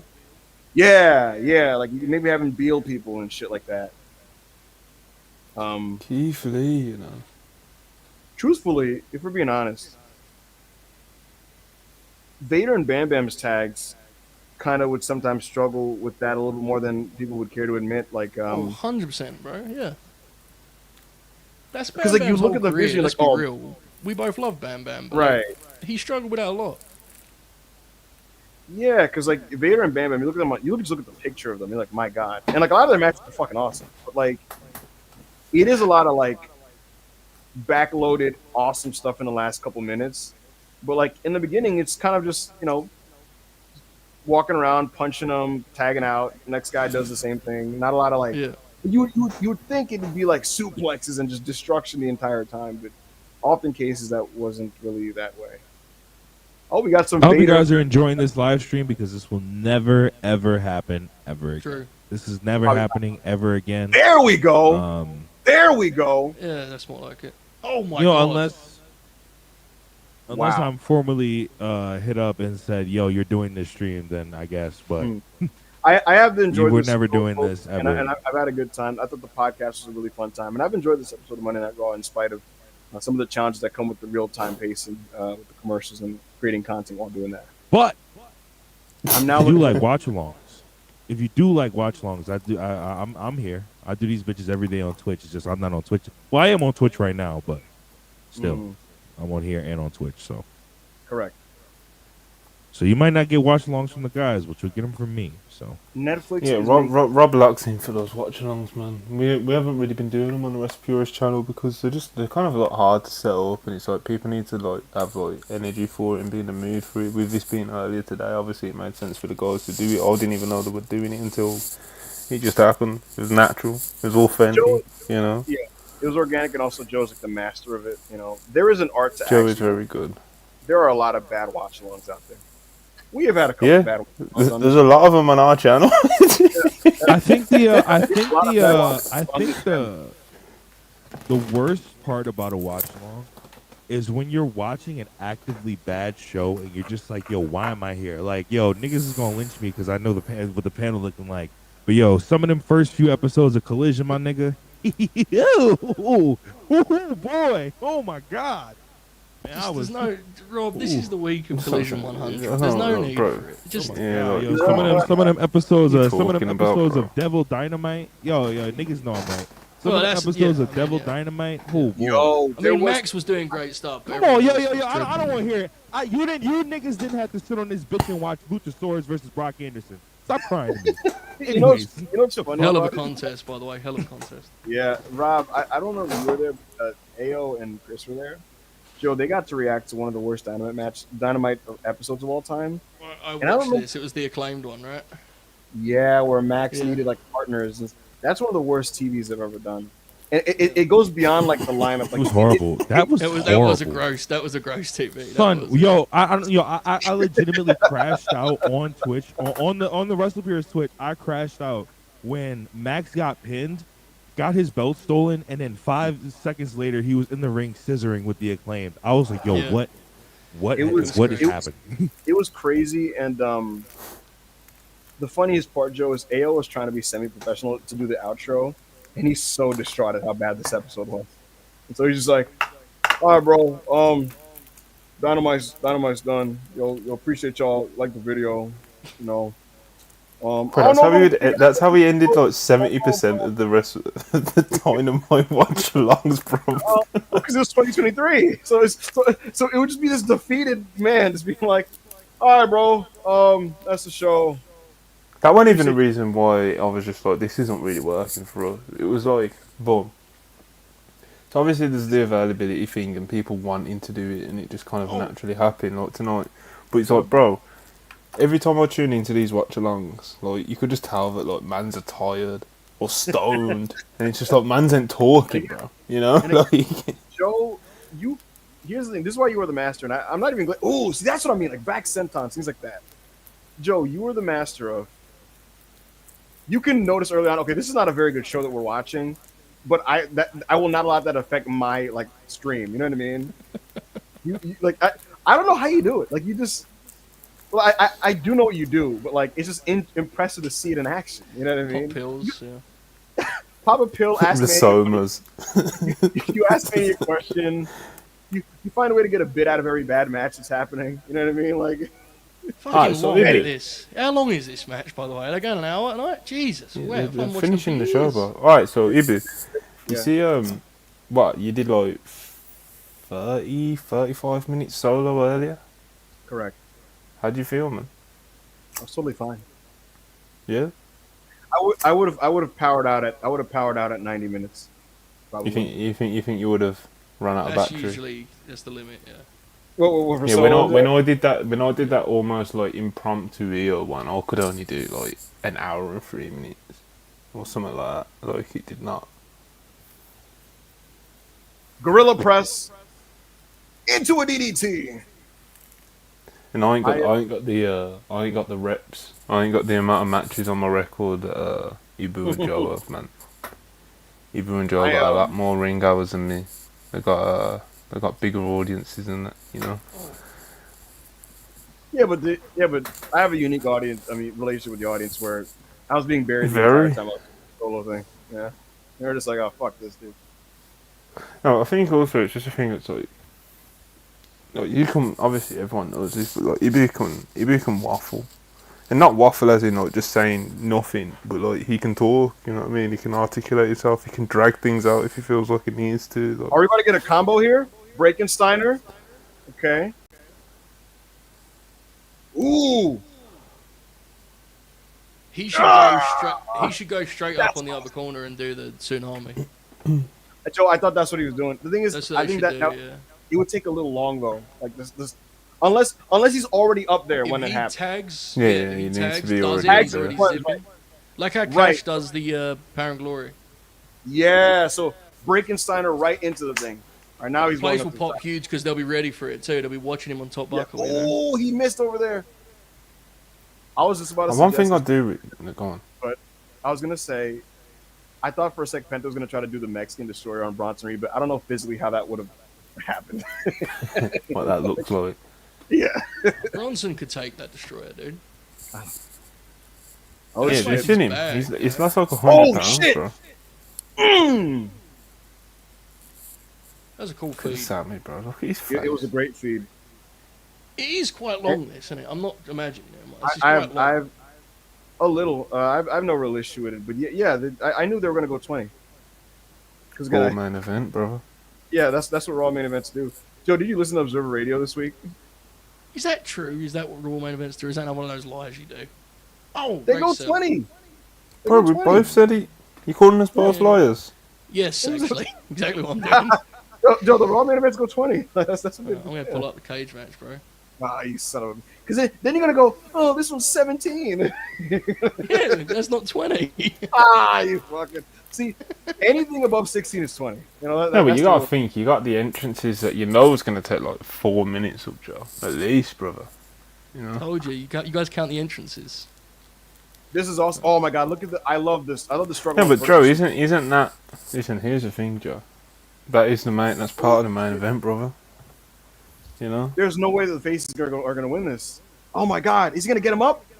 Oh, great reaction on it too. Look at the crowd. Keep him smacking his Sammy- ribs. What a beast. Oh, Yeah, nigga. ah, yes. Penta save Eat him. a dick, fuck, nigga. Ah, nah. Damn it. Aim out, aim out. Awesome main event. Oh, let's go, Awesome. nigga. To be fair, there's a lot of long matches here. Oh wait, do they have an actual song now? Yo, that's what I'm Joe, saying. it's what they do, bro. I didn't hear it. Right. I didn't hear it. earlier. Guys, tandem offense is not being accepted at 4 hours, alright? I'm going to be honest with you, alright? I'm willing to work with one of you. One of you tag in and I'll work. Tandem offense is not going to be accepted at this point in the program, right? Mark's Two like, you Raw piece- fanatics yelling at me, not happening at this point in the night. You piece of shit. Yeah, Joe, fuck you, you motherfucker. You know, just not happening. Got my limits here. Listen, All I'm, right, a so dynamite, I'm a dynamite guy now. That Bro. was pretty good, wasn't it? Yeah. That was a pretty good match. I enjoyed that main event. Sami Zayn is a hell of a tag wrestler. Ooh, what we got here? Do we think we got some Yeet Man action here, Joe? Yeah, nigga. It's I hope tsunami so. Yeah, party. there's, time. there's Robin No Jay. So. Let's get it. He's gonna come. He's not coming from the stage. Oh, he is. Oh, and he has a chair. He's locked in. He has a chair. Let's go, baby. No yeet glasses today, bro. Stone Cold Jay Austin. Shout out, bro, Ooh, for he taking laid- a he bump laid off that- a fucking. He laid that chair shot in. Baddest man on the planet has arrived. Yeah, nigga. Look at this stare down. Wrestling's so fake, bro. How did they have Gunther beat him? Look how fucking cool it is. Man. Wrestling used to be real. Look at these right hands, dude. Yeah. You wearing sandals? Thomas Hearn's right hands here. This is TV. Main event. Get the heels over. Nigga, if this was 2003, he would have hit him on. He's He's gonna throw this in his face. Skull. Man, doubling up on Sabu tribute. If this was 2003, Oh, all yeah. them punches would have been fucking chair shots. How good would Jey Uso Look at versus this Sabu crowd. be? Evu, star rating me. What year, Sabu? 05. It's in WWE. You're trying to Oh my God, maximize. look at that! Oh, look at the crowd. Son, Yeah, look at the crowd. Steinball Rumble. You're adding all these conditions to the match. 05 Sabu versus the right hand fucking enforcer of the bloodline, Jey Uso. In the ballroom? In the ballroom. Jay's working heel. 4. 2021 Jay. Good 05 answer. Sabu in the ballroom. Good answer. The whole arena was eating, folks. The whole arena. Wait, hold on. Whole arena. Hot ending. Hot ending. Oh, brother, Good main where's the event. video? Heroes and It's right villains. here. 2023 energy. Judgment enjoyed Day that tag champs as well. That was a hilariously solid match. And the Sheamus, all the matches today were very good. I was surprised by so many people being surprised that the tag title match was good. I didn't expect it to be good. I'm gonna be honest with Why not? you. It's the New Day, dude. Yeah, but it's a title match, and it was like Come on, dude. the way that it came together did feel like they were gonna like maybe do the title change. So it's like I always saw that match going like a decent length, you know. Apparently, I the match. like the New Day, man. Stephanie said that if she wins the Battle Royal, she will be choosing Io or Rhea rather than like the champions. Either of those matches is a main event. Io's I only winning, watched the whole episode of Raw. You really did. I was gonna say, Joe, Raw is not your domain. You generally tend to avoid at all costs. Do you hate yourself after watching that? No, I thought the stuff on the show was really good. The way the show's paced, I find to be really challenging, but all of the content I liked. I didn't seem to like the main event as much as people online seem to have, but I thought it was pretty good. I really liked it. It was pretty good. Miro and Sheamus had a terrific match. Yeah. Bailey and Lyra was nice. Yeah. It was a good show. It was a good wrestling show. I liked it. I just wish you could trim some of the stuff between the matches. I don't find it to be particularly fun. But, I mean, Finn Balor, what a wrestler. Nigga, I was like, what is this music playing? It's the Netflix music. Get this shit the fuck out of my ear. Anyway, Joe, when I what watched the show with my brother and I had the opportunity to just press the directional pad across the thing, oh, it's lovely. It is lovely. See, man's are calling them B&B security, bro. We can't have that, man. Yeah, They don't deserve that because they had a hell of a match there. Noble was a better worker than that, wasn't he? That's the stuff. I had a lot of fun with this episode. I thought there was actually nothing outright objectionable on the show content wise. And then all the wrestling was nice. That Ludwig stuff is spooky. I forgot what show I was watching, but it was last week. I said the wrestling on last week's show was like so below the recent standard of the TV because I think the TV because the talent are so good. Like there's a baseline of the in-ring quality, and last week I thought it was below that. And even though more people like Jay and Cody than I even did, and I liked it. But I like the wrestling on this show, and I thought the ending was hot. So good stuff. We did an impromptu grin along of Monday Night Raw on a WrestlePurists Worldwide. This is now the longest worldwide of all time. Not Yeah. easy. Yeah. Do we have super chats, Rob? We do, yeah. Oh, we got six. This actually. We have is six. probably top 5 longest streams we've done. You know, so it does feel long, but it doesn't feel as long as it would to me because it feels like two different podcasts 2 halves. Yeah. glued together. You know what I mean, Joe? Like it was like two different shows. Yeah. All right, so we'll do Okay, so these. you're- Home. You did 3 You already shows. said this. DB the You already Sage. said this. DB the Sage, 199. Vaquera says she's picking the winner of Io and Rhea. You already said this. Name that almost got me, but I'll never say. $2. How would a Gunther Oba promo go? Oh man. It'd be badass. Oh man. You might. Gunther might tweak. Kale, 50 Come Mexican on, pesos. Vaquera is the what happened? Vaquera is the favorite in the Royal Rumble. Are they gonna burn Vaquera versus Ripley at Clash? Who would be Rhea's SummerSlam match? Maybe it comes with hashtag and still. Joe, gut feeling. Damn. Vaquer Rhea at Clash or Vaquer Io at Clash? See, that does feel like EO, doesn't it? Yeah, because I think EO's winning, and I think Rhea's going to win the strap in Australia. I agree, and I think that Rhea Ripley and Vaquer is WrestleMania. Yeah, I agree. Yeah. I think EO's winning that Evolution, guys. Yeah, I'm telling you guys. And Yeah, and I've been leaning that way as well, to be honest. Mhm. I think What I would Alright, say though to the no, go on, just power through. Fuck it. Natalie, LA Knight, quote unquote LA Knight, a good wrestler. Okay, bro. Oh, brother. he is. We got the wokes in here. LA Knight, It- good. it was got- Don't get me started. It was Right. hilarious when. The chat is correcting me. Australia is apparently for the Crown Jewel title. Wait, what? Since when? What? I don't know. Oh yes, I've been- yes. I've been Australia, talking since about? Australia became Crown Jewel, bro. Australia's crown jewel? Yes, Australia is Crown Jewel this But year, do bro. we? But do we have confirmation that they're doing that gimmick again? Yes. Well, How do you- no. I was gonna say, Rob. You He's said that. lying. I was gonna say, Rob. You said that yes so quickly. I do not believe you. Yeah, yeah. I That was, just, that was so Chris O'Bread pilled. Like you just totally just lied on the spot. I just lied. People are saying yes. Where? Chat's What- saying, yeah. Oh yeah, they said every year. Oh yeah, they did Say say that that last shit. year. So it's a new thing. It's a new thing. Yeah. I don't That's buy it. fucking Until stupid, man. I don't buy it. I don't fucking. Apparently Buy it it. was in the press release, but we'll see. I don't fucking buy it. We'll see. Fucking buy it, nigga. It was in the press release. What do you want us to do? Josh talks. What What do you- press release? Like, what are y'all talking about?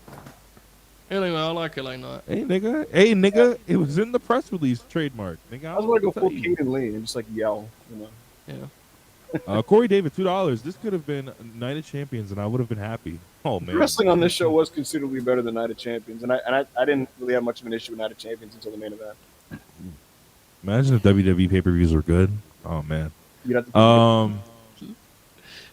On that towel for real, 35 Czar. First Raw I've seen live since Raw After Mania. Lots of fun and a great episode. Cheers, boys. Thank I you. enjoyed it. That's the last super chat. I enjoyed it. Give me a screenshot of that super chat. I'm going to email it to my friends at Netflix. Try and work out some sort of sponsorship with this every week, you know. Joe would have Big raw faked. banner over our heads. Joe would have faked smile going like, I like Raw. You know? Yeah. It's- Oh, yes. Well, How Another much would the retag. How much would the sponsorship have to Another be for you Bronson- to do a Raw grin along, Joe? I don't know. I'm pretty desperate. I'll for call, money at this point. say I'll come to you. I'll come to you like, yo. Joe will do a fucking NWA Yeah. grill hog if you pay him. You know what I mean? Like I think 100 a pop. I'd do it immediately. I'd bite your hand off for that. You know. Joe would watch most American wrestling for the sake of content if it's like Yeah. the right situation. You know? Now, if you take me out of the great United States of America, that's a different thing. It's But- yeah, I was gonna say it gets a little tricky. If Yeah. you told Joe, hey Joe, DDT grill hog, you know, I don't know. Right, patriotism's a big part of my wrestling experience, so you gotta be careful. But What was the most Americana thing on this TV episode today, Joe? it's a good question. It's Yeah. gotta be Jey Uso's save, isn't it? probably. Joe by- Uso, I think steel LA chair in hand. LA Yeah. Knight, yeah. LA Knight Knight. down. LA Knight's promo on CM Punk. Oh on yeah, that Joe, little- you didn't hear it, right? No, I've got a bookmark though. He basically was like, "Listen, you piece of shit. I don't give Yeah. a fuck when you want to fight Seth Rollins. I'm getting him at Saturday night's main event." See, Rusev and Sheamus is that shit the guys do overseas, you know. But Yeah. what you got to do real is you got to get Shivani on comms, and he's got to talk about. He's got to say inexplicably, he's got to go, "This is that British style," which it isn't all. That's the correct way you frame it, innit, Ibu? You know, it's that Joe. British style they're doing here. Regal and Finlay. All right, this is the bit we're gonna end this show with. Every match on the show. What promotion and what year would they most fit if you transplanted them? Okay. All right, let's go match. So, New Day Judgment Day. Like, what is that? What is that? PWG 2018? Like, what are we doing with that one? No, it's not quite PWG. It's AEW, I think bro. it's like Oh, the is it? Sinclair Ring of Honor. Like hour 3 of a TV taping, and fucking somehow Joe Briscoe wakes him up, and you go, Jesus, this is Yep. quite good, you know. Ian Riccaboni is just like, what a match here! Finn Balor Yeah. has gotten it. Yeah, that's true. Yeah. Either that or like Against All Odds 2008. One of those two. I'll figure it out. and it has a WON 3 3/4. You know. You know what I mean? Especially for the time, a bunch of near falls and shit. Okay, Sheamus and Rusev, go ahead. So like the politically correct answer is you go, oh, All Japan '96, but it won't. It's more like fellas that have got the VHS tapes and want to play it, you know. So it's like WCW 92 or something? it's nice, a little bit later. It's like '96. Okay. Bischoff's read the Observer. He's gone, hold up, who these fellas here working New Japan lately? You know? And he has Norton wrestle a guy, right? Yeah, he's got him on the horn. He's gone, how long do you need? And they've gone, well, give us about 18. And he's just, fuck it, all right, fair enough. Let's get Mike Tenay on the call and get him moving. So I'd say 96, WCW, on after the Regal TV title match. What's the pay-per-view? I think it's Slamboree. I'm feeling Slamboree. Slamboree. Yeah, I think so. You see the green lettering on the cage match because it has a Yeah. 7.9. You know what I mean? Dave loved it at the time and gave it 4. You know. Okay, Lyra and Lyra and Becky. Doesn't have to be a Joshi promotion or like a women's promotion. No, it won't be. Don't worry. Right. Let me think of my answer on this one. I reckon that's a 2003 SmackDown exclusive pay-per-view. That. I reckon Taz is talking pop the hips and stuff. You know what I mean? I like that. I'm wondering if I do What like you got, Ibu? SmackDown. The workers on SmackDown. You know what I mean? I like it. I like it. We're gonna tentatively keep that one. And in the main event, Joe. Main event didn't have enough action to be like Dangerous Alliance WCW. The heels weren't bumping enough because they're too big, you know. So I would say it was more like, oh, it's interesting, you know. I'm kind of feeling like new gen WWF. Oh my Yeah, God. because it was not as heavy on action, which is more like I think, but it was still like good stuff, you know. And the guys worked hard. There was like it feels like an In Your House 3.5 that Dave would get Yeah. from 95. You know, Yeah, like you'd see like Sean and Sid on the cover on one side and like Ahmed Johnson maybe and some other guy. Or, like yeah. Oh man, John. Sean and Ahmed versus like Sid and Vader or some shit. You know, Yeah. there is spiritually, Joe. There was like I could see the red, white, and blue robes and Doc Hendricks. You know, even the post match. But I'm gonna be real. I Very. think that's the closest comparison you've done out of the 4 matches that you've named. Yeah. That's a 95 WWF like deal. Like I can see, you know what I'm saying? No, Mm-hmm. is the in two your house. Bronsons. Oh my God, Vince would be so bad on commentary for the match. Yeah. Look at the size of that guy brought to the ring. It was a bit lacking in colour, though, wasn't it? You know what I mean? The boys can, just juice up the gear a little bit. Think Hasbro, boys, you know? Yeah, I actually agree. I don't. Braun and Bronson don't need to be in all black. Yeah. I think, Yeah, they need to dead them suits as well, bro. dude, listen. Bronson Reed had a Bam Bam tribute gear. Just stick to it, dude. And Bronson Reed, Braun Breaker, stick to the red. That was good, Joe. You did really well with that. Thanks, you mate. did really fucking well with that. You know, that's why we pay you the big bucks, is because you've actually watched professional wrestling. And people pretend that you don't just because you don't watch, Ice Ribbon, but you know your stuff, man. You know your stuff. What should people do with the like button, Joe? Oh, they should smash it, bro. They should absolutely. And also, I feel the need to plug this after I told them I was taking a week off and they had a 4-hour show. The boys on LNG Gold are watching all of the Okada Omega matches this week. So Wow. they're doing the first one in 20 minutes. You can watch that with them. I mean, you can push play at the same time as them on a separate tab. At it's $1.99 is the lowest tier, and you're getting access to all 4 of those. Also on Thursday, Caden's doing a show with Lyric. Lyric making her LNG debut, talking G1 Climax. So it's a crazy week, even with me kind of not really doing a lot. So it should be fun. Check that out on Late Night Grin, folks. What a plug. Yeah, I'm you going to be didn't locked ask in and I on that. answered. Joe, your professional pride kicked in that you're taking a break, and so you said, you know what? Yeah. I'm going Broadway. You know what I mean? Love Dog says Drew may be back according to PWI. Yeah, he is. He's at TV. Santana added the TNA main event. That's unfortunate. I'd rather just delay his title win. No, it's New York, man. They have to.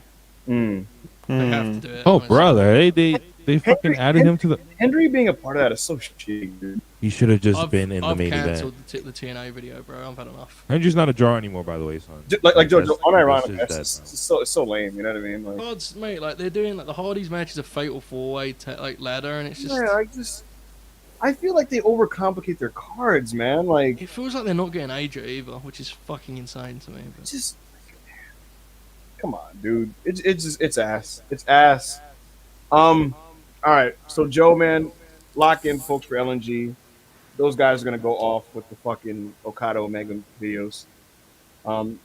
We did a nice plug for Self-Made earlier when we were yelling about last night's Hawks battle, but folks, tap in with us, lock in with us. In fact, this is how much of a workhorse I am, everybody. I'm gonna go eat. When I'm done, I'm gonna be in Self-Made to watch Jujutsu Kaisen. I'm gonna watch an episode or 2. And then I'm gonna go to Raw again with my brother. And then I might be back in the Discord if I'm not tired. What am I gonna do? I don't fucking know. I watch a movie, might play some music. But that's why you gotta join the Discord. At Selfmade PW, link in bio. $5 to get in, and you have access to all this fucking sick content. Monty, where can the people find you? Same about this channel. What do you mean? I don't fucking know, dude. I don't think that's ever happened to me on this show. You've caught me off then, bro. Yeah. one till WP, bro. I wanted Twitter. you to lock in there and just do a funny bit about your external content that doesn't exist or something. You know? Yeah. Hey man, it's coming. The Monty channel. Jesus Christ. no, it's gonna be paywalled. It's like, You gotta be a real deep pervert, Joe, to just be a guy locked in on the Monty solo content. You know what I mean? oh yeah, that's absolutely fucking disgusting. I wouldn't even. I'll just refund you. You know. Fuck, there's still 300 people watching this shit. People like us, Joe. For some reason, I don't really know why. I don't know what we provided them. Rob is flexing his muscles. They look very Vadery. You know, they have that Holy shit! WWE Vault uploaded the Hart Steiners tag. Which one? You know the famed Coliseum video, Brett and Owen versus the Steiners? Yeah. Didn't that It's not have a not- finish? Yeah, but it's not the only way you could legally access it for years. It was never on the network. You had to have Really? the fucking Hart DVD collection. Yeah. See, Well, I obviously you never could get it online, but yeah, that's So- actually a big deal, legit. Bro, see, I didn't know that because I always just watched it on Daily Motion. So I never knew. Yeah, no, that was never on the network, and it was that was why the value of the Heart and Soul collection went up because it had that match. That's awesome. Rob, Cool. what you got going on this week? I am literally live on Twitch right now. The plan was to watch Raw, get off here, watch Raw, and then go We on watched Twitch, it here. watch Raw. But I started the stream on time. But I'm probably about to play 2K with Chris O and the guys. So Oh, on shit. Twitch Oh, in shit. a few minutes. So Joe, I don't know if make you sure know you guys this. go tap into that. Chris and Rob play video games. They sound like a married couple. It's like it's the sub meters call them Krob. Hashtag Bro, C- it's like a thing that people started, and he's not stopping it. Son, he acts like niggas to make like art, and I was like, yo, stop! Like, what are you doing? Why are you doing this? You know what it is? It's because Like, Chris, yo, Chris and Rob are two completely different kind of queers. You know, Chris, like he'll just be like, "Yeah, man, where my guys at?" And Rob is just kind of, I don't know, he's just chilling. But it's good stuff. So you guys should definitely tap into that. Thank you for tapping into this, everybody. We went 4 hours and 22 minutes inexplicably, but I had a good time. My back kind of hurts and I'm very hungry, but I had a good time. So appreciate you, Joe, for making what was much more than a cameo, certainly. Because that's supposed to just be a cameo. But thank you, Joe. Appreciate you. I know you're probably super tired and really want to just go to sleep. But I'm thank you. gonna get out of here. Yeah. Absolutely. I'm going to let you guys go. Like the video, comment, subscribe. I'll see you guys for the Raw review tomorrow. Goodbye. wait, Monty, are you ending it or do I gotta end it? Or are you on? Oh, yeah, just do it now, Press the brother. fucking button. You know. All Just right. get out. All right, guys. All Good right. night. I'm we out of here, guys. Take care. Go hit me up. I'm live.